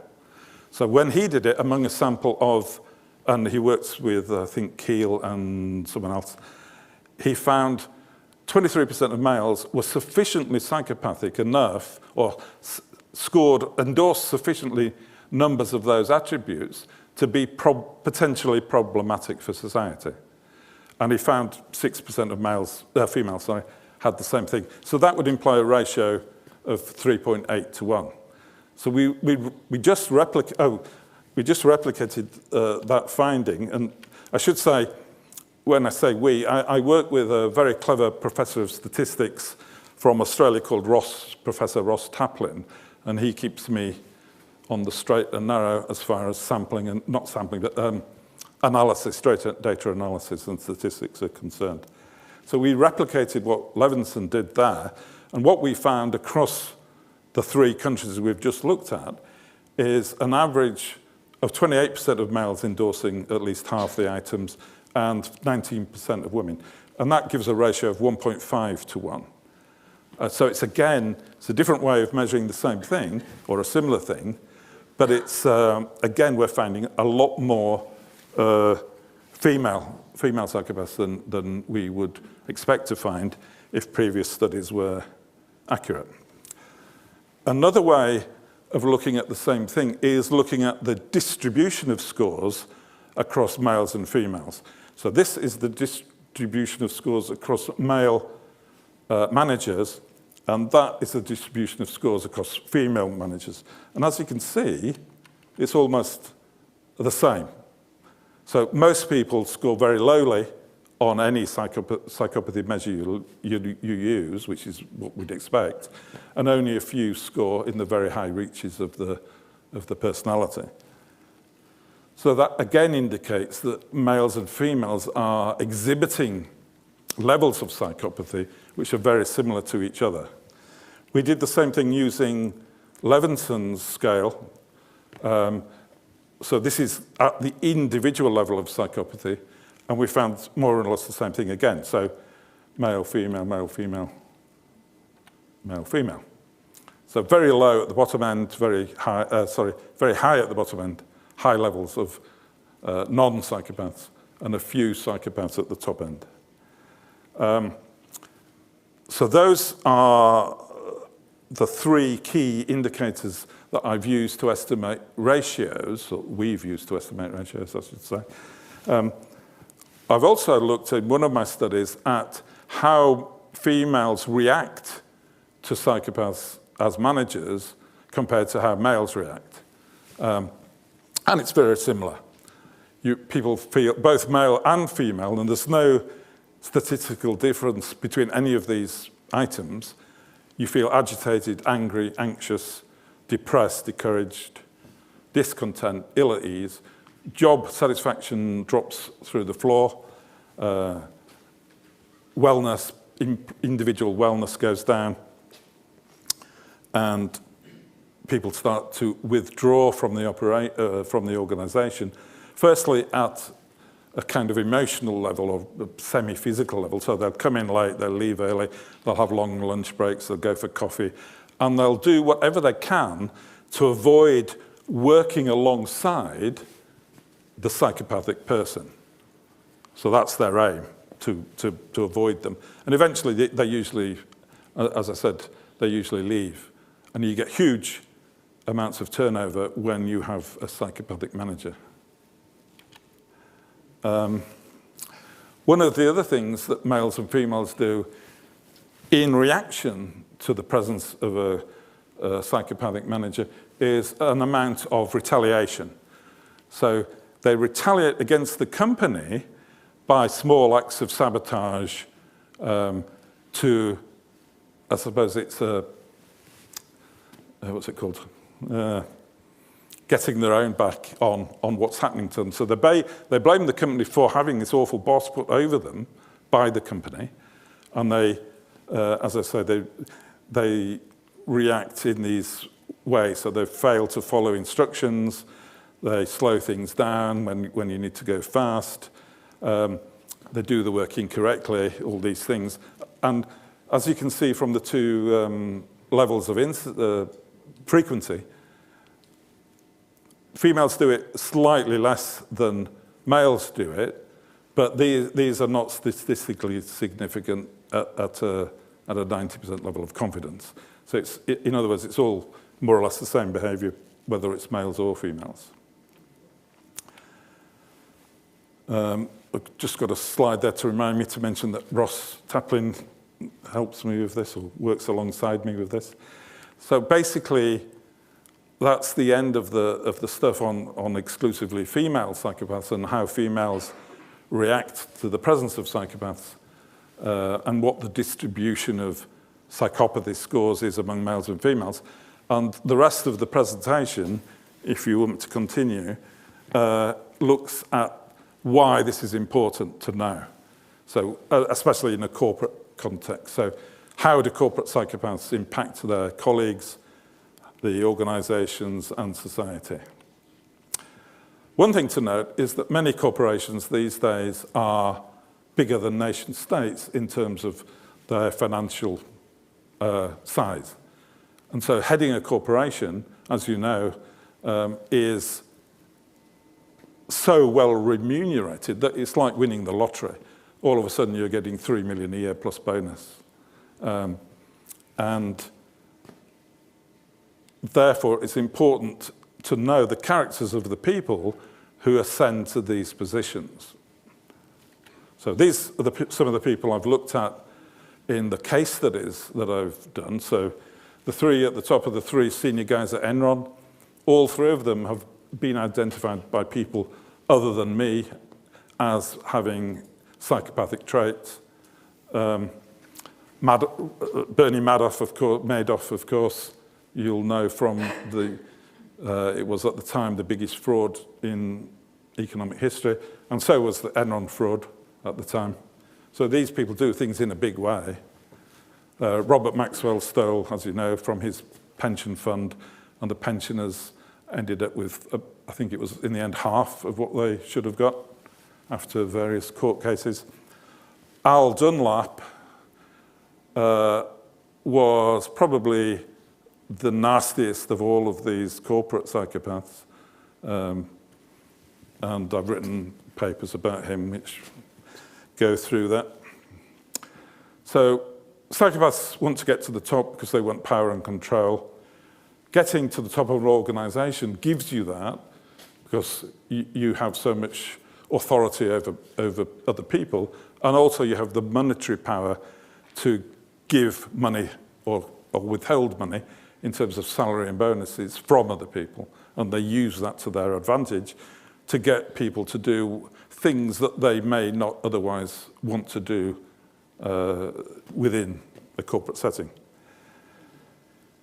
At a political level,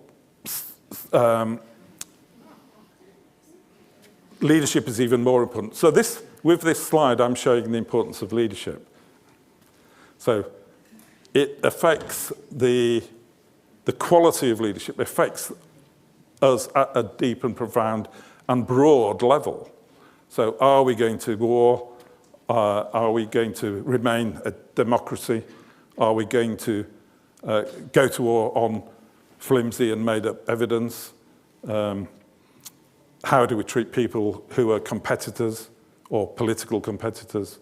These things are all very important. And one of my favourite authors on leadership is called Robert Hogan, I think. And he writes very sensible stuff about leadership. And he says it's the most important thing that we study in the social sciences. It's probably as well as being the most important, the least properly funded. I would argue that not only is leadership the most important thing to study, but within that, toxic leadership and psychopathy and psychopathic leadership is even more important, because because they're so unexpected and impactful, they create a tsunami of destruction that sweeps through the whole organization and destroys people's lives and careers and prospects. And it destroys, so somebody did a study, for example, on the relationship between individual psychopathy and the willingness to illegally dump toxic waste material. And for the psychopath, there's no problem with that.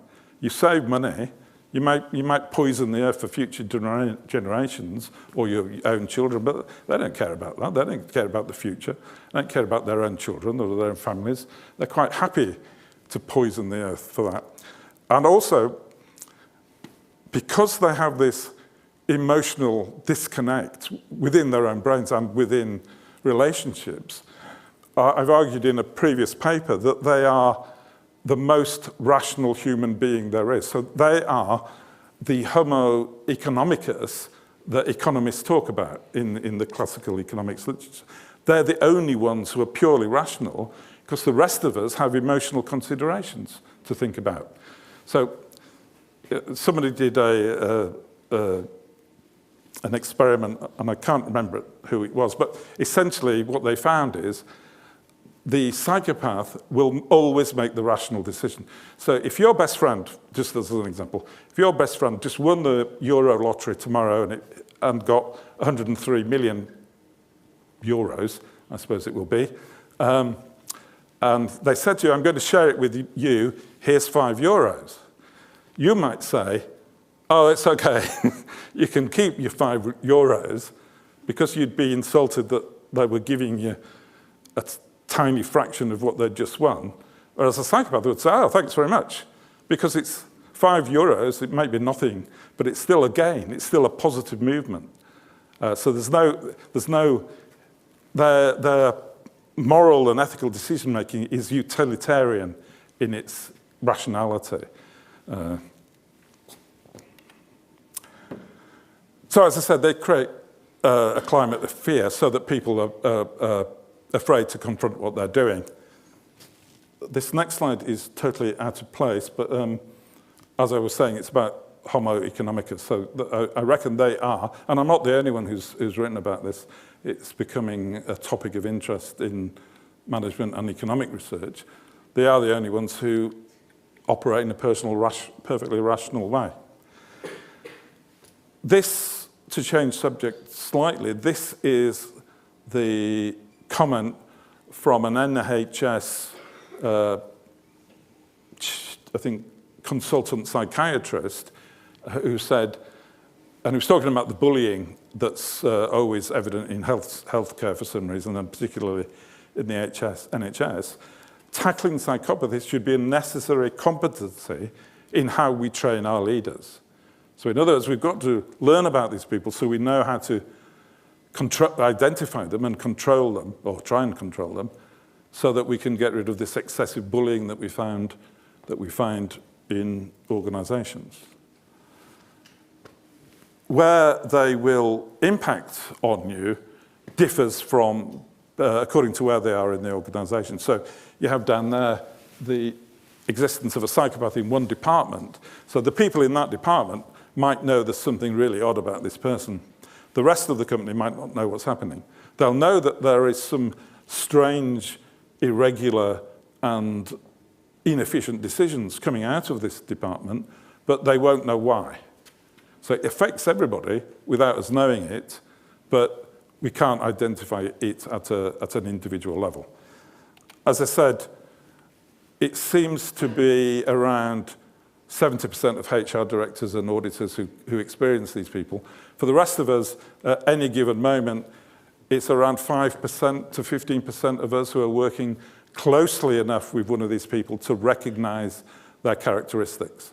As I said, we might not recognize them as a psychopath, but we know they're ruthless and lying and claiming the work of others and bullying and abusing and yelling and sexually harassing people.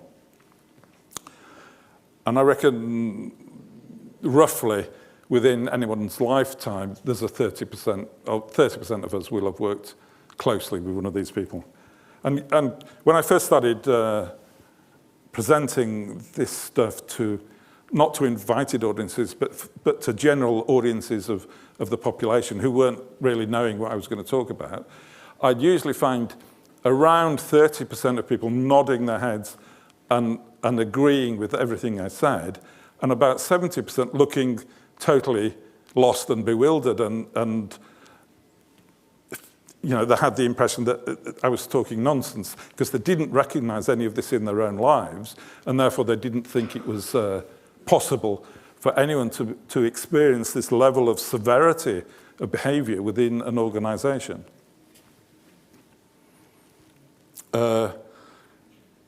In one of my earliest studies, I calculated the amount of bullying that was taking place because I measured it in terms of frequency.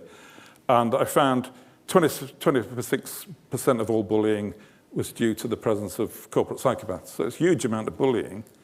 And another 21% is due to the presence of the partially psychopathic.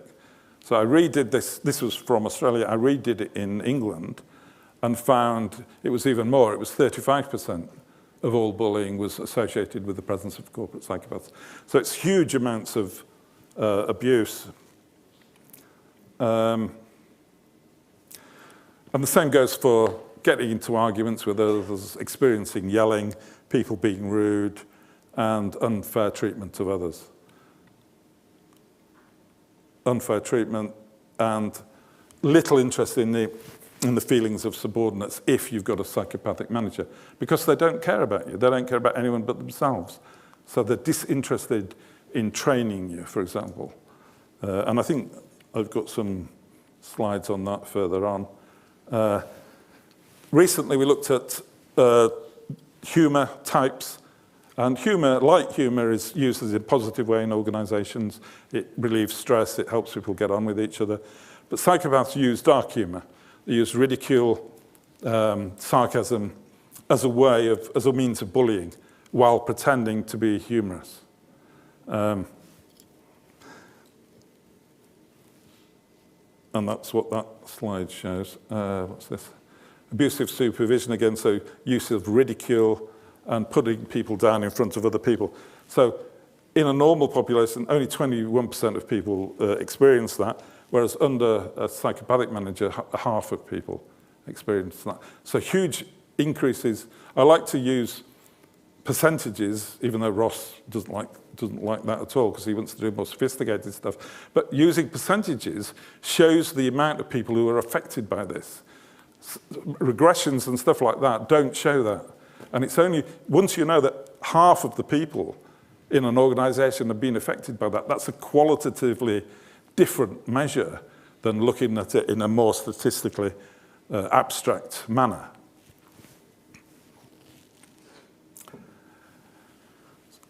This is just the information from the graphs that I showed earlier, so showing that charm and poise and rationality are higher among psychopathic leaders than they are among transformational leaders. So that's where the confusion comes in. That's the same. There's a whole series of scatter what they're called, scatter graphs anyway, which link psychopathy on one side with different types of behavior on the other. So yelling goes through the roof. Communications at work go down because the psychopath isn't interested in communicating with those below them. They're only interested in upward impressive management and pleasing their bosses. So they won't train you, they won't talk to you, they won't tell you what to do. And communications go down. People start to close in upon themselves in this abusive environment because there's a way of protecting themselves. So they communicate less with each other as well. I could use this, couldn't I? This was looking at communications and pathways to poor communications. So we were looking at humour, aggressive humour in particular, conflict, gender discrimination, and fake corporate social responsibility. So fake CSR wasn't actually affecting humour in this sort of statistical pathway, but it was an interesting finder in itself. These people will use the facade of caring about the environment to present a good image, but it's entirely false and fake. Do you have work problems because you lack information? Yes, of course, under psychopaths, because there's no communication, there's no training, there's no telling you what to do and how to do it. Does the organisation show commitment to its employees? No, of course not. Not under corporate psychopaths, because they don't care about their employees. Does other people's incompetence make work harder? Yes, because the psychopath isn't training people or communicating with people. Good people are leaving. You've got no one to learn from if you're new to the company, because all the good people have left, and therefore you don't know what to do. And so people wander around saying, what do we do now? There's a lack of direction. There's a lack of direction and a lack of proper leadership. Do interruptions go up? Yeah, because everyone's asking each other what they think they should do. Does the company work in an environmentally friendly way? No, that's of no interest. As I've already mentioned, the willingness to indulge in toxic waste, illegal toxic waste riddance. Arguments go through the roof. Working to the benefit of the local community goes down. Do you get recognition for doing a good job? No. Corporate ethics goes down. Corporate trustworthiness goes down. One of the reasons trustworthiness goes down is these people get appointed to positions where they can't really do the job because they've claimed qualifications and experience and competencies that they don't really have. And therefore, once they get there, they have to put pressure on those underneath them to do the job that they should be doing. So they're not trustworthy because they're not credible and they're not competent. So those below them can't rely on them to do their job properly. The only thing that goes up, as you saw earlier, was counterproductive work behaviour. What slide am I on? Would you like me to continue or? Yeah, okay. Other things that go up, and so with conflict and bullying, I repeated the same thing in a UK study as I'd done in Australia, and the results were almost identical. I sent them off to the journal where I had the first one published, and I said, well, what's the point of publishing this? It's exactly the same as you found in Australia. So, employee commitment goes down, of course, because why would you be engaged with or committed to an organisation which is letting you down in such a comprehensive manner? I looked at marketing services because I used to be in marketing. So marketing service is the idea that the customer comes first. So obviously that's nonsense as far as the psychopath's concerned, because the psychopath comes first. Marketing idealism, again, is the idea that you're there to serve the customer, which, of course, they're not interested in. Management credibility, as I said, goes down. Mental health is severely affected by the presence of corporate psychopath managers because they create an environment which is so stressful and abusive. These are the pathways, or some of the pathways, to reduce mental health. So the use of dark humour, people have no control over their career and work trajectory, and they have abusive supervision. Are you all right for me to carry on?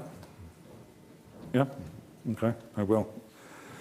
The distribution through organisational society seems to be something like this. So you get 1% at the bottom, more or less, and there isn't much evidence to this, but it makes sense. And you get about 3.5% at the top. So the further up you go in an organization, theoretically, the more corporate psychopaths you find.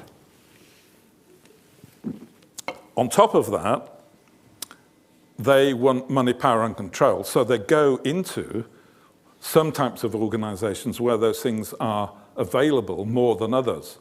So if you want money, power, and control, you don't really go into the caring part of the community. You don't become a nurse, you don't become a beautician, you don't become a health care worker, because these don't come with money and power, or not much anyway. So they become CEOs and lawyers and professionals. And therefore, in some organizations, like corporate banks, for example, you might have a different distribution of leaders, of psychopathic leaders and managers through the organization. And one of my papers that caused a lot of press comment at the time and discussion in various media at the time was called the Corporate Psychopaths Theory of the Global Financial Crisis. So it was the idea that the psychopaths working in that corporate banking were highly instrumental in engineering the crisis. And as I said a bit earlier, I think, because they're perfectly rational human beings, they would bankrupt the whole world economy for the gain of a single dollar for themselves, because that's the rational thing to do. A finance journalist was talking about this theory with a corporate banker friend of his over a glass of wine and said, "Do you think there's any credence to this theory?" And the banker said, "We used a psychopathy measure to recruit people into the bank. Not to keep them out, but to recruit them in, because they wanted highly competitive, aggressive people who they presumably thought would be aggressive against the competition rather than aggressive against the organization that was hiring them." So if you take that into account, and they were good at recruiting psychopathic people, maybe the distribution in the banking sector is more like that. And there was a USA psychiatrist who works in Wall Street, and he said, yeah, about 10% of my clients are psychopathic. I think I said one of the results of all this is that people leave as quickly as they can. And we've only measured that qualitatively so far, but it's a repeating finding. Another thing we looked at is the attraction, selection, attrition cycle. So people go into an organization, if they like it, they stay, if they don't like it, they leave. So the only people in another study in the Journal of Business Ethics showed that the only people who can stand being managed by a psychopathic boss are people with high levels of psychopathy themselves, because they're not bothered, they're not emotionally bothered about the abuse and violence that they might be feeling. And we found that. We find the higher the levels, there's a correlation between managerial psychopathy and individual psychopathy within companies. As a result of all this, a risk expert analyst called Marshall said corporate psychopaths are the biggest threat to business ethics globally. The other guy is a philosopher, and he said they're dangerous because they destroy the bonds of trust that we all have with each other because of their behavior. So the fabric of society starts to disintegrate. So in summary, employees are abused and traumatized, organizations are eviscerated and incapacitated, and society is diminished and impoverished and becomes less sustainable. If you want to know more about it, and you have been bullied, people who watch this talk on corporate psychopaths and bullying report that it is very helpful for them to understand what happened to them. And there's a documentary called The Psychopath Next Door, which I think is out of Canada originally. Don't confuse it with the mini-series from the States, which is also called The Psychopath Next Door, because it's a different type of psychopath. So, again, going back to the ratios issue, it's basically after, sorry, some people are making me laugh in the audience. After 81 years of looking at psychopaths since The Mask of Sanity was first published, we still don't actually accurately know how many there are. But I think there are a lot more females than originally estimated. And just to remind you of the evidence I presented, so 3 measures used 9 times among 5 samples over 14 years, we get on average about 1.2 male psychopaths to every female psychopath. And only 10 minutes over, but I will still take questions if anybody wants.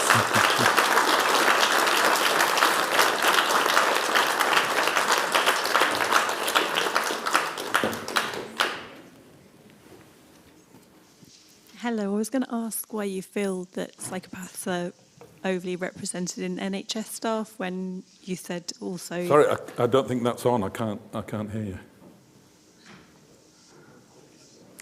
So you said that you felt that psychopaths were overly represented in NHS structures. No, I didn't say that, no. I said there are some, typically on the admin side, from the qualitative research that I've done, and they were particularly, it was a female, they were particularly nasty and ruthless, to the extent that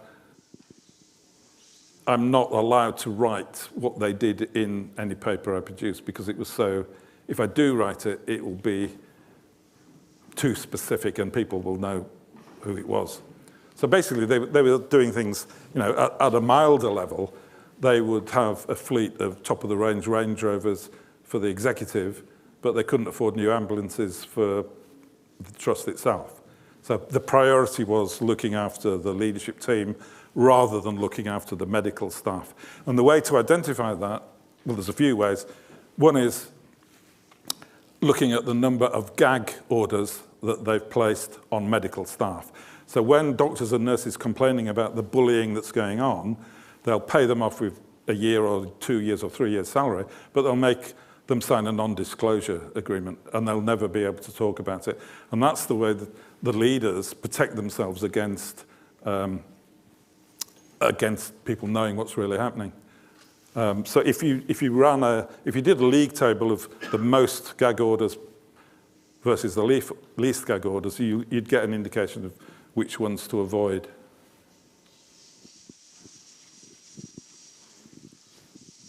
Hello, John Douglas Piper, local artist. I just got a question about the assessment of your participants. It strikes me that the male and female is quite a binary way of assessing at the moment, and that within those groups there's a diverse range of sexual orientation and gender orientation within those. And would some of those on that scale would behave differently?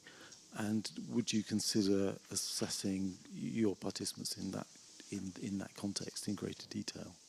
I didn't hear all of them, sorry. We do have a non-binary category, but the amount of people who assign themselves to that is so tiny that the main part of the analysis is male and female. So it's just a practical reason, really. And the other thing is with psychopathy research, because there are, with 1,000 people, you might only get 10 psychopaths to begin with. So the sample size of the highly psychopathic is very small, and therefore you have problems in terms of statistical comparisons and analysis to begin with. So to cut it down even at an even finer level would be highly problematic. Yeah. Okay, thank you. Sorry. Hi. I was wondering about, so when you were talking about contextual stuff right at the beginning in terms of the people who were in prisons being the ones that were predominantly in the studies, and so you can't extrapolate out. Yep. And then looking at the brain scans and saying that, okay, this, in terms of the brain scans, this is what's going on with people who are non-psychopathic and people who are psychopathic. Do you then look at that from a contextual point of view? So I was wondering about those brain scans and thinking, what is it that would light up certain areas of the brain? And then does that change? Are there any psychopaths, basically, that you would go, if I put them in this context, those areas of the brain might light up? Like there may be some areas where they're not rational, but they're more magnanimous, or the other areas where you can shift that. That's my, I know that's a big question, but that would be my question. Well, yeah, as I said, that's not really my area of expertise, so I don't look at individual psychopaths and what's going on with them. I look at the impact on society. And I think it's fair to say that most of the brain scans that have been done are with criminal males. So whether that equally applies to females is yet to be determined. And also the other thing is it's a continuum. So is a scan subtle enough to pick up that continuum? Again, is unknown. Well, as far as I'm concerned, it's unknown. So it would be neurologists and neuroscientists that could answer that better than me. An interesting finding that from one of them, a guy called James Fallon, was that he used his and his family's brain scans as a sort of control for the brains that they were interested in, and he found his own brain was psychopathic. And he's written a book about it, which is quite interesting. Fallon, James. Yeah. I've got a couple of questions from the online audience. I'm going to go with a really practical one, which I think is an excellent question, actually. If you have a family member who is one, how do you deal with them? Well, again, that's Any really tips? out of my area, but I would say very carefully. Okay. And, yeah, it depends who they are in the family as well. Okay. And there's another interesting one here, actually, about are there any positive aspects of psychopathy in relation to leadership? Anything positive? Well, I would say no, but some other people might say there are. And the thing about them saying there are is psychologists look at the individual psychopath. So they ask themselves, things like, will being tall and good-looking help your career progression? And the answer is usually yes, it will, slightly. And so they ask themselves, will being psychopathic help you get to the top? And the answer is yes. So from that, they equate success with psychopathy, and journalists then pick that up, and you get silly headlines like, every business needs a psychopath. I can assure you, it doesn't.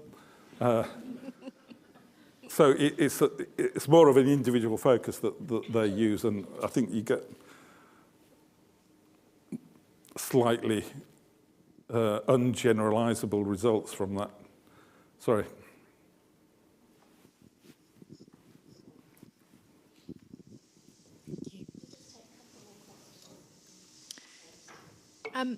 Do psychopaths know they're psychopaths? Sorry? Do psychopaths, or do corporate psychopaths know they're psychopaths? Because there's an element of deliberate behaviour that I hear you're talking about, but do they have insight into the fact that they're psychopaths? Yeah, that's an interesting question. I've read studies that they tend to think, like we all do, we tend to think people are like us. So they tend to think everybody is ruthless and calculating and out to get each other, which we're not, usually. So that encourages them to take action against people who are not really a threat. They just think they're a threat. So it's a slightly different worldview than the rest of us have.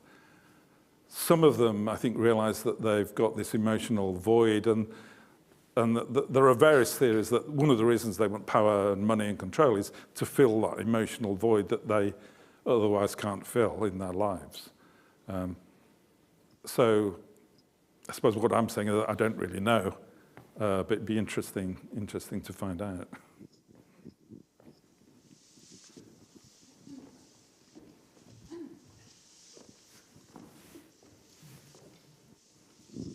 Hello, can you hear me? Hello? Yep. Yep, okay, great. Hi, so I wanted to ask if you could elaborate a bit more about the rationality of a psychopath. How you say they're very logical and very very rational, but like, at least I'm thinking about it, surely it's not very rational to bully and to sink the corporate ship that you're sailing on. Surely if it does well, you do well. How do they rationalize and justify that kind of behavior then? No, if they want to go on a trajectory that is at odds with corporate aims and objectives, then the only way you stop, well, one of the ways you stop people interfering with that trajectory is by scaring them. And therefore they're not willing to engage with it, they're not willing to challenge your decisions because they know they'll be bullied and abused. So it's rational from that point of view. It's a means to an end. So their violence is usually not reactive. It's very calculated, deliberate violence, which aims to get them whatever it is they want to get. And that applies to both criminal and non-criminal psychopaths. Okay, well, thank you, everybody. Goodbye, Australia. And I'll see you at next year's Cambridge Festival, hopefully.